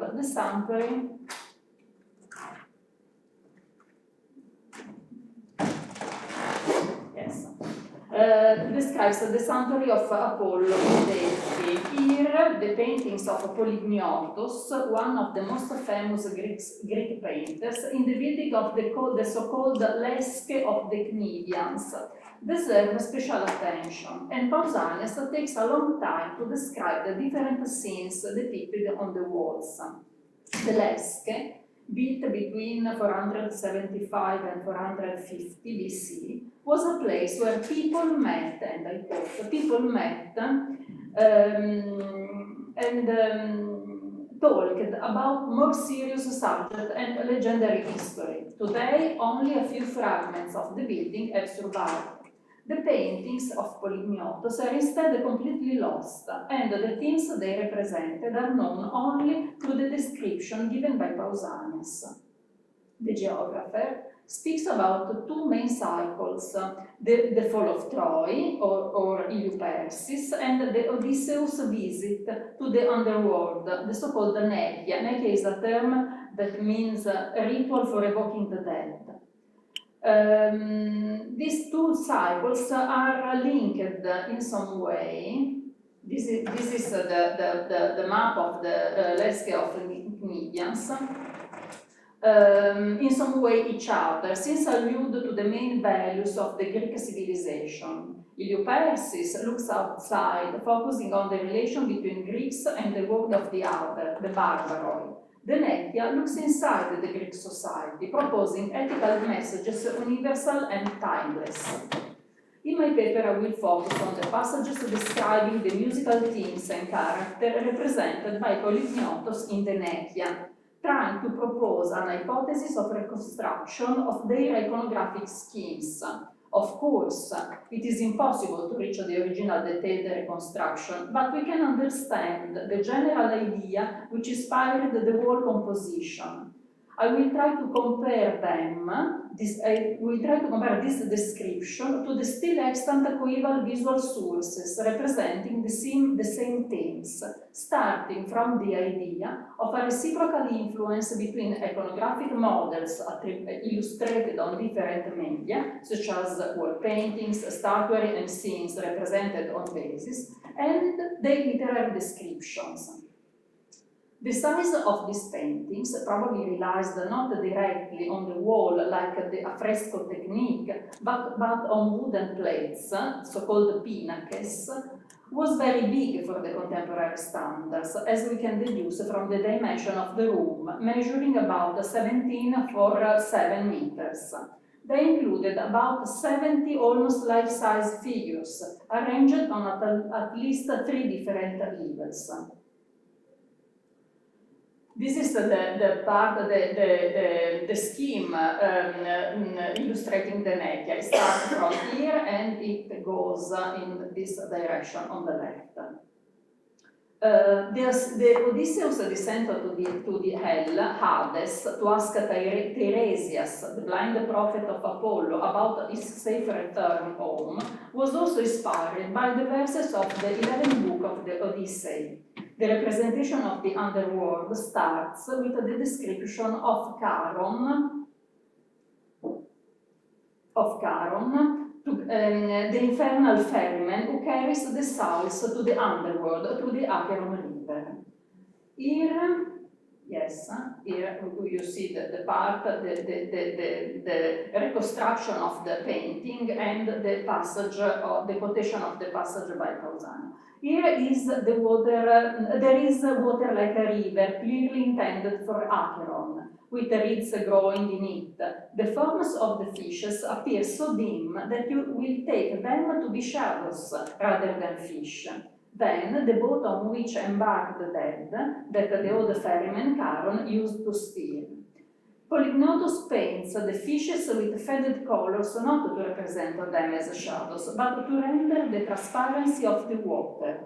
In the years following the paintings by Polygnotus, Charon boat began to be represented in the white background lekizoi, lekizoi is this kind of vase, intended to funerary purposes.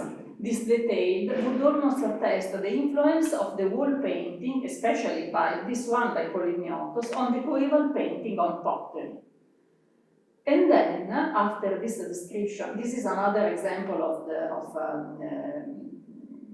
Charon, and then the greater description of Hades opens.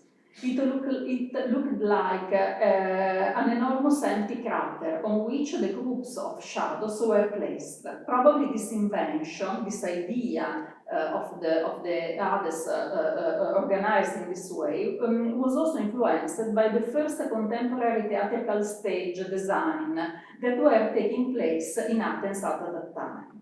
And after started the description of some characters. Either up, there are these two friends of Odysseus, these two companions carrying victim for Saglietti, and after there are several other people. Is a man seated, said by the inscription to be Ocnus, the indolence, the laziness. He is depicted as waving a rape, and by him stands a she-donkey eating up the corn as quickly as it is waved.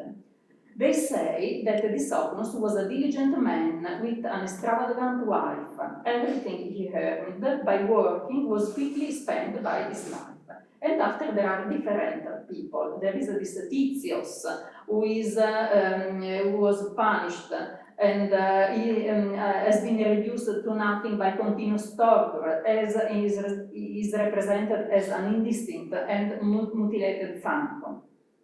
The fact that it is not possible to define the narrative nucleus depends on the fact that episodes are not set in scenes, but they are conceived as a paradigmata, that means examples, exposed to the punishment of transgressor or the character from exemplary history. They are all these characters are some example, and these examples sometimes are unrelated to the episodes represented around.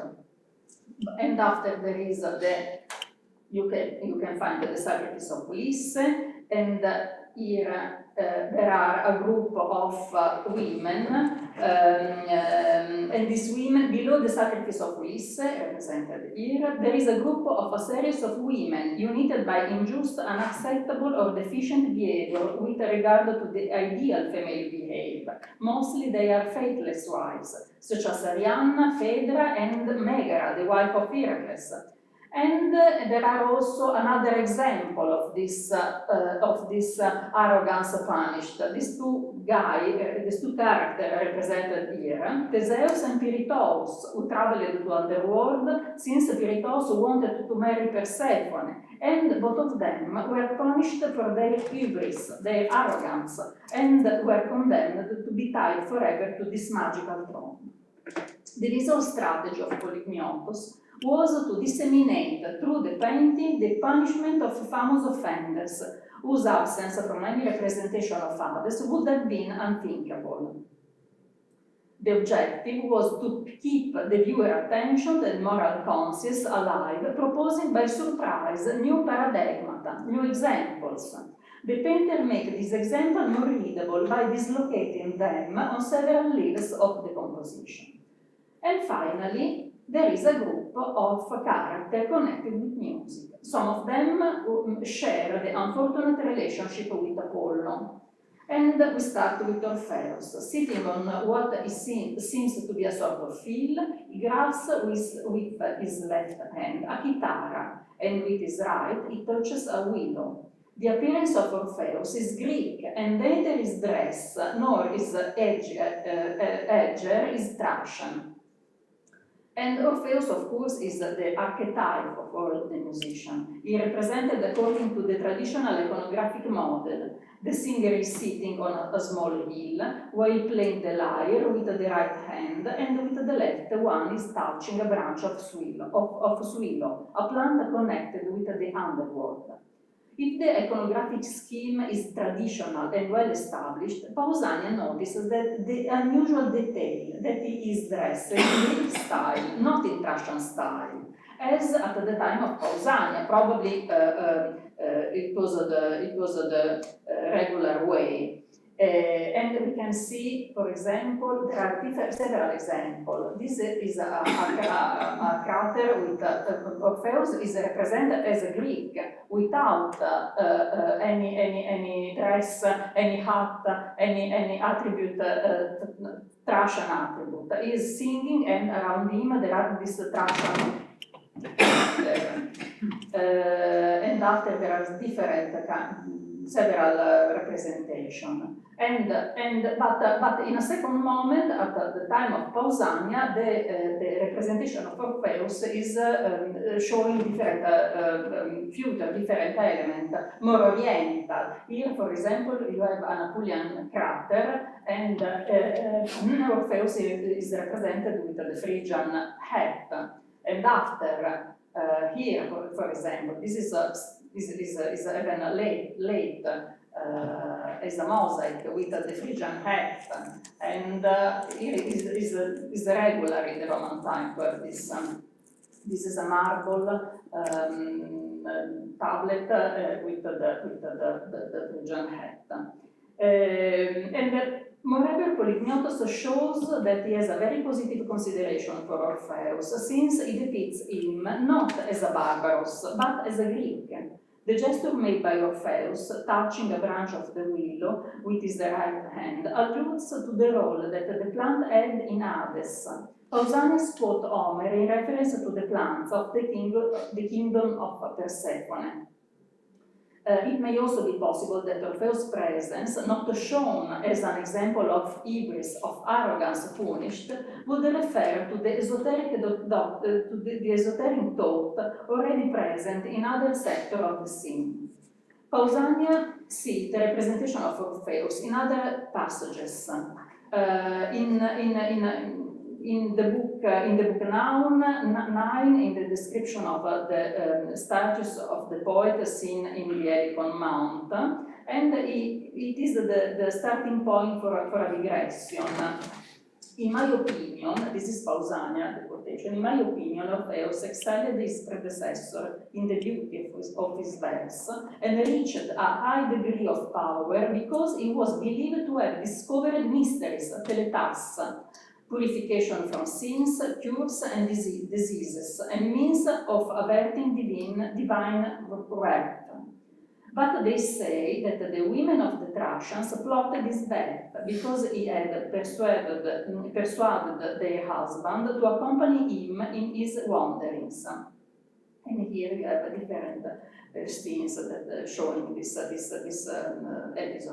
Some say that Orpheus come to his end by being struck by a thunderbolt hurled at him by the god because he revealed the mysteries to men who had not heard them before.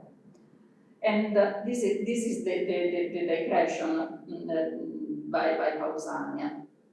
And after we have another character, musical character.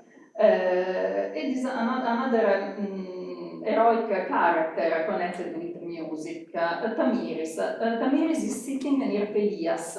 He has lost the sight of his eyes. His attitude is one of utter dejection. His hair and beard are long. At his feet lies strung a lyre with his horn and strings broken. Also Tamiri too is a singer like Orpheus, and like Orpheus has a Thracian origin, and he was able to inanimate things. And Tamiris challenged the Muses in a singing contest. The Muses punished him, punished his arrogance by blinding him. They deprived him of the skill of singing, singing with a divine inspiration, and deprived him of the memory. They punished him with the loss of the ability to read and sing, and the statue portraying him blind and with a broken lyre refers to this episode, and Tamiris was represented. Concerning the sources coeval to paintings in the Plinian Lescan, we remind the Tamiras by Sophocles. It was this show by Sophocles, this tragedy by Sophocles, on which only a few fragments survives. And this tragedy was staged around 460 BC, and also there are several work hinting at this tragedy. And also Tamiris is cited several times by Pausania in other books, but it is interesting since Pausania refers to his blindness, attributing it to a disease, not to punishment by the Muses. Homer states, this is still a citation, Homer states that the misfortune of Tamiris took place here in Dorion because he said that he would overcome the Muses themselves in song. My view is that Tamiris lost his eyesight through disease and happened later to Homer. And he goes on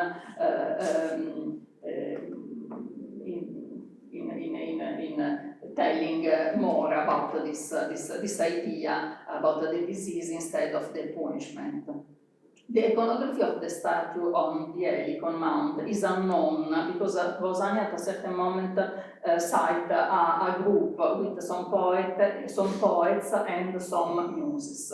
And the iconography of this group is unknown, but the myth is attested in a few vase paintings, which are the most important visual sources for this myth. And we have different.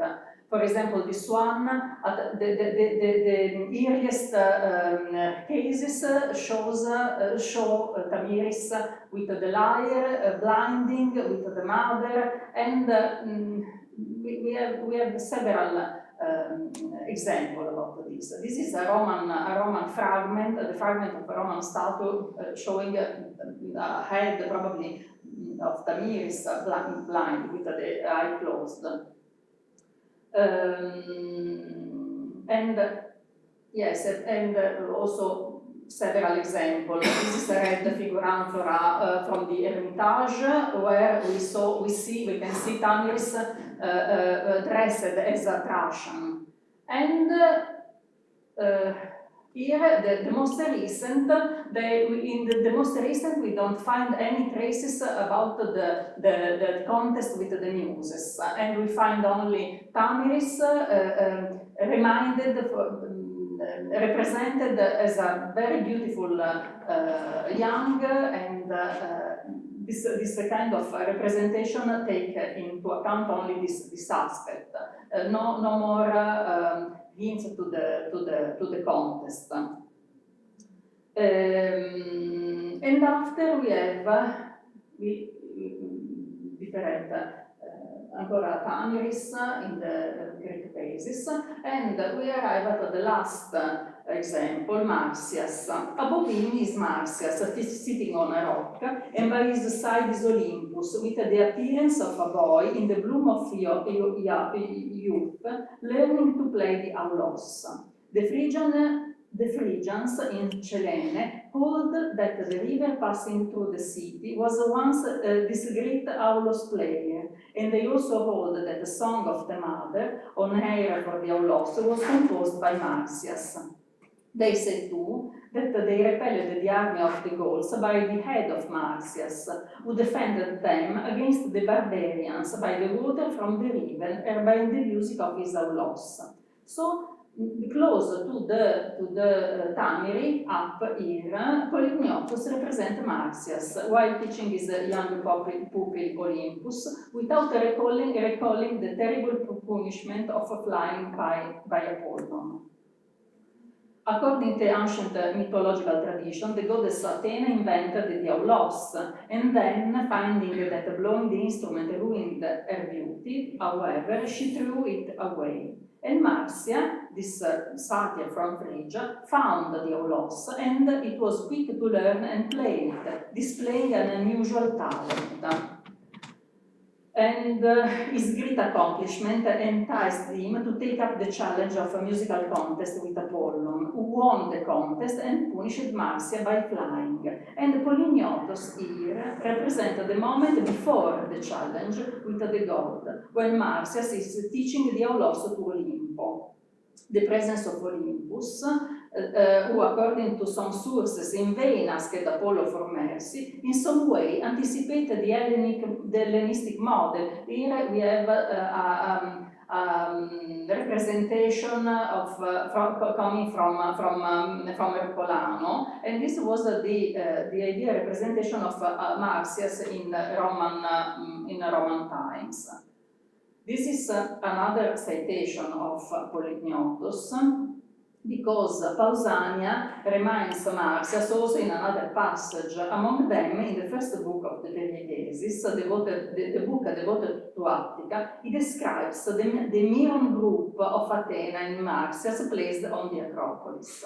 And the quotation, in this place has been made a statue of Athena striking Marsyas the Silenos for taking up the aulos, which the goddess wished to be cast aside once and for all. This is the citation, and this is a nice reconstruction in Frankfurt, but the reconstruction has been possible by the suggestion, by this description by Polygnotus.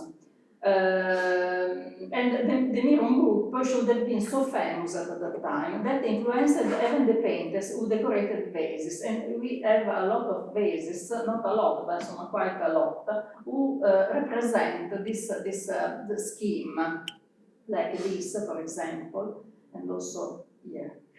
In the representation of the Nekia in the central part of the Nekia, showing a musical character, this part was the most important. And here, Orpheus is represented with a positive connotation as a model of winsome, of sophrosyne, and the respect for the divine laws, in direct contrast to Marcia and Tamire, who instead dare to challenge the god. This probably is Through this visual program, in which the power of music is placed in a central part, the painter wants to stress the antithesis between justice and injustice, winsome and arrogance toward the gods, and of course the arrogance is regularly punished. The iconographic program of Polygnotos should have completely enveloped the ancient spectator, the ancient public, producing in his mind an endless series of solicitations, only partially recovered by the modern scholar. The link between myth and reality had to produce innumerable points for reflection and discussion. It was testified by Plutarch, who says that those who met here were discussing about the most important topics and episodes of myth. In conclusion, the most deep and meaningful message of this complex cycle by Polygnotos was probably expressed in this central sequence, the sequence of musician, winsome and musician arrogant. In particular by Orpheus, the singer devoted to Apollo and the model of winsome, and the respect for the divine laws, in contrast to the arrogance and pride of Marsyas and Tamiri. And Marsyas and Tamiri, that means that the musicians who dared to challenge the god. Traveling through Pausanias lines in a material or immaterial way, readers can live the extraordinary experience of listening to deep and more meaningless traces left by sound and music in the cultural history of Greek landscape, through the ears and the eyes of the writer who visited it. Thank you.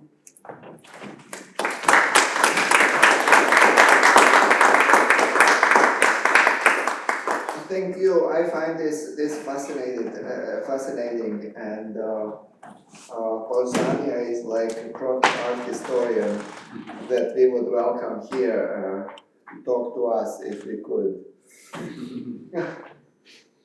Are there questions?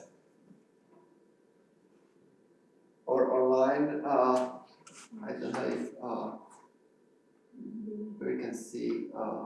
Yes, there is one, but facing.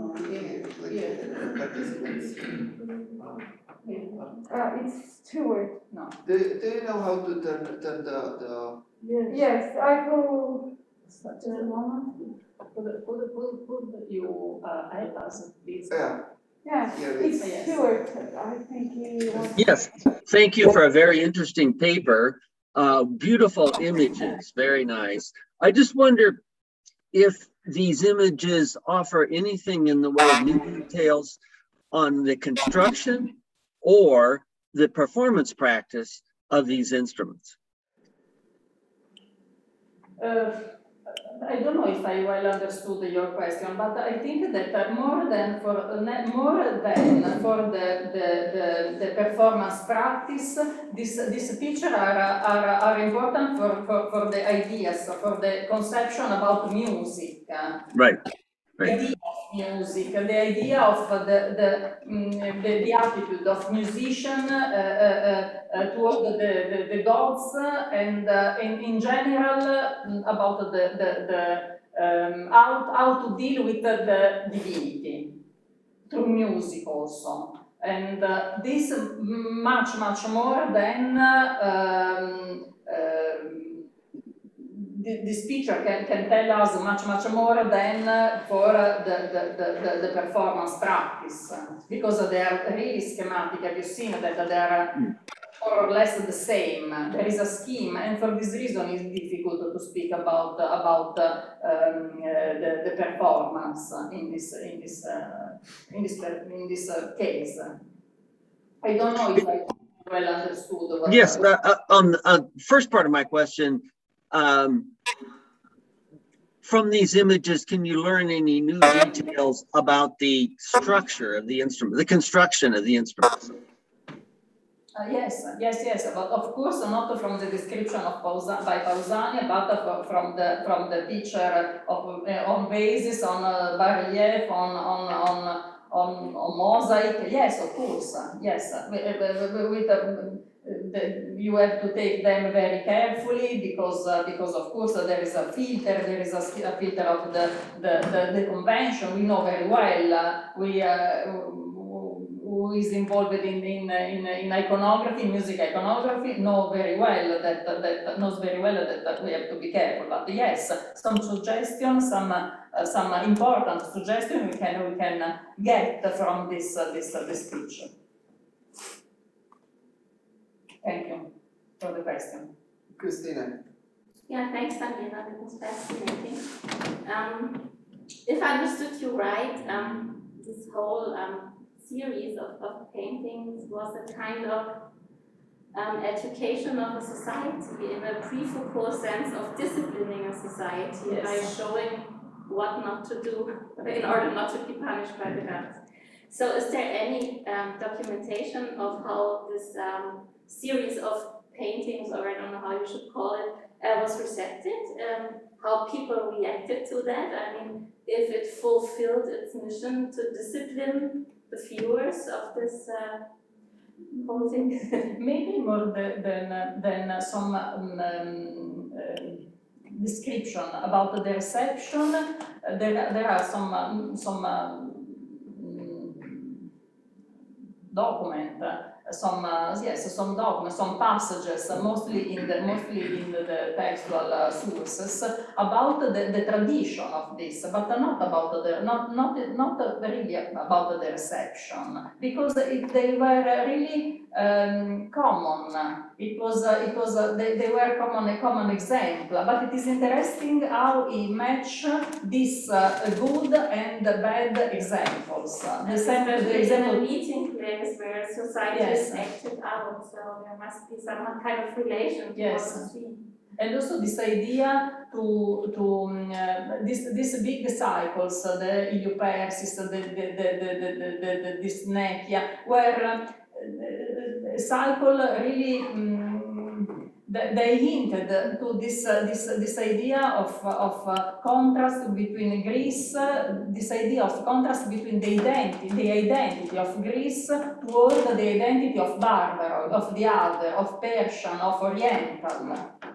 So it was something enough consolidated as a topic. Oh, you have a question in the chat. Yes, maybe, I don't know.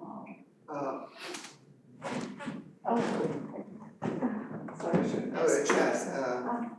In the chat. Yes. Oh, okay. Yes.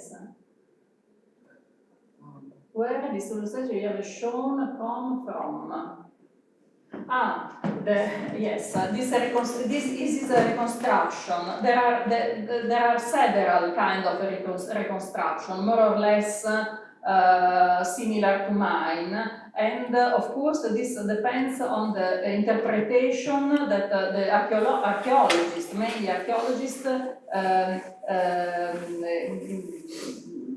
the approach of the archaeologists to this description. There are different, this for example is coming from a book on Polignotos by an Italian scholar. Now, in the moment I don't remember, but I can put in the chat. Because it seems to me the most close to the description, but there are several, because the idea to reconstruct this cycle by Polignotos is very old. It's coming from the end of 19th century. There are different interpretations about this. There are not only one, but several in the years, during the years. Carmela Roscino, maybe I can, yes, I now, probably I can put here, I don't know if I can write something here, maybe yes. The book is by this scholar, who is called Carmela Roscino.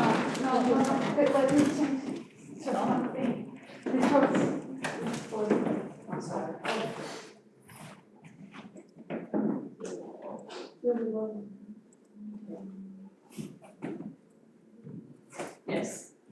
is a book on Polignotto di Tasso.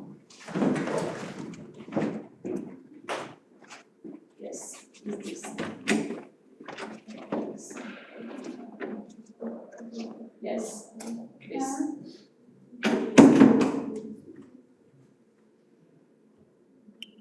Thank you for your question. Thank you for the paper, yes. For the presentation. Yes. And Katie is not here. So I don't see, we don't see Katie Collum, so we will pass to Stuart Carter.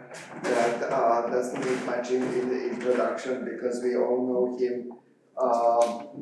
He had been a president of Society for 17th Century Music, American Musical Instrument Society. He worked on brass instruments, and please, Stuart, just let me read the title of your presentation: Musical Instrument Collections of the Moravian Brethren in America. Please, Stuart. Thank you. Let me share my screen here, if I can figure out how to do that.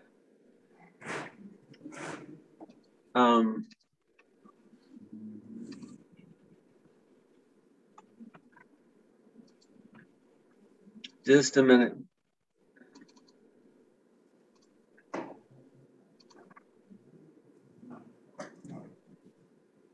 Can you see that? No. No. No, not yet.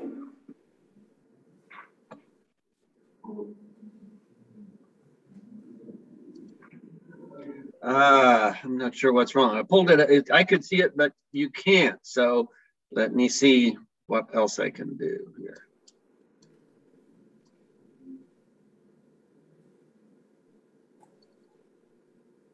On the green box. Can you see this? No. My goodness. Why don't you share the screen in the green box at the bottom? At the bottom, yes. Yeah, I thought I had hit that. Maybe I just didn't hit it correctly. Okay, let me try this now.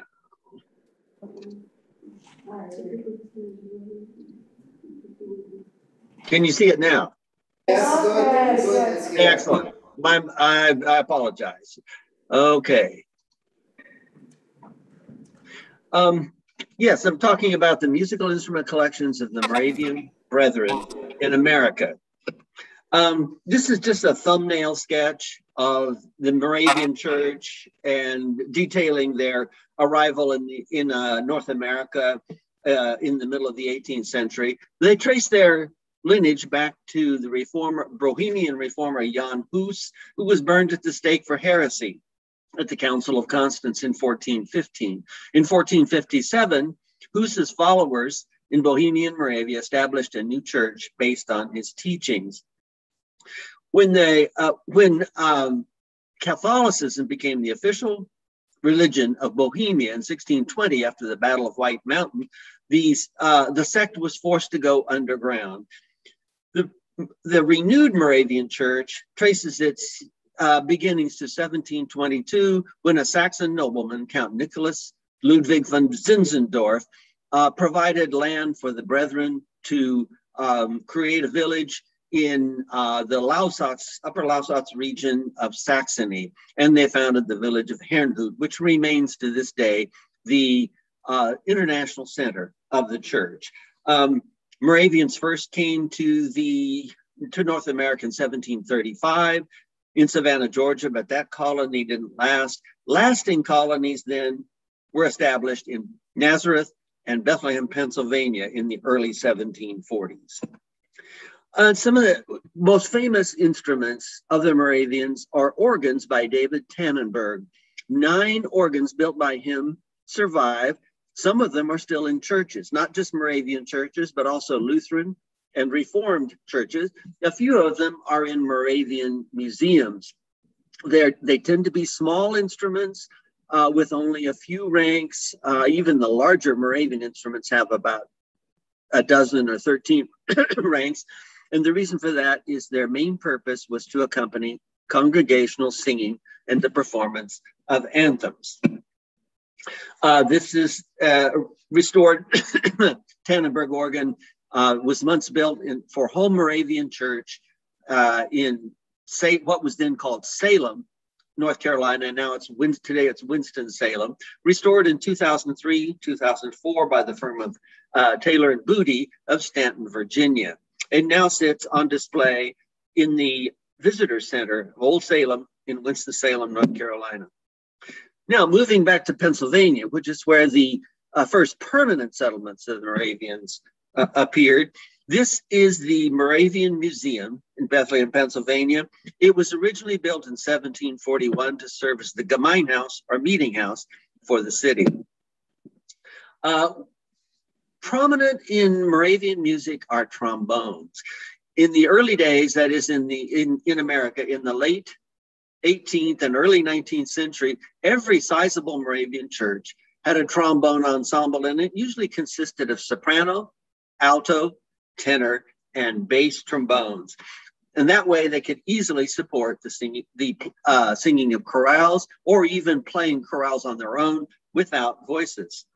Here's a famous photo dating from 1867 of the Bethlehem Trombone Choir, and it's actually not the entire choir at that time, but it's some of the older members of the choir.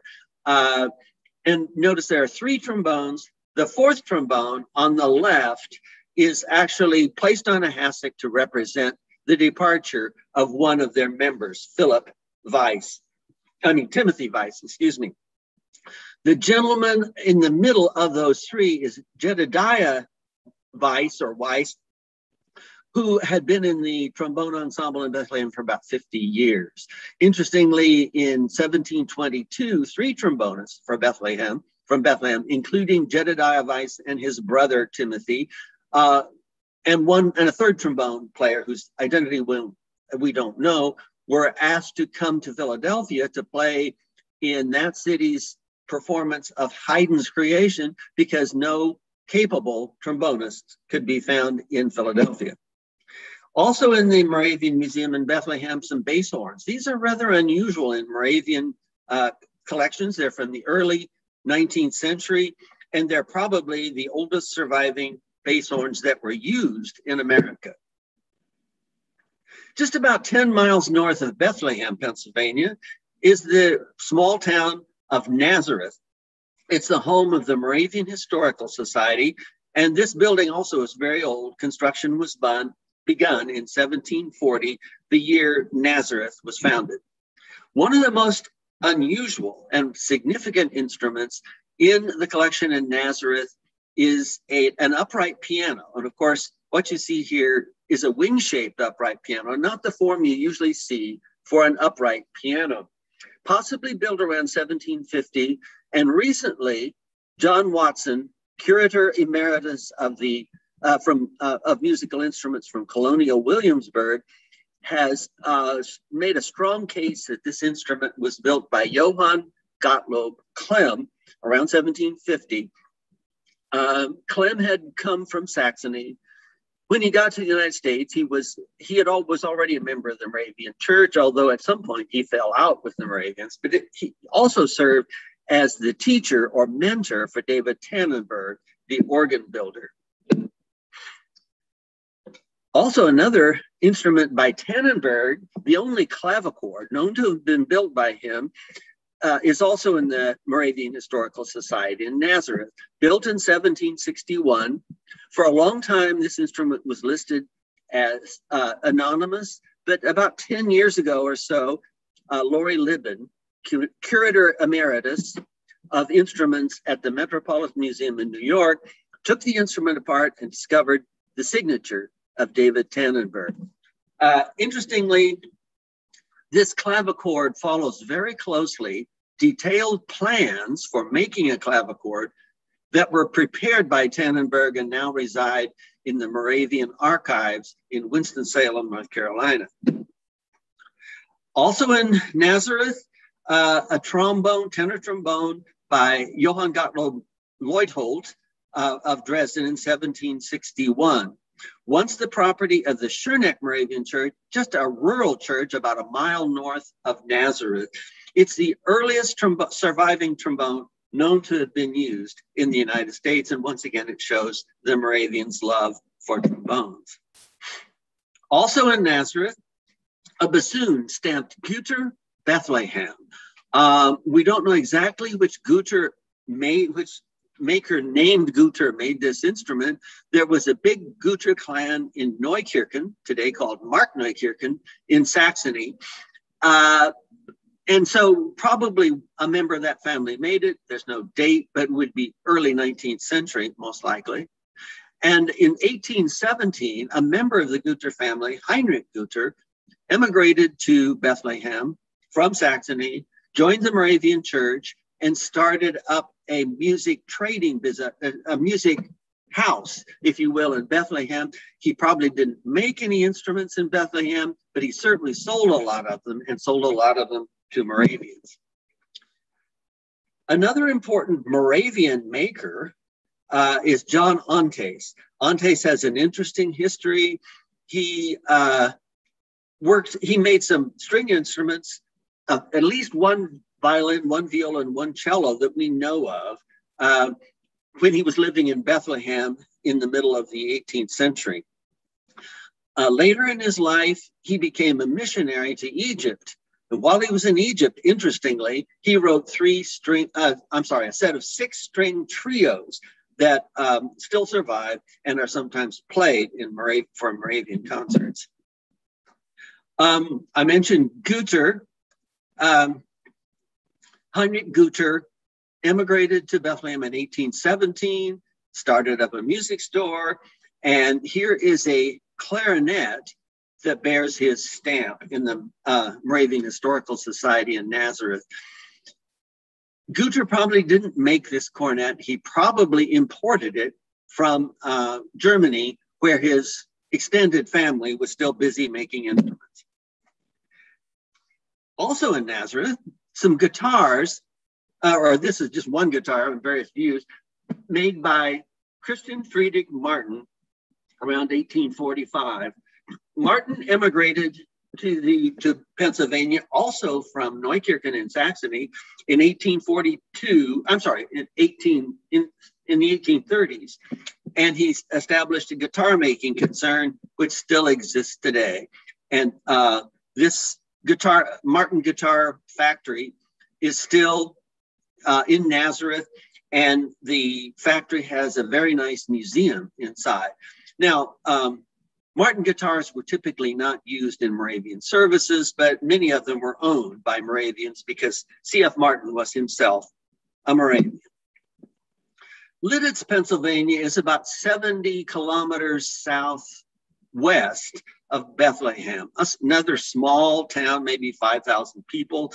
And this is the Moravian church in Lidditz. On the grounds of the church, there is the former Single Brothers house, which is now called the music room. And there are several interesting instruments in this music room. Here is a serpent with 1 key and 6 finger holes that bears the stamp of H.G. Goehr, Bethlehem, Pennsylvania. Also, Goehr probably did not make this instrument, but imported it from Europe, perhaps from his extended family of instrument makers in Neukirchen. Another instrument by John Ontes, 1764 viola, is in Lidditz, thought to be the earliest extant American-made viola.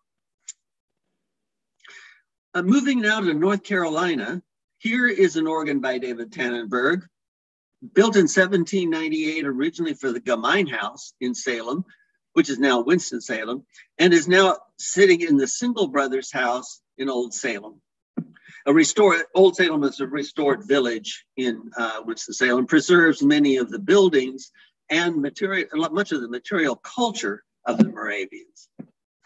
Some other interesting instruments in Winston-Salem are 2 cornets, that is Zinken, that bear the stamp of Goehr, Neukirchen, 1805. Now, these instruments certainly could not have been made by Heinrich Güter because he was born in 1797. He would have been only 18 years old. So they were made by members of his family.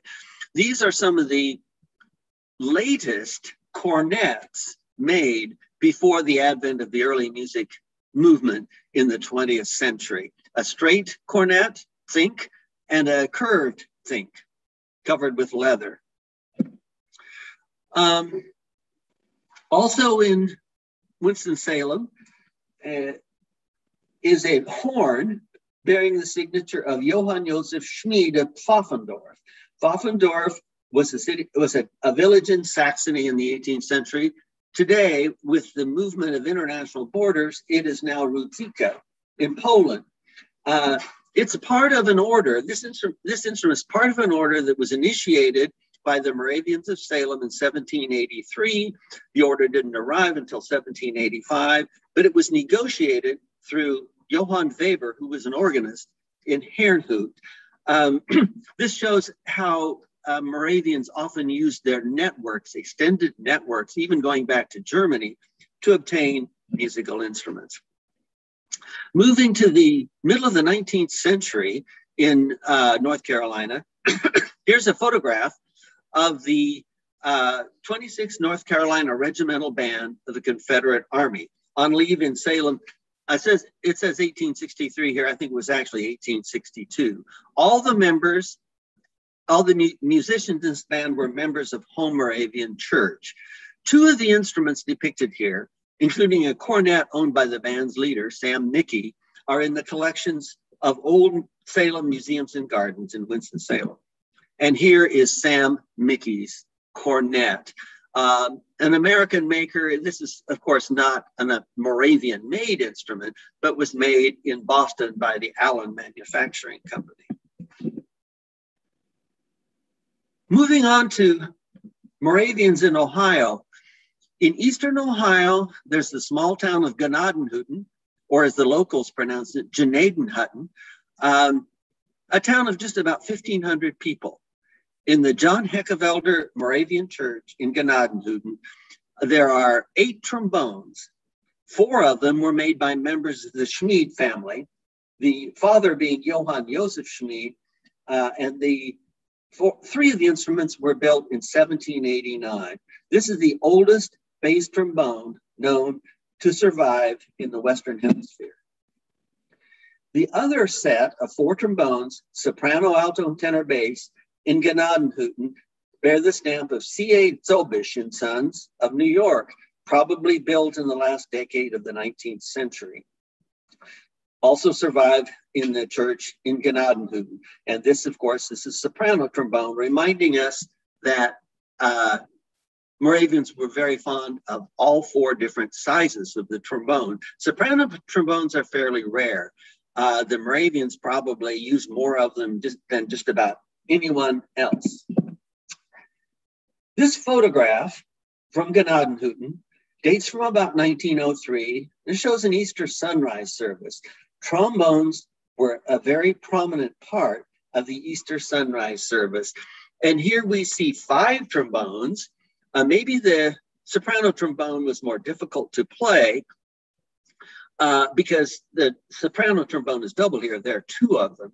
And these are all instruments of the Zobisch set of trombones, except for this one right here. The one second from the left is almost certainly the Schmid soprano trombone that was built in 1803 or 1804. Very interesting photograph of the sunrise service, and sort of indicates the importance of trombones in that sunrise, in that Easter sunrise service in all Moravian churches. Another very small place, the village of Graceham, Maryland, in northern Maryland. It's an unincorporated village. I doubt if more than 200 people live there, and probably quite a few less. We see here parts of 3 incomplete trombones made by the Schmid family of Pfaffendorf. Interestingly, Pfaffendorf was only about 25 kilometers from Herrnhut, and so one might imagine quite easily that it was easy to obtain those trombones from Pfaffendorf because it was fairly close to Herrnhut. Just a summary here of some of the importance of some of the Moravian-related instruments. There are more than 300 pre-1800 musical instruments surviving in 8 Moravian-related institutions in the United States. And as we've seen, some of these are museums, some of these institutions are museums, some are just churches. Through about 1850, Moravians in America procured many of their instruments, particularly wind instruments, from makers in Europe, mostly from Germany. And purchases were sometimes negotiated through agents in Herrnhut, which was the center of the Moravian Church in Europe. Organs and string instruments were often made by Moravian builders. David Tannenberg for organs, and also for clavichords. John Ontes for members of the violin family, and C.F. Martin for guitars. Surviving, or we go back to the previous slide, surviving instruments used by Moravian congregations reveal certain preferences.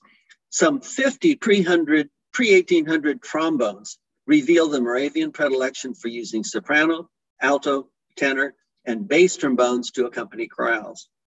Also, Tannenberg's organs reveal the Moravian emphasis on congregational singing. These instruments were designed for accompaniment, not for solo play.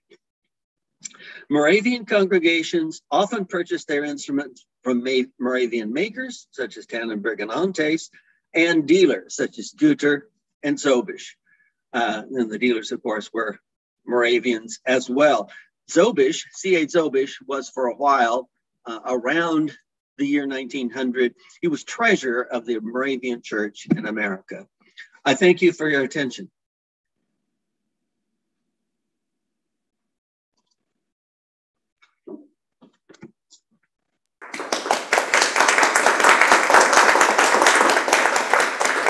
Thank you, Stuart. This was very useful to see these instruments as a group.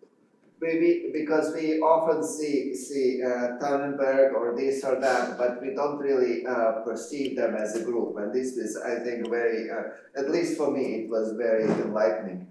And I would ask you, could you tell us where these instruments were used during the service? But did they play at home or what was the context? Well, Moravians used these instruments in both sacred and secular contexts. For example, the first performance of Haydn's Creation in America, although it was incomplete, was in Bethlehem in 1811. So Haydn's Creation has sacred overtones, but it's basically a secular piece. And the Moravian collections in Bethlehem and Winston-Salem have a lot of secular music, symphonies by Beethoven, symphonies by Haydn, string quartets by lots of composers. Now, in the context of the service, of course, some of these instruments were used, particularly the organs of Tannenberg. Trombones were occasionally used in a church service, but more frequently, they were used to play for funerals, outdoors, and also to play from the church tower to announce important events, to announce a death. The trombones were occasionally used in the context of the service, but not very often. And just to follow up, I'm here hijacking the stage. You know, it was interesting to me that there is only one serpent and so many trombones. Actually, there are 3 serpents in Moravian collections. There's a serpent I showed a serpent that's in Lidditz. It's the only signed serpent, but there's another serpent in Nazareth and still another one in Bethlehem. But it means that that serpent was not really, didn't have a big tradition like in France, for example. Well, yes, that's very true. That's quite true, yeah. It was probably replaced by trombones. Yes, I think so. The tradition of trombones was so strong that it may have overshadowed the serpents. And of course, the heyday of the serpent was fairly short, as serpents fell out of favor when valve brasses began to come in Europe and in the United States. Yeah, thank you. Any other questions, online, offline?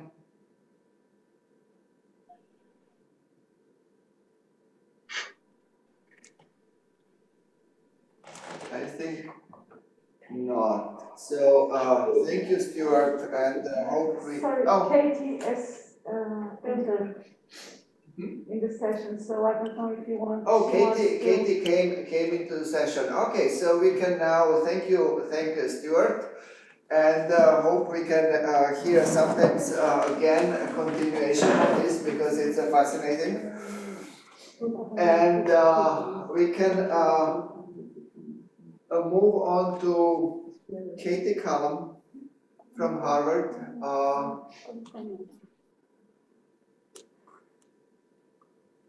Okay. Do you know how to put a picture on? She's here. You need to. Oh, here I see Katie. Yes. She's in mute. Katie, if you unmute yourself. Okay, and now, so it is a switch in the program. Yes. So now we will hear Katie Callum looking for the Nightingale's echo, collecting genuine objects in the early 20th century United States. Wonderful. Let me just switch my screen. Sorry.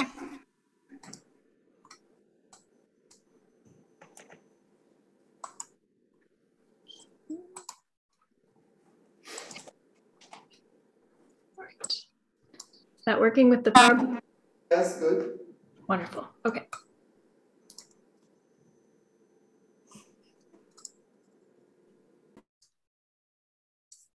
Wonderful. Thank you so much to the conference organizers for getting this to work with Zoom and the hybrid format.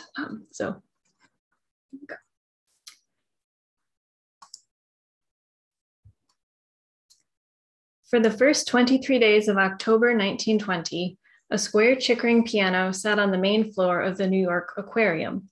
This was the very instrument, visitors learned, that Swedish soprano Jenny Lind used to accompany herself during her 1850 US debut. And, visitors also learned, this was the very venue where the concert had taken place, Castle Garden. The round, imposing, fort-turned entertainment space at the southernmost tip of Manhattan became the Aquarium in 1896. Today it is known by its original name, Castle Clinton. 1920 marked the 100th anniversary of Lind's birth, and in a fit of dedication to historical accuracy, the Jenny Lind Centennial Celebration Executive Committee convinced the New York Zoological Society to allow an exhibit of Lind-related objects from the 1850s to be held at the aquarium. Portraits of Lind, who had died in 1887, one of her dresses, and mass-produced glass bottles bearing her image were just some of the items on display amongst the marine life. One reporter admitted that the Chickering piano's silence was for the best, because the splashing sounds from the nearby seal enclosure would likely drown out the piano. The instrument played a key role in the centennial celebration because it served as a physical and visual link to Lind's era, as well as a sonic one. Along with other period instruments, it was used at an October 6 Carnegie Hall concert, which featured soprano Frida Hempel as Lind, recreating Lind's US debut. But what about the objects that did not have this dual purpose? How could silent portraits, books, bottles, and a fan tell Lind's story? Today, I address this question by probing two Lind-related objects in their early 20th century context, a pair of candle snuffers and a piece of scrimshaw. Both were owned by Leonidas Westervelt, a playwright from Long Island, New York, who was a member of the Centennial Celebration Executive Committee. By 1920, Westervelt had already almost 2 decades under his belt from a 40-year period of collecting Lind memorabilia. Westervelt acquired, along with candle snuffers and scrimshaw, portraits, original tickets, and programs from Lind's US tour, newspaper clippings, music manuscripts, songsters, bound music volumes, books from Lynn's personal library and books that mentioned her, some of Lynn's personal effects, several given to him by her daughter Jenny Maud, commercial items inscribed with her image or name or both, including an eyeglass case, snuff boxes, buttons, pipes, china figurines, plates, pitchers, cups and saucers, toys, dolls, paperweights, trout flies, cigar box covers, glass bottles in all shapes and sizes, doorstops, trivets, candlesticks, commemorative medals, and one parlor stove. And the majority of these items are now held by the New York Historical Society, which I'm happy to speak more about in the Q&A. Westervelt's stated collecting goal was, quote, to recreate the intimate characteristics, picturesque achievements, and charming personality of the Swedish nightingale, end quote. Through his collecting, Westervelt strove to capture who Lind was, to know her without ever having met her. His collection was largely for his own amusement, but Westervelt did display his Lind things publicly from the 1920s through the 40s, hoping to share his passion with the public. Here I argue that looking at the candle snuffers and the scrimshaw in the context of the larger collection reveals not only what the object said about Lind, as Westervelt thought, but how they spoke to their collector and creators. To do so, I draw on the approach of historian Laurel Ulrich, whose work models an engagement with history through things. In her 2015 book, Tangible Things, Ulrich describes a 2011 exhibit of university collections at Harvard, where the organization of materials and how this organization led to seeing objects and history in new ways was a central theme. At this exhibit, the objects and cases labeled things in place were organized according to traditional categories such as manuscripts or natural history, while things out of place featured so-called guest objects inserted into pre-existing displays of art or scientific instruments around the campus. In my reading of Westervelt's collection, I consider the snuffers as being in place, elegant factory-made porcelain figures that fit neatly in a collection celebrating Lind's greatness and reflecting Westervelt's wealth. The scrimshaw, meanwhile, appears out of place. With its rough, handmade qualities and imperfect natural material, it seems to be a poor specimen of Lind memorabilia. It is this very nature, however, the out-of-placeness, that inspires a double take that reveals the tooth as speaking as much to Lind's 19th century audiences as to the singer herself. Two of the most visually striking objects in Westervelt's collection, candle snuffers depicting Lind as a human-bird hybrid, were also two of the collector's favorites. 4 inches tall, both figures look as if they are wearing full head masks, where their human flesh ends above their shoulders, yellow-brown bird feathers begin. Each holds sheet music with both hands. The figure in the blue dress, Confidence, has her head thrown back, beak open wide, sheet music disregarded. Diffidence is wearing a pink dress and looks down, either studying the music or merely avoid making eye contact with her audience. They appear to have been used mostly for display. Neither shows sign of soot inside, but the tip of Confidence's beak is missing and the bottom of her skirt is chipped. With their bizarre appearance, taking Lind's nickname of the Swedish Nightingale literally, the pair poke fun at Lindemania, a phenomenon that The pair poke fun at the Lindemania phenomenon in England at the time of their production, which Westervelt dated to 1848. The movement was a consumer culture craze for all things Lind-related, across Europe, but especially in the UK. This epidemic swept the United States soon after at the instigation of infamous showman Phineas T. Barnum.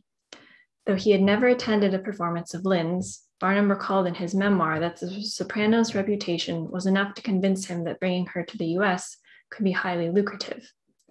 In his publicity material, Barnum claimed that even if he did not make a profit, introducing Lind to US audiences was worth the risk, if only so the country, quote, should be visited by a lady whose vocal powers have never been approached by any other human being, and whose character is charity, simplicity, and goodness personified, end quote. When Lind arrived on September 1, 1850, tens of thousands greeted her at the port in New York City. Businesses began to hawk all manner of Lind-related souvenirs, whether or not these items had anything to do with her. The American Lind craze had begun. Like many 19th century fans struck with Lindemania, Westervelt too caught a Lind-related bug. He attributed his Lind collecting to what he called, quote, a bad case of collector's fever, contracted from friends at Columbia University. Before he graduated in 1903, he had settled on Lind as his subject, which he considered to be far more interesting than the stamps and coins that his peers were collecting. Westervelt majored in dramatic literature, and it was through Barnum and circus history that he discovered Jenny Lind. He was fascinated with P.T. Barnum in general, but it was the showman's decision to sign Lind that stunned him. When in 1850, a spinner at a Massachusetts woolen mill earned $1 per day, Barnum paid $187,500 US upfront, so upwards of $6 million today, to sign the singer whom he had never heard sing. Westervelt reasoned that only a truly remarkable figure could have inspired such a business deal.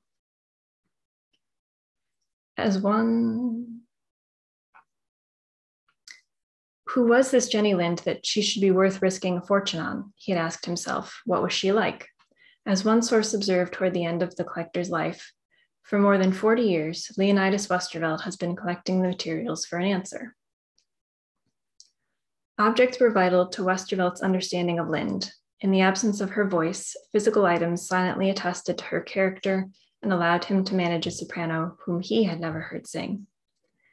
In their performing poses, the candle snuffers at least suggested Lind's voice. At the same time, like the other mass-produced items in the collection, they also spoke to a certain impersonal distance between the singer and the owner of the object representing her. She was present, but not too familiar. Westervelt attempted to bridge this divide of silence and time by collecting a critical mass of Lind objects. In the end, it was the process of collecting, the thrill of the chase even, that seemed to excite him as much as the objects themselves. Through this process, Westervelt saw himself growing closer to the Swedish nightingale. Quote, Jenny Lind, from a hobby standpoint, became my friend, ideal, and guide, he once said. Together, we have had many interesting, quaint, and even thrilling adventures, both here and abroad. The snuffers are noteworthy because they were Westervelt's favorite items, and their acquisition story reveals much about the wealth and privilege required to access Lind's story through objects. Westervelt described acquiring the second snuffer of the pair as one of the most coincidental and satisfying of his Lind adventures. He had seen the first, Diffidence, in someone else's Lind collection and was overjoyed when a Long Island antique dealer had one for sale. Sometime later, Lind's daughter, Jenny Maud, sent Westervelt a picture she had acquired from the Royal Worcester factory showing the first snuffer had a mate. Westervelt traveled to London soon after and placed an advertisement in an antiques magazine there, hoping to find the pair. That same day, he visited the Caledonia market, where he suddenly found himself looking at the exact candle snuffer he was looking for. While the acquisition of each item in the collection was not this exciting for him, many required travel and most, if not all, required money. Westervelt scoured cities including Havana, London, and Stockholm looking for Lind memorabilia. Quote, a dozen ocean crossings and thousands of miles of travel by rail and motor in America have brought together what is regarded in cultural circles as the most extensive and most representative collection of Jenny Lind items in the world, reported one newspaper. Though there are no extant records on how much Westervelt spent purchasing items in the collection over his lifetime, the New York Historical Society purchased the collection in 1945 for $10,000. As Steve Waxman has noted, the common 1850 spectacle of auctioning tickets for Lind's concerts, quote, turned the privilege of purchasing the first ticket to any segment of Lind's tour into an occasion to bid for status and recognition, end quote. For 40 years, Westervelt too was aligning himself with Lind's celebrity and purchasing reflected glory. Visitors to Westervelt's Lind exhibits could linger and imagine Lind as they looked at these objects, but ultimately this imagination was expensive, reserved for someone of Westervelt's wealth and social standing. There's also a catch with Westervelt's Pride and Joy candle snuffers. They weren't actually made in the 19th century, as Westervelt believed they were. While initial production did occur in the mid-19th century, these Lind candle snuffers continued to be made well into the 20th. The date marks instead indicate that one was made in 1909 and the other in 1915. The fact that his favorite items were not originals and that he didn't seem to notice, or maybe he didn't care, highlights Westervelt's simultaneously all-out and lackadaisical approach to his Lind hobby.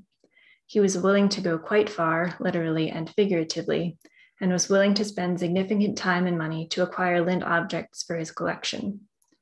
However, his desire for a great quantity of Lind objects and his love of discovering them made individual objects in his collection less valuable, and possibly less worthy of study on their own, which, despite their outward differences, is a thread that connects the candle snuffers with the piece of scrimshaw.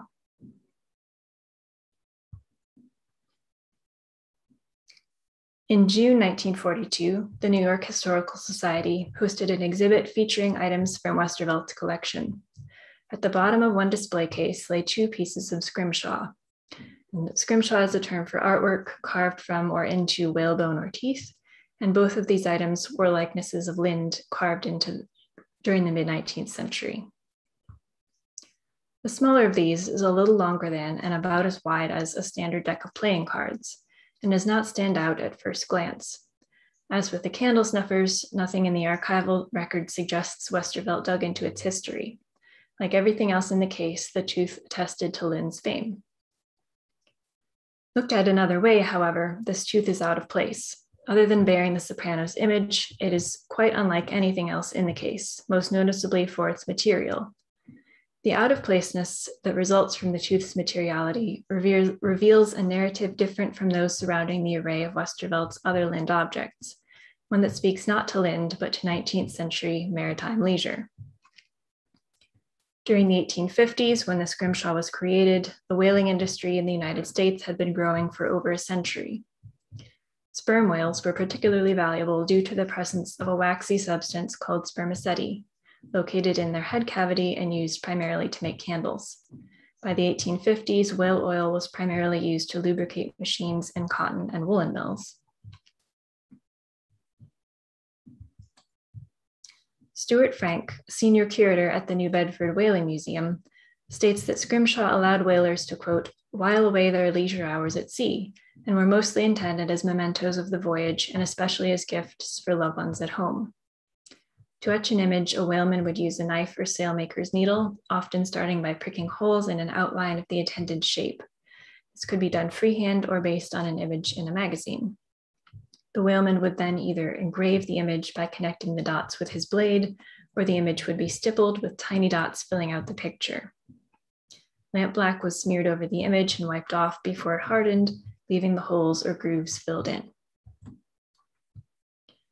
The tooth also stands out because of its handmade nature. Rebecca Bechtold has shown how for women in the 1850s, the target audience for mass-produced Lind objects, quote, souvenirs became a critical component of the consumer's self.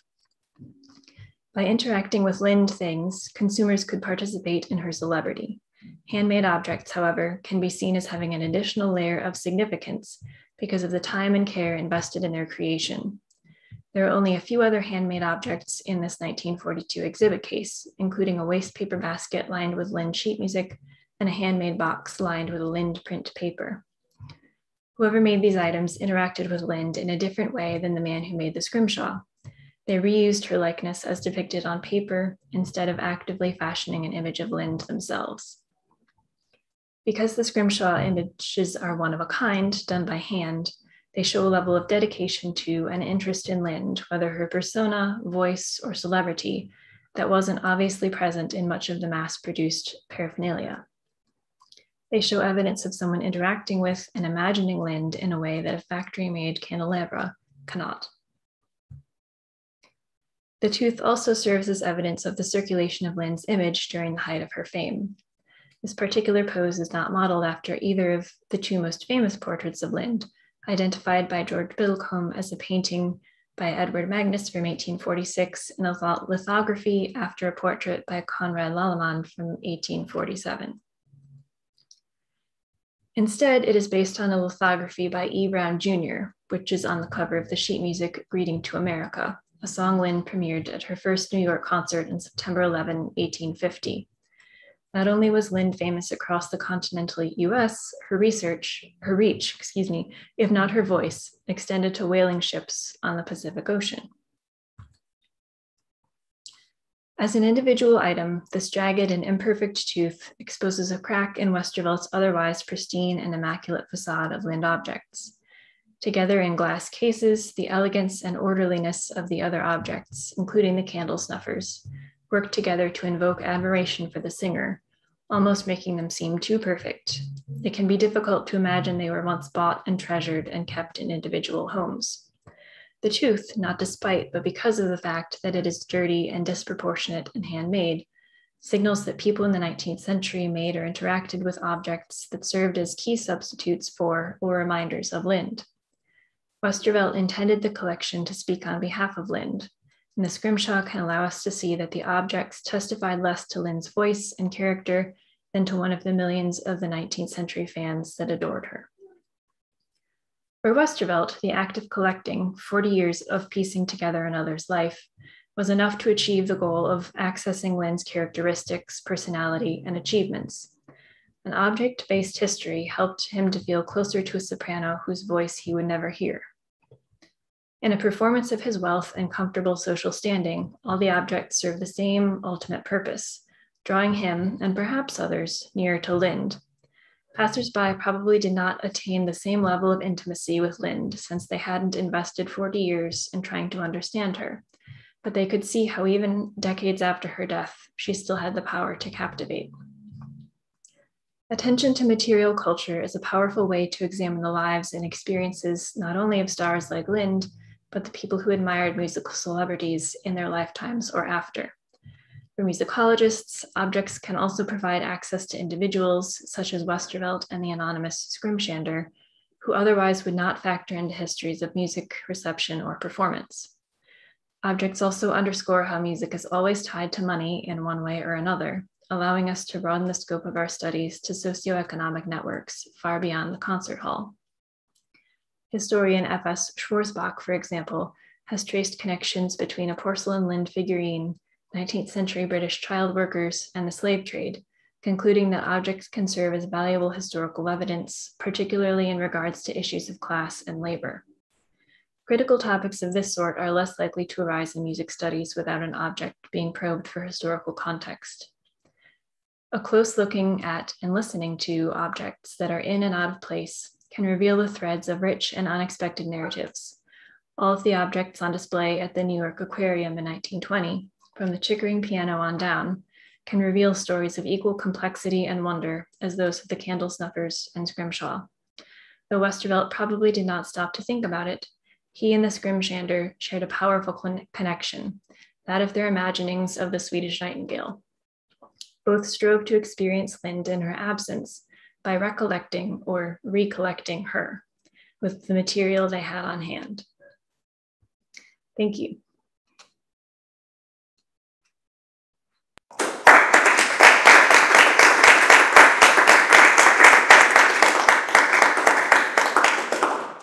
Thank you, Katie.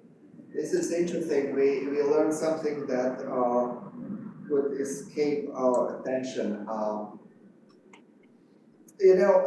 was curious. Could you tell us something more about his way of collecting? I mean, those items do not come at Sotheby's, and you don't go to auction house to bid for it. How did he find these objects? Yeah, he doesn't say a whole lot about it in, he didn't really leave diaries or any sort of explanation, but kind of judging by what's there and the sort of interviews that he did do during his lifetime, it was just a lot of sort of antiquing and network. I think knowing Lind's daughter, Jenny Maud, really helped, and she was willing to share things and that she owned personally, but also kind of sharing tips of things that she had heard about or found. So yes, I think his process was really just trying to get as much as he could and kind of assemble this critical mass that would somehow help him get closer to the singer who he admired so much. So there are no records about diaries. You cannot establish chronology how he was obtaining objects. Nothing of that kind. Yeah, no, unfortunately, there's not anything about chronology. It would be possible to piece together a little bit of that using some of the interviews that he did, but he has this massive collection. So he was on the board, one of the boards at the New York Historical Society. So he was able to convince them, is my guess, that they should purchase this collection from him. So it was displayed a couple of times during his lifetime, but as a whole, I don't think it's been shown since. There have been a couple of Jenny Lind exhibitions in the past couple of decades, but not highlighting Westervelt so much. But all of those objects on that slide that I listed off, those are in the museum part. And he just left, so many newspaper clips and scrapbooks and just so many things. There was one point when I was doing my archival research where there were 4 librarians had to have a little huddle at the corner because they had never had to find some of these things, because it was so much about him, I think, and his particular interest that maybe other scholars until now haven't wanted to dig into it. So. And how many objects, what is the number? How many objects you have there? It's about 100-ish, give or take. Okay. Mm-hmm. And that includes the printed objects, ephemera, like you showed us a program from Cuba. Yes, so the not the printed material, that's separate in the oh, I'm blanking, I'm sorry. That's sort of in the library section. And then the sort of all of the, antique objects, those are separate in the, they're in the museum warehouse at the moment. Yeah, I have a question. Hi, Katie. Thank you for your presentation. I'm interested precisely in the caricatures, the one from Cuba, and also a program you showed us, because it is quite much in the European style of the second half of the 19th century. Can you please tell me something more about those documents? Yes. So sorry, I missed the first bit, but the program from Cuba. And another printed document you showed us, I think it was from the United States, depicting the soprano who inspired the whale things. You showed the image of her. Yes. But it seems to me quite much in a European sort of style, the drawing style of the caricature. Can you please tell me something more about those caricatures? Yes, so let's see, is it okay if I share my screen again to go back to the? Because it reminds me a lot of the French style, like Daumier, Hogarth, also the sort of caricature used in Portugal at the time. Okay. I made my master dissertation about it, that's why I'm so interested. Okay, yeah, I don't know, you probably know more about the visual art part of it than I do then, but just I know that these 2 portraits are the ones that are sort of for Lind objects and depictions of her. Not that one, sorry. Okay. Let's see. That one and the another one ahead. Yes, so this is one of the programs from one of her Cuba concerts, and I don't have the other images with me right now, but pretty similar in terms of programs for the rest of her sort of North American tour. This was a pretty standard cover for the programs that I've seen. Can you tell me the author of the caricature? I would have to check. I'm not sure. Okay. Yes, but if we can connect over, I can try and invite it for you, definitely. Yeah.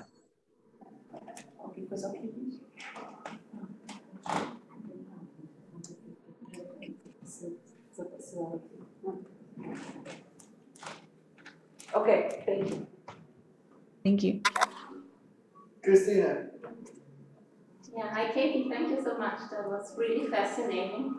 I have a twofold question regarding the candle snuffers. It's really a great object.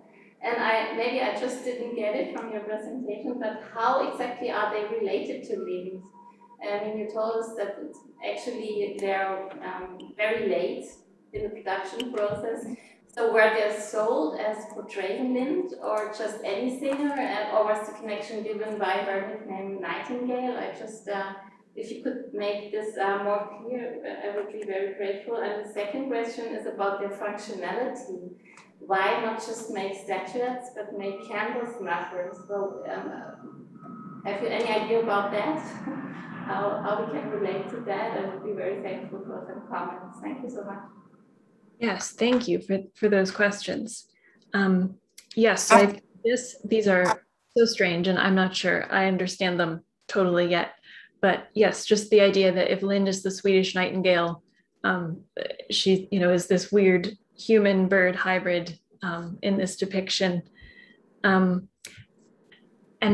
it was surprising to me to know that they had been produced so many decades up into the 50s after her death. And I think part of that is just sort of in 1920, when this centennial celebration was happening, there was a lot of sort of widespread nostalgia of, oh, my mom told me growing up that she heard Jenny Lind sing.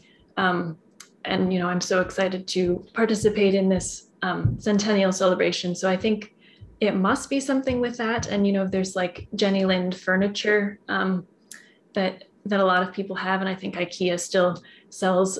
So it's something just that I guess that she still has enough sort of name recognition value that these were continued to be made. I would have to look into the company a bit more and see if I could figure out specifics. And then in terms of function, that I haven't thought of that, but that is a really good question. I almost wonder if they were never used as candle snuffers. So yeah, that is a really good question that I'll have to think about more, is why not just call them a figurine? So thank you for that. I'll think about that. Thank you. Katie, you have a lifelong project to figure out all these objects. I know. Thank you for it. Now we know what to look for at the flea market. Yes.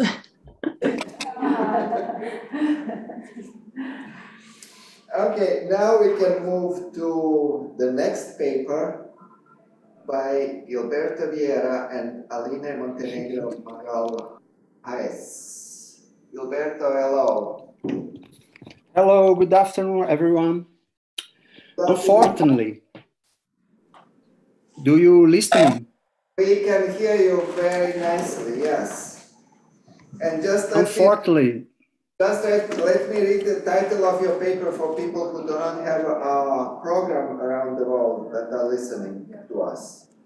A document as an anti-monument, the death mask of priest José Mauricio Núñez Garcia in the collection of the National Historical Museum in Rio de Janeiro. Please come and tell us. Thank you. Unfortunately, my co-worker on this project couldn't be present today because of personal issues. Therefore, I'm going to give it to the role lecture myself. I might be a little nervous during the presentation since I have just received the news of her absence recently. So, wait a minute, please.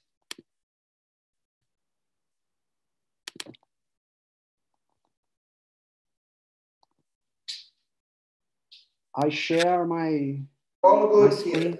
Thank you. Okay. First of all, we would like to thank you for having this opportunity. The opportunity to give you a presentation entitled A Document as Ant Monument, the Death Mask of Priest José Maurício National Historical Museum in Rio de Janeiro. A study which is still in progress, and we are only going to present its actual stage of development. From this, our proposal will be to share some reflections on the situation of José Maurício's death mask in the construction of his images and historical representations. The structure of this presentation consists of two main parts: a general discussion of the memories created about José Maurício, an analysis of the death mask and the biography of this object. I'm going to present the first part and the second also. José Maurício Nunes Garcia is considered one of the most important Brazilian musicians of the first half of the 19th century. To understand the building of José Maurício's image as a part of the projects for the construction of national identity in the Brazilian context of the 19th century, we have to consider two important topics. One, his position as a Black man in a slave society and at the same time in a court society. Two, the different forms used to affirm its importance for the history of Brazil based on music, specifically which became identified as a great music. Confronted with the ethnic racial exclusion that marks Brazilian slave society and culture, Black people, even free, didn't have neither the opportunities nor the rights as the white population had. Within the social configuration, there is a line along the trajectory of José Maurício Nunes. As a Black musician, priest, teacher, composer, conductor, and the master of the royal, later, the imperial chapel, and an important historical figure who, by some of his biographers, was called Mozart Fluminense, a kind of Mozart from Rio, and also the first national musician. The objective of this communication is to think about the meanings of the death mask in the construction of their memories and their historical representations. Therefore, it's important to approach some documents written in the 19th century that deal with the biography of José Maurício, based on two questions. One, what are the aspects prioritized in the elaboration of its description? Phenotypic aspects, cultural aspects. How has the fact that he was Black been addressed in the composition of his historical image? The criteria used by us to select the biographers was their link with the Brazilian Historical and Geographic Institute, the institution responsible for the official construction of a national history. Following the chronological order of publications, we have analyzed the texts by Januário da Cunha Barbosa, 1830, Manuel de Araújo Porto Alegre, 1856, The Sculptor of the Mask, José Maurício Nunes Garcia Jr., The Musician's Son, Professor of Anatomy, painter of his portrait, and also the one who asked for the mask to be made. Moreira de Azevedo, 1871, Visconde de Tuné, 1896. For us not to lose the focus on this communication, we will only address the common points below among the analyzed texts. José Maurício's existence as Black is presented in the biographies based on his birth date, specifically his maternal ancestor. His natural talent, his endowment, and his genius as a musician is, without opposition, a highlighted aspect. However, biographers have emphasized that the recognition as an exceptional musician didn't free him from the challenges determined by his color defect, to use an expression from that period. Looking at these aspects, another unanimous point, they had to defend the importance of humanist studies to enhance José Maurício's natural talents and redefine social insertion. Thus, as a counterpoint to his phenotypic condition, his image stands out as a highly educated man who dominated Latin grammar, rational and moral philosophy, rhetoric, geography, history, and also some knowledge on French, Italian, English, and Greek languages. Something to think about Frantz Fanon's book, Black Skin, White Mask. In this process of building his image as an icon of civilized culture in Brazil, the tension between José Maurício's cultural performance and his existence as Black man is evident. A tension which Manuel de Araújo Porto Alegre had found a solution to easy by defending the hypothesis that the soul is more important than the phenotype, or in his own words, the core is more important than the bark, contradicting the idea that the phenotype would shape the spirit, a recurrent idea in the racist theory from the 19th century. Is within this process, we are going to develop some reflections on Maurício's death. Based on Igor Koptov's concept, the cultural biography of things, we are going to present a biography of this mask. It's necessary to know that Porto Alegre produced 2 copies of the mask. One of them we brought to a famous phrenology cabinet in Paris in 1831, even since he was formulating the hypothesis highlighted above, presented in an article published in 1856.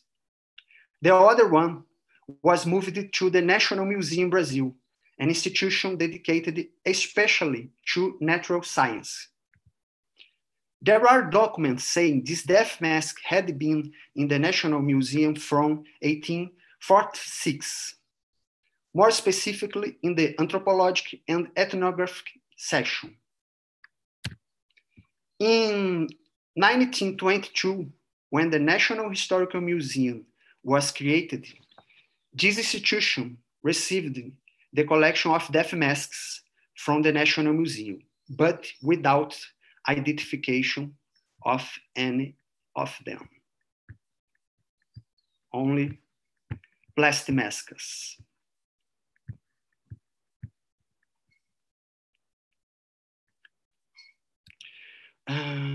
Excuse me. About this collection, we found a catalog published in 1924 that presents a list of 7 masks, in which only 3 are identified. Dante, the musician Gottschalk, and Napoleon.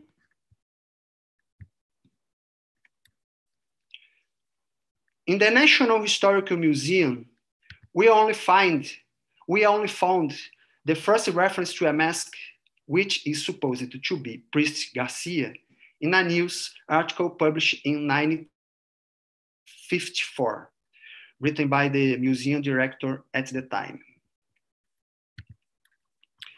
The silence around this mask caught our attention. There aren't any reference to the mask in the National Historical Museum's publications, such as the annals, scientific journals, catalogs, or educational material. The only reference to mask appears the catalog of an exhibition from 2005. It was the first time when this object has been in an exhibition under the title The Last Porter, a temporary exhibition called Shared Memories. The way this object has been treated at this museum seems incoherent related to the historical importance of the figure which is represented there. We found some inaccuracies connected of these masks that also caught our attention, especially the difference between the face casting plaster and the other images of him. For example, the portrait painted by his son, which became the best known image of José Maurício. In this painting, Priest Garcia is represented as a slim man with straight hair and fine features as his lips and nose. There is no element that identifies him as a musician. These inaccuracies and this silence led us to a series of unanswered questions. Why has the mask never been exhibited in public until 2005? Why is there only little and insufficient information on his museological documentation? Why is there such a large discrepancy between the image casting plaster and the other images of the priest? And why there is no element that identifies him as a musician in his most famous portrait? In 1970, Cleófilo Matos, the main scholar of the musician's lives and work, published the José Maurício Nunes Garcia catalogs. Among the images illustrated in this book, there is a photo of another death mask attributed to him. It is located in the Brazilian Historical and Geographical Institute, with authorship attributed to Manuel de Araújo Porto Alegre. The difference between this mask and the National Historical Museum is also clearly visible.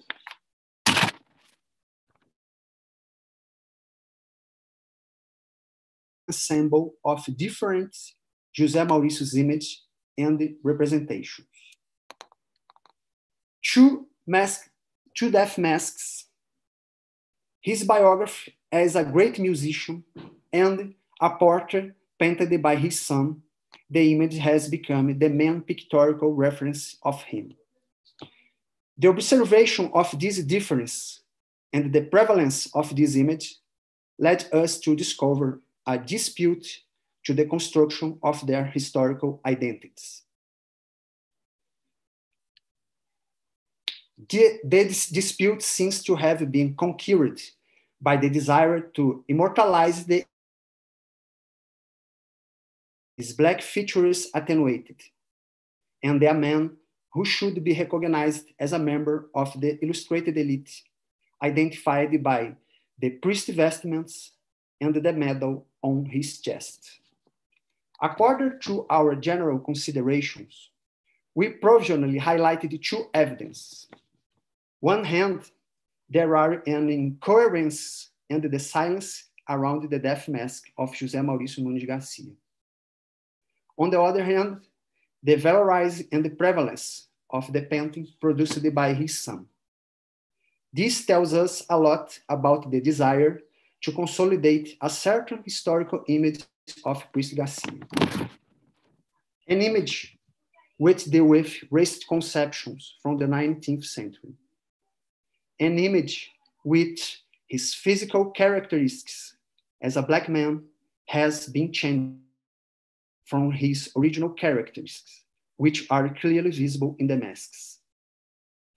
An image where the aspects that would identify him as a noble and illustrated man has been prioritized as something that could ease his condition as a black man in the Brazilian society. by neglecting the sculpture of his work, the last record of this man who was truly Black and also musician. For all these reasons, we are therefore considering that José Maurício Def Mask has a kind of eminent monument within the construction of his image and historical representation. Thank you.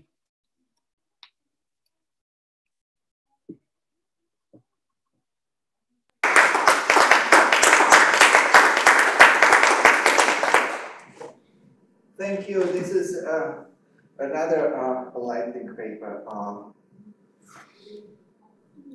there any questions? I have one. Do you hear us? Do you hear us here? Can you hear us?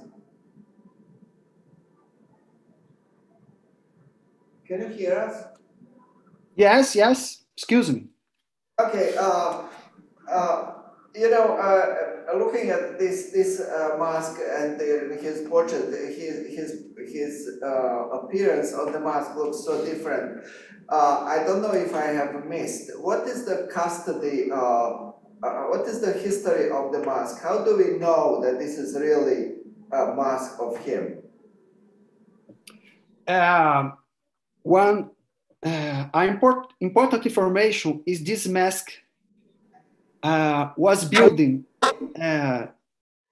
in the moment was the phrenology was development in France, and there information important that his son was a doctor, was a professor of anatomy, and we think that this mask was made to use in the scientific contest. The scientific contest which the scientists think about how prove the genius, for example, the talent of one musician, for example. In the collection of these masks, there is another mask, for example, for the Gottschalk, the musician Gottschalk.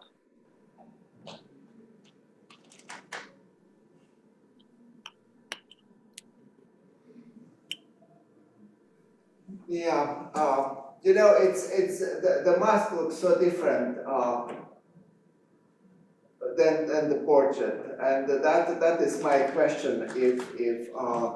If this is really a mask of him, or there was some confusion somewhere along the way. Yes, understand.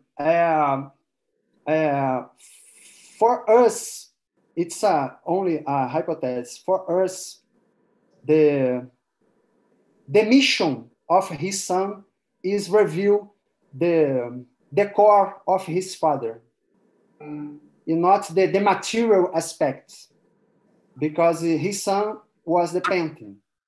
Yeah.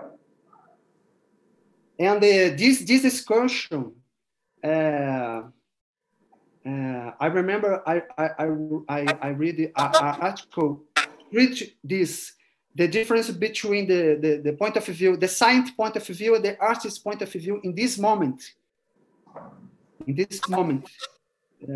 When was created the Phrenology Museum in France. For this reason, I think that Porto Alegre tell us that the core is more important than the phenotype. Yeah. Any other questions? Pablo wants to speak. Pablo has to unmute himself. Yes. Thank you, Gato. Gilberto, is a very interesting topic and subject. I first will pose my curiosity. Which is the historiographical background you are constructing these considerations upon? I mean, Have you based your considerations upon Matoso bibliography or Lydia Schwartz or even Marcelo Campos Gazan? Yes. Lydia Schwartz, of course. Lydia Schwartz, of course. Frantz Fanon, for example, because it includes the question about the title. Black Skin, White Mask. About the question of monument, I use Legoff. Excuse me. Legoff, exactly. Thank you. Legoff. I could imagine that. Yes. The question now is, have you found how do you say this, medical records on the mask making process? Because phrenology only take measures, and as we know, Brazilians, we know that it was in its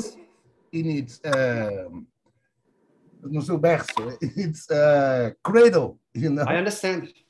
I understand. Science is in this cradle in Brazil, so you cannot trust with confidence, with full confidence in phrenology in the 800 in Brazil. You know, you need to dig deeper. It's a noise around the communication. You need to dig deeper, because maybe if you find that the mask was made over his body, his dead body, is one thing. If the mask is made after the measurements from phrenology, the result will be another thing. If it was made upon the dead body, it can be, how do you say, corrupted, you know, inchado. Yes. So, how do you say that in English? I understand. Quite of a rotten body, you know. So the face will be larger.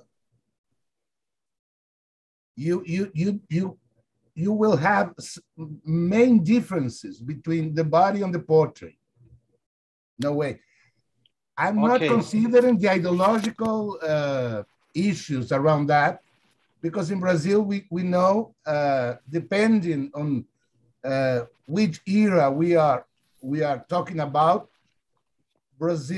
Brazilian politics on Black people changed a lot.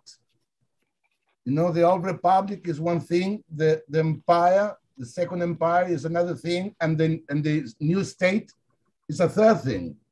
And nowadays we have a fourth way of discussing these things and viewing, you know. How do you? A lot of yeah. A lot of things. Yes. I try to remember. The first one that I remember, I have interest in research the historical annals, historical journals in the first half of the 19th century, specifically in Rio de Janeiro, including because his son was a doctor, was a professor in the university in the Rio de Janeiro.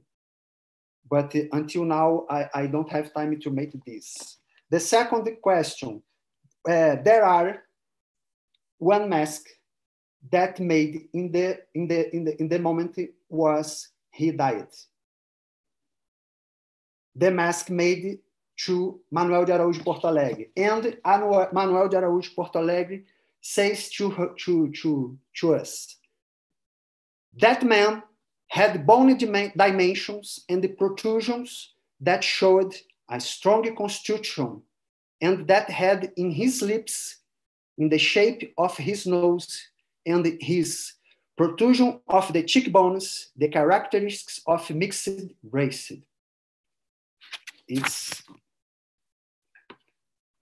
important information. He described, there is a description about the features. This description is very different in relation to the portrait. Open your microphone. Open your microphone. Open your microphone. Open your microphone. Yeah, sorry, I forgot. Forget about the portrait. If you're looking for the real face of José Maurício, okay, you need to put it on the side, you know, the portrait, because it's the imperial view of Black people when they excel. So they try to whiten, you know, the face and yes, the phenotypical aspects. So it will be much alike us, white people, you know. Mm-hmm. Yes. So I know. You need to decide which way you will go, for the real face, for the ideological conflict, or what? It's the next question. The next question also the question about the identity with musician, because the other image that represents him with musician, the mainly figure was the king. It's not the musician. The mainly figure was Dom João VI. But you know, at the same period, you have many portraits of Brazilian musicians. Many of them were paid by the musicians themselves. Yes. So I do not know if José Maurício commended that portrait, or was his son's homage after his death. So you need to consider these deviations from the real representation. His son was a disciple to the Manuel de Porto Alegre, and his son painted this portrait during the final of the first half of the 19th century. Yeah, as soon as his father is dead. Yes. After the illness. Yes, yes. That's okay. I think we should stop here. Thank you very much. Jordi has written us the same question that I had at the beginning. How do you know that this is the death mask of José Maurício Nunes? But we have to move now to Pablo, because hello, Pablo. Hello, Zdravko. Hello, Jordi, and everyone. Well, I think Pablo is well known here. We don't need to introduce him specially, because we all know him very well. And he will be talking today about Emilia Banchieri Traditional Musical Instrument Collection in Bahia. Okay. Well, thank you, the organization of the ICTM Symposium Portugal 2021. It was 2020, but it's okay. What we do not do by the pandemic, you know?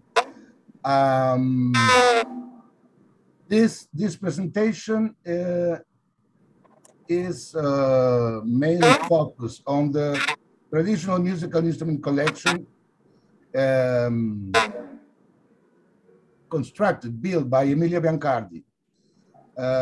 It's presently located and exhibited for the public at the Solar Ferrão Museum in Salvador, Bahia.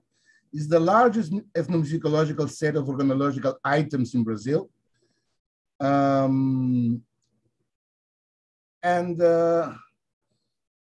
it includes more than 1,000 instruments from around the world, South and North America, Europe, Middle East, and Africa, mainly financed by Brazilian Ministry of Foreign Affairs and the Bahian government's Secretariat for Tourism, Bahia Tusa, apart from other private donations. The cultural treasure, this is the museum where it is located. And this is the Emilia Biancardi portrait. As I was saying, the cultural treasure includes a wide sort of instruments, amongst which the Amerindian one stands out, especially those produced by Camariwais y Calapalos from Xingu region, as well as those produced by Carajás tribes in Banana Island. This collection was exhibited around the world, mainly in United States and France and Persia, presently Iran. It was donated in 2011 to the Instituto Patrimonio Artístico Cultural, a sort of state secretary of culture of the Bahia state, and is open to public visitation since 2015. So these are a few views of the collection, apparently properly installed at the museum. The donation includes not only the whole collection, but also her personal research and documental archive, including notebooks, photographs, as well as sound and audiovisual documents, along with the referential and specialized library on the subject. Although its musical and cultural relevance, this collection has rarely received the attention it deserved, even from local scholars. Thus, this is the main reason I propose to show the collection and discuss some of its aspects and issues.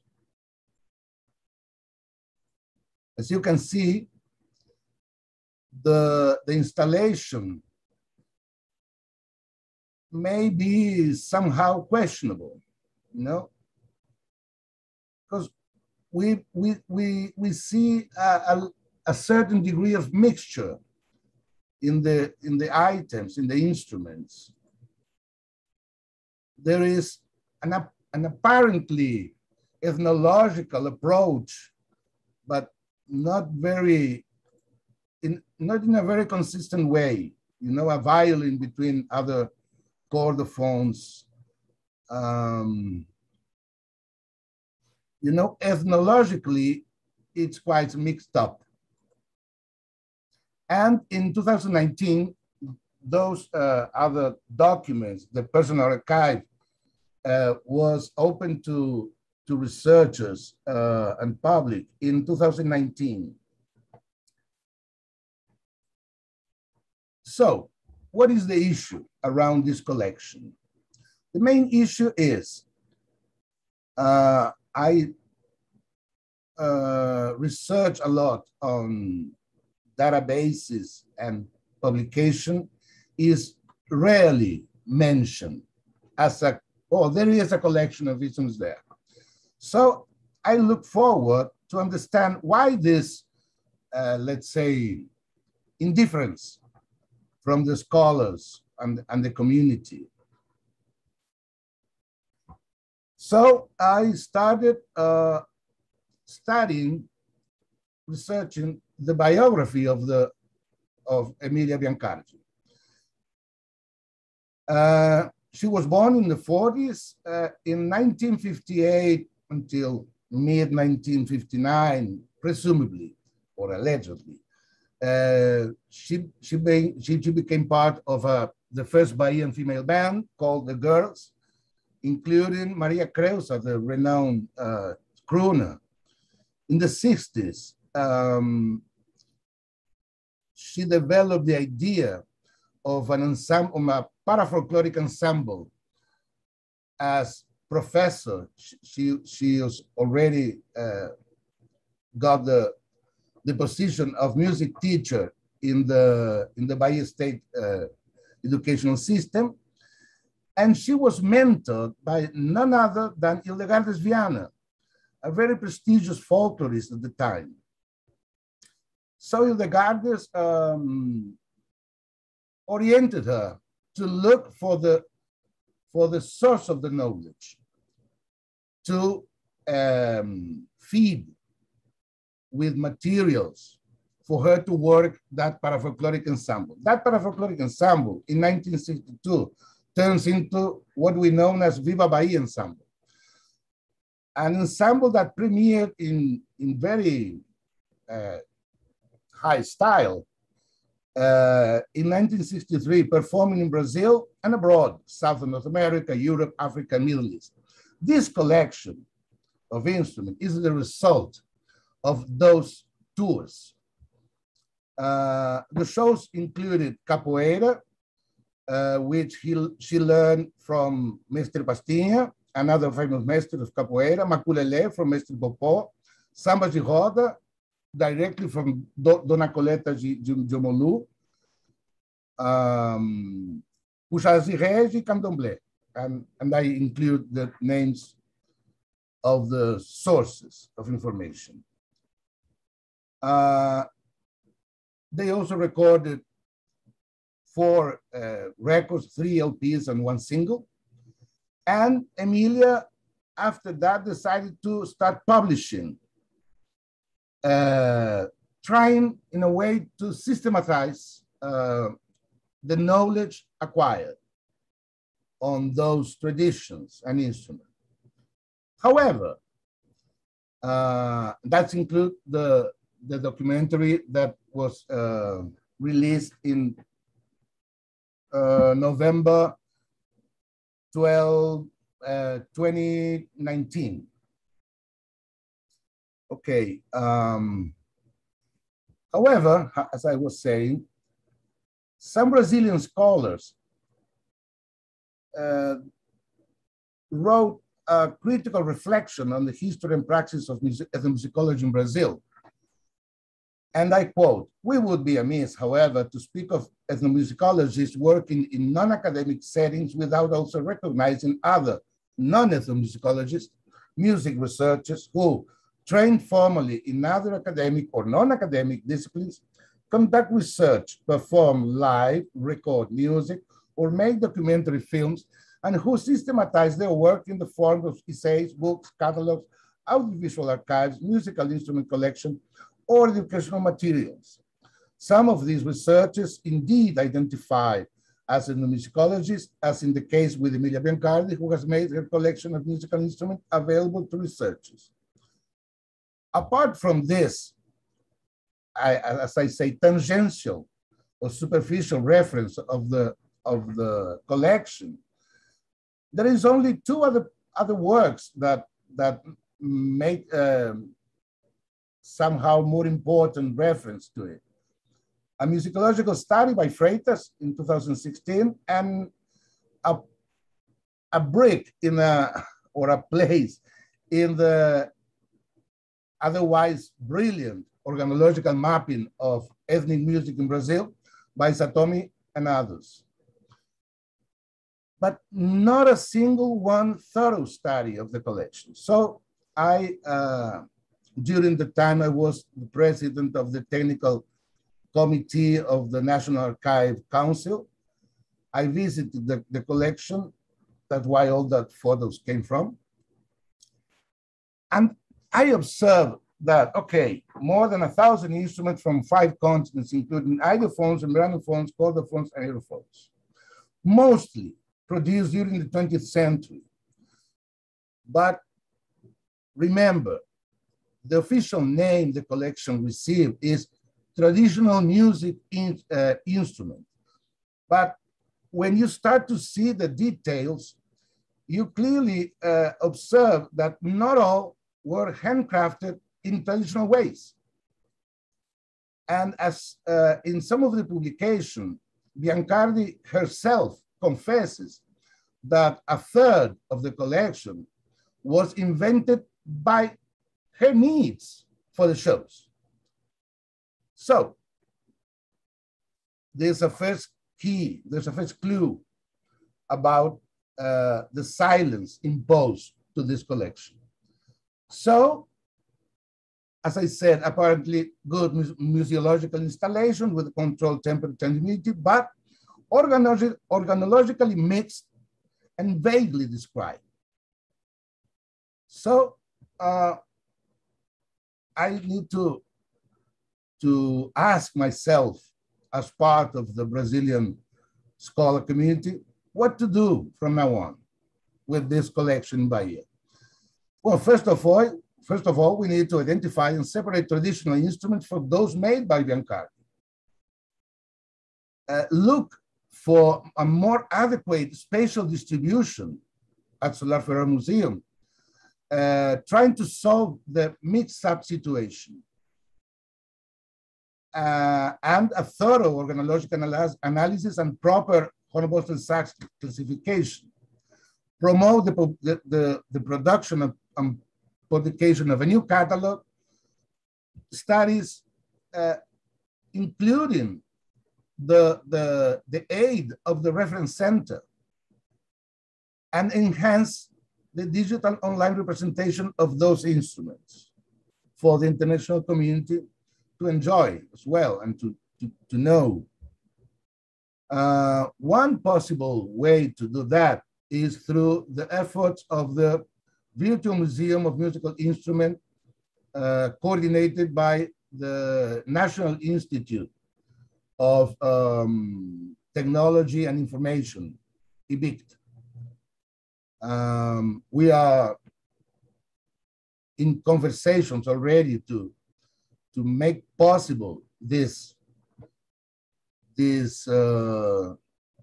developments.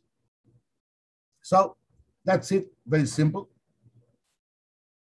Thank you very much.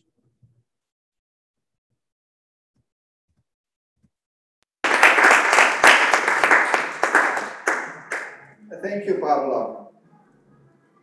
I assume that the catalog doesn't exist at the moment. The proper catalog is only for internal use. It's not a proper catalog. It's a general description, an inventory, you know? But don't you think that having a proper catalog would be the first step that would open the collection? Yeah, sure. Yeah, sure. To establish the catalog, we need to start instrument by instrument, individually. Yeah, that's what I mean. So to separate the traditional ones from the manufactured by Biancardi. Yeah. No, I think the problem of this scholarly silence is that it's not an exhibition, and it's a very common issue in Brazil. You know, in Bahia, recently, the mayor government, the city government opened for public a music museum that only shows music for tourists. Not as it was as research exposed, you know. So it's a very common issue here in Bahia and in Brazil in general. The need for votes surpass the need for knowledge sometimes. If you know what I mean. Yes. Okay. Any other questions? No. It's a dark here, you know, in our room, and we hear some music across the wall, and everybody is hungry. Yes. And we are enjoy dinner. Yeah, it's a time for dinner. Yes, and the task to build to create the catalog is too big for us now. So thank you, Pablo. Thank you. Come to have a dinner with us.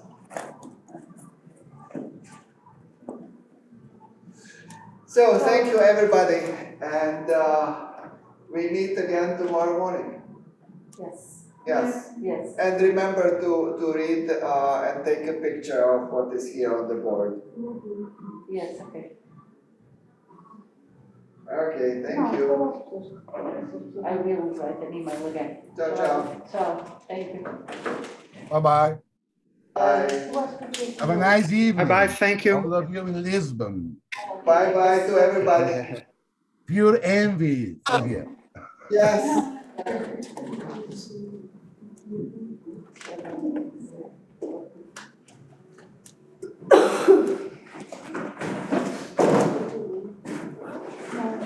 Oh,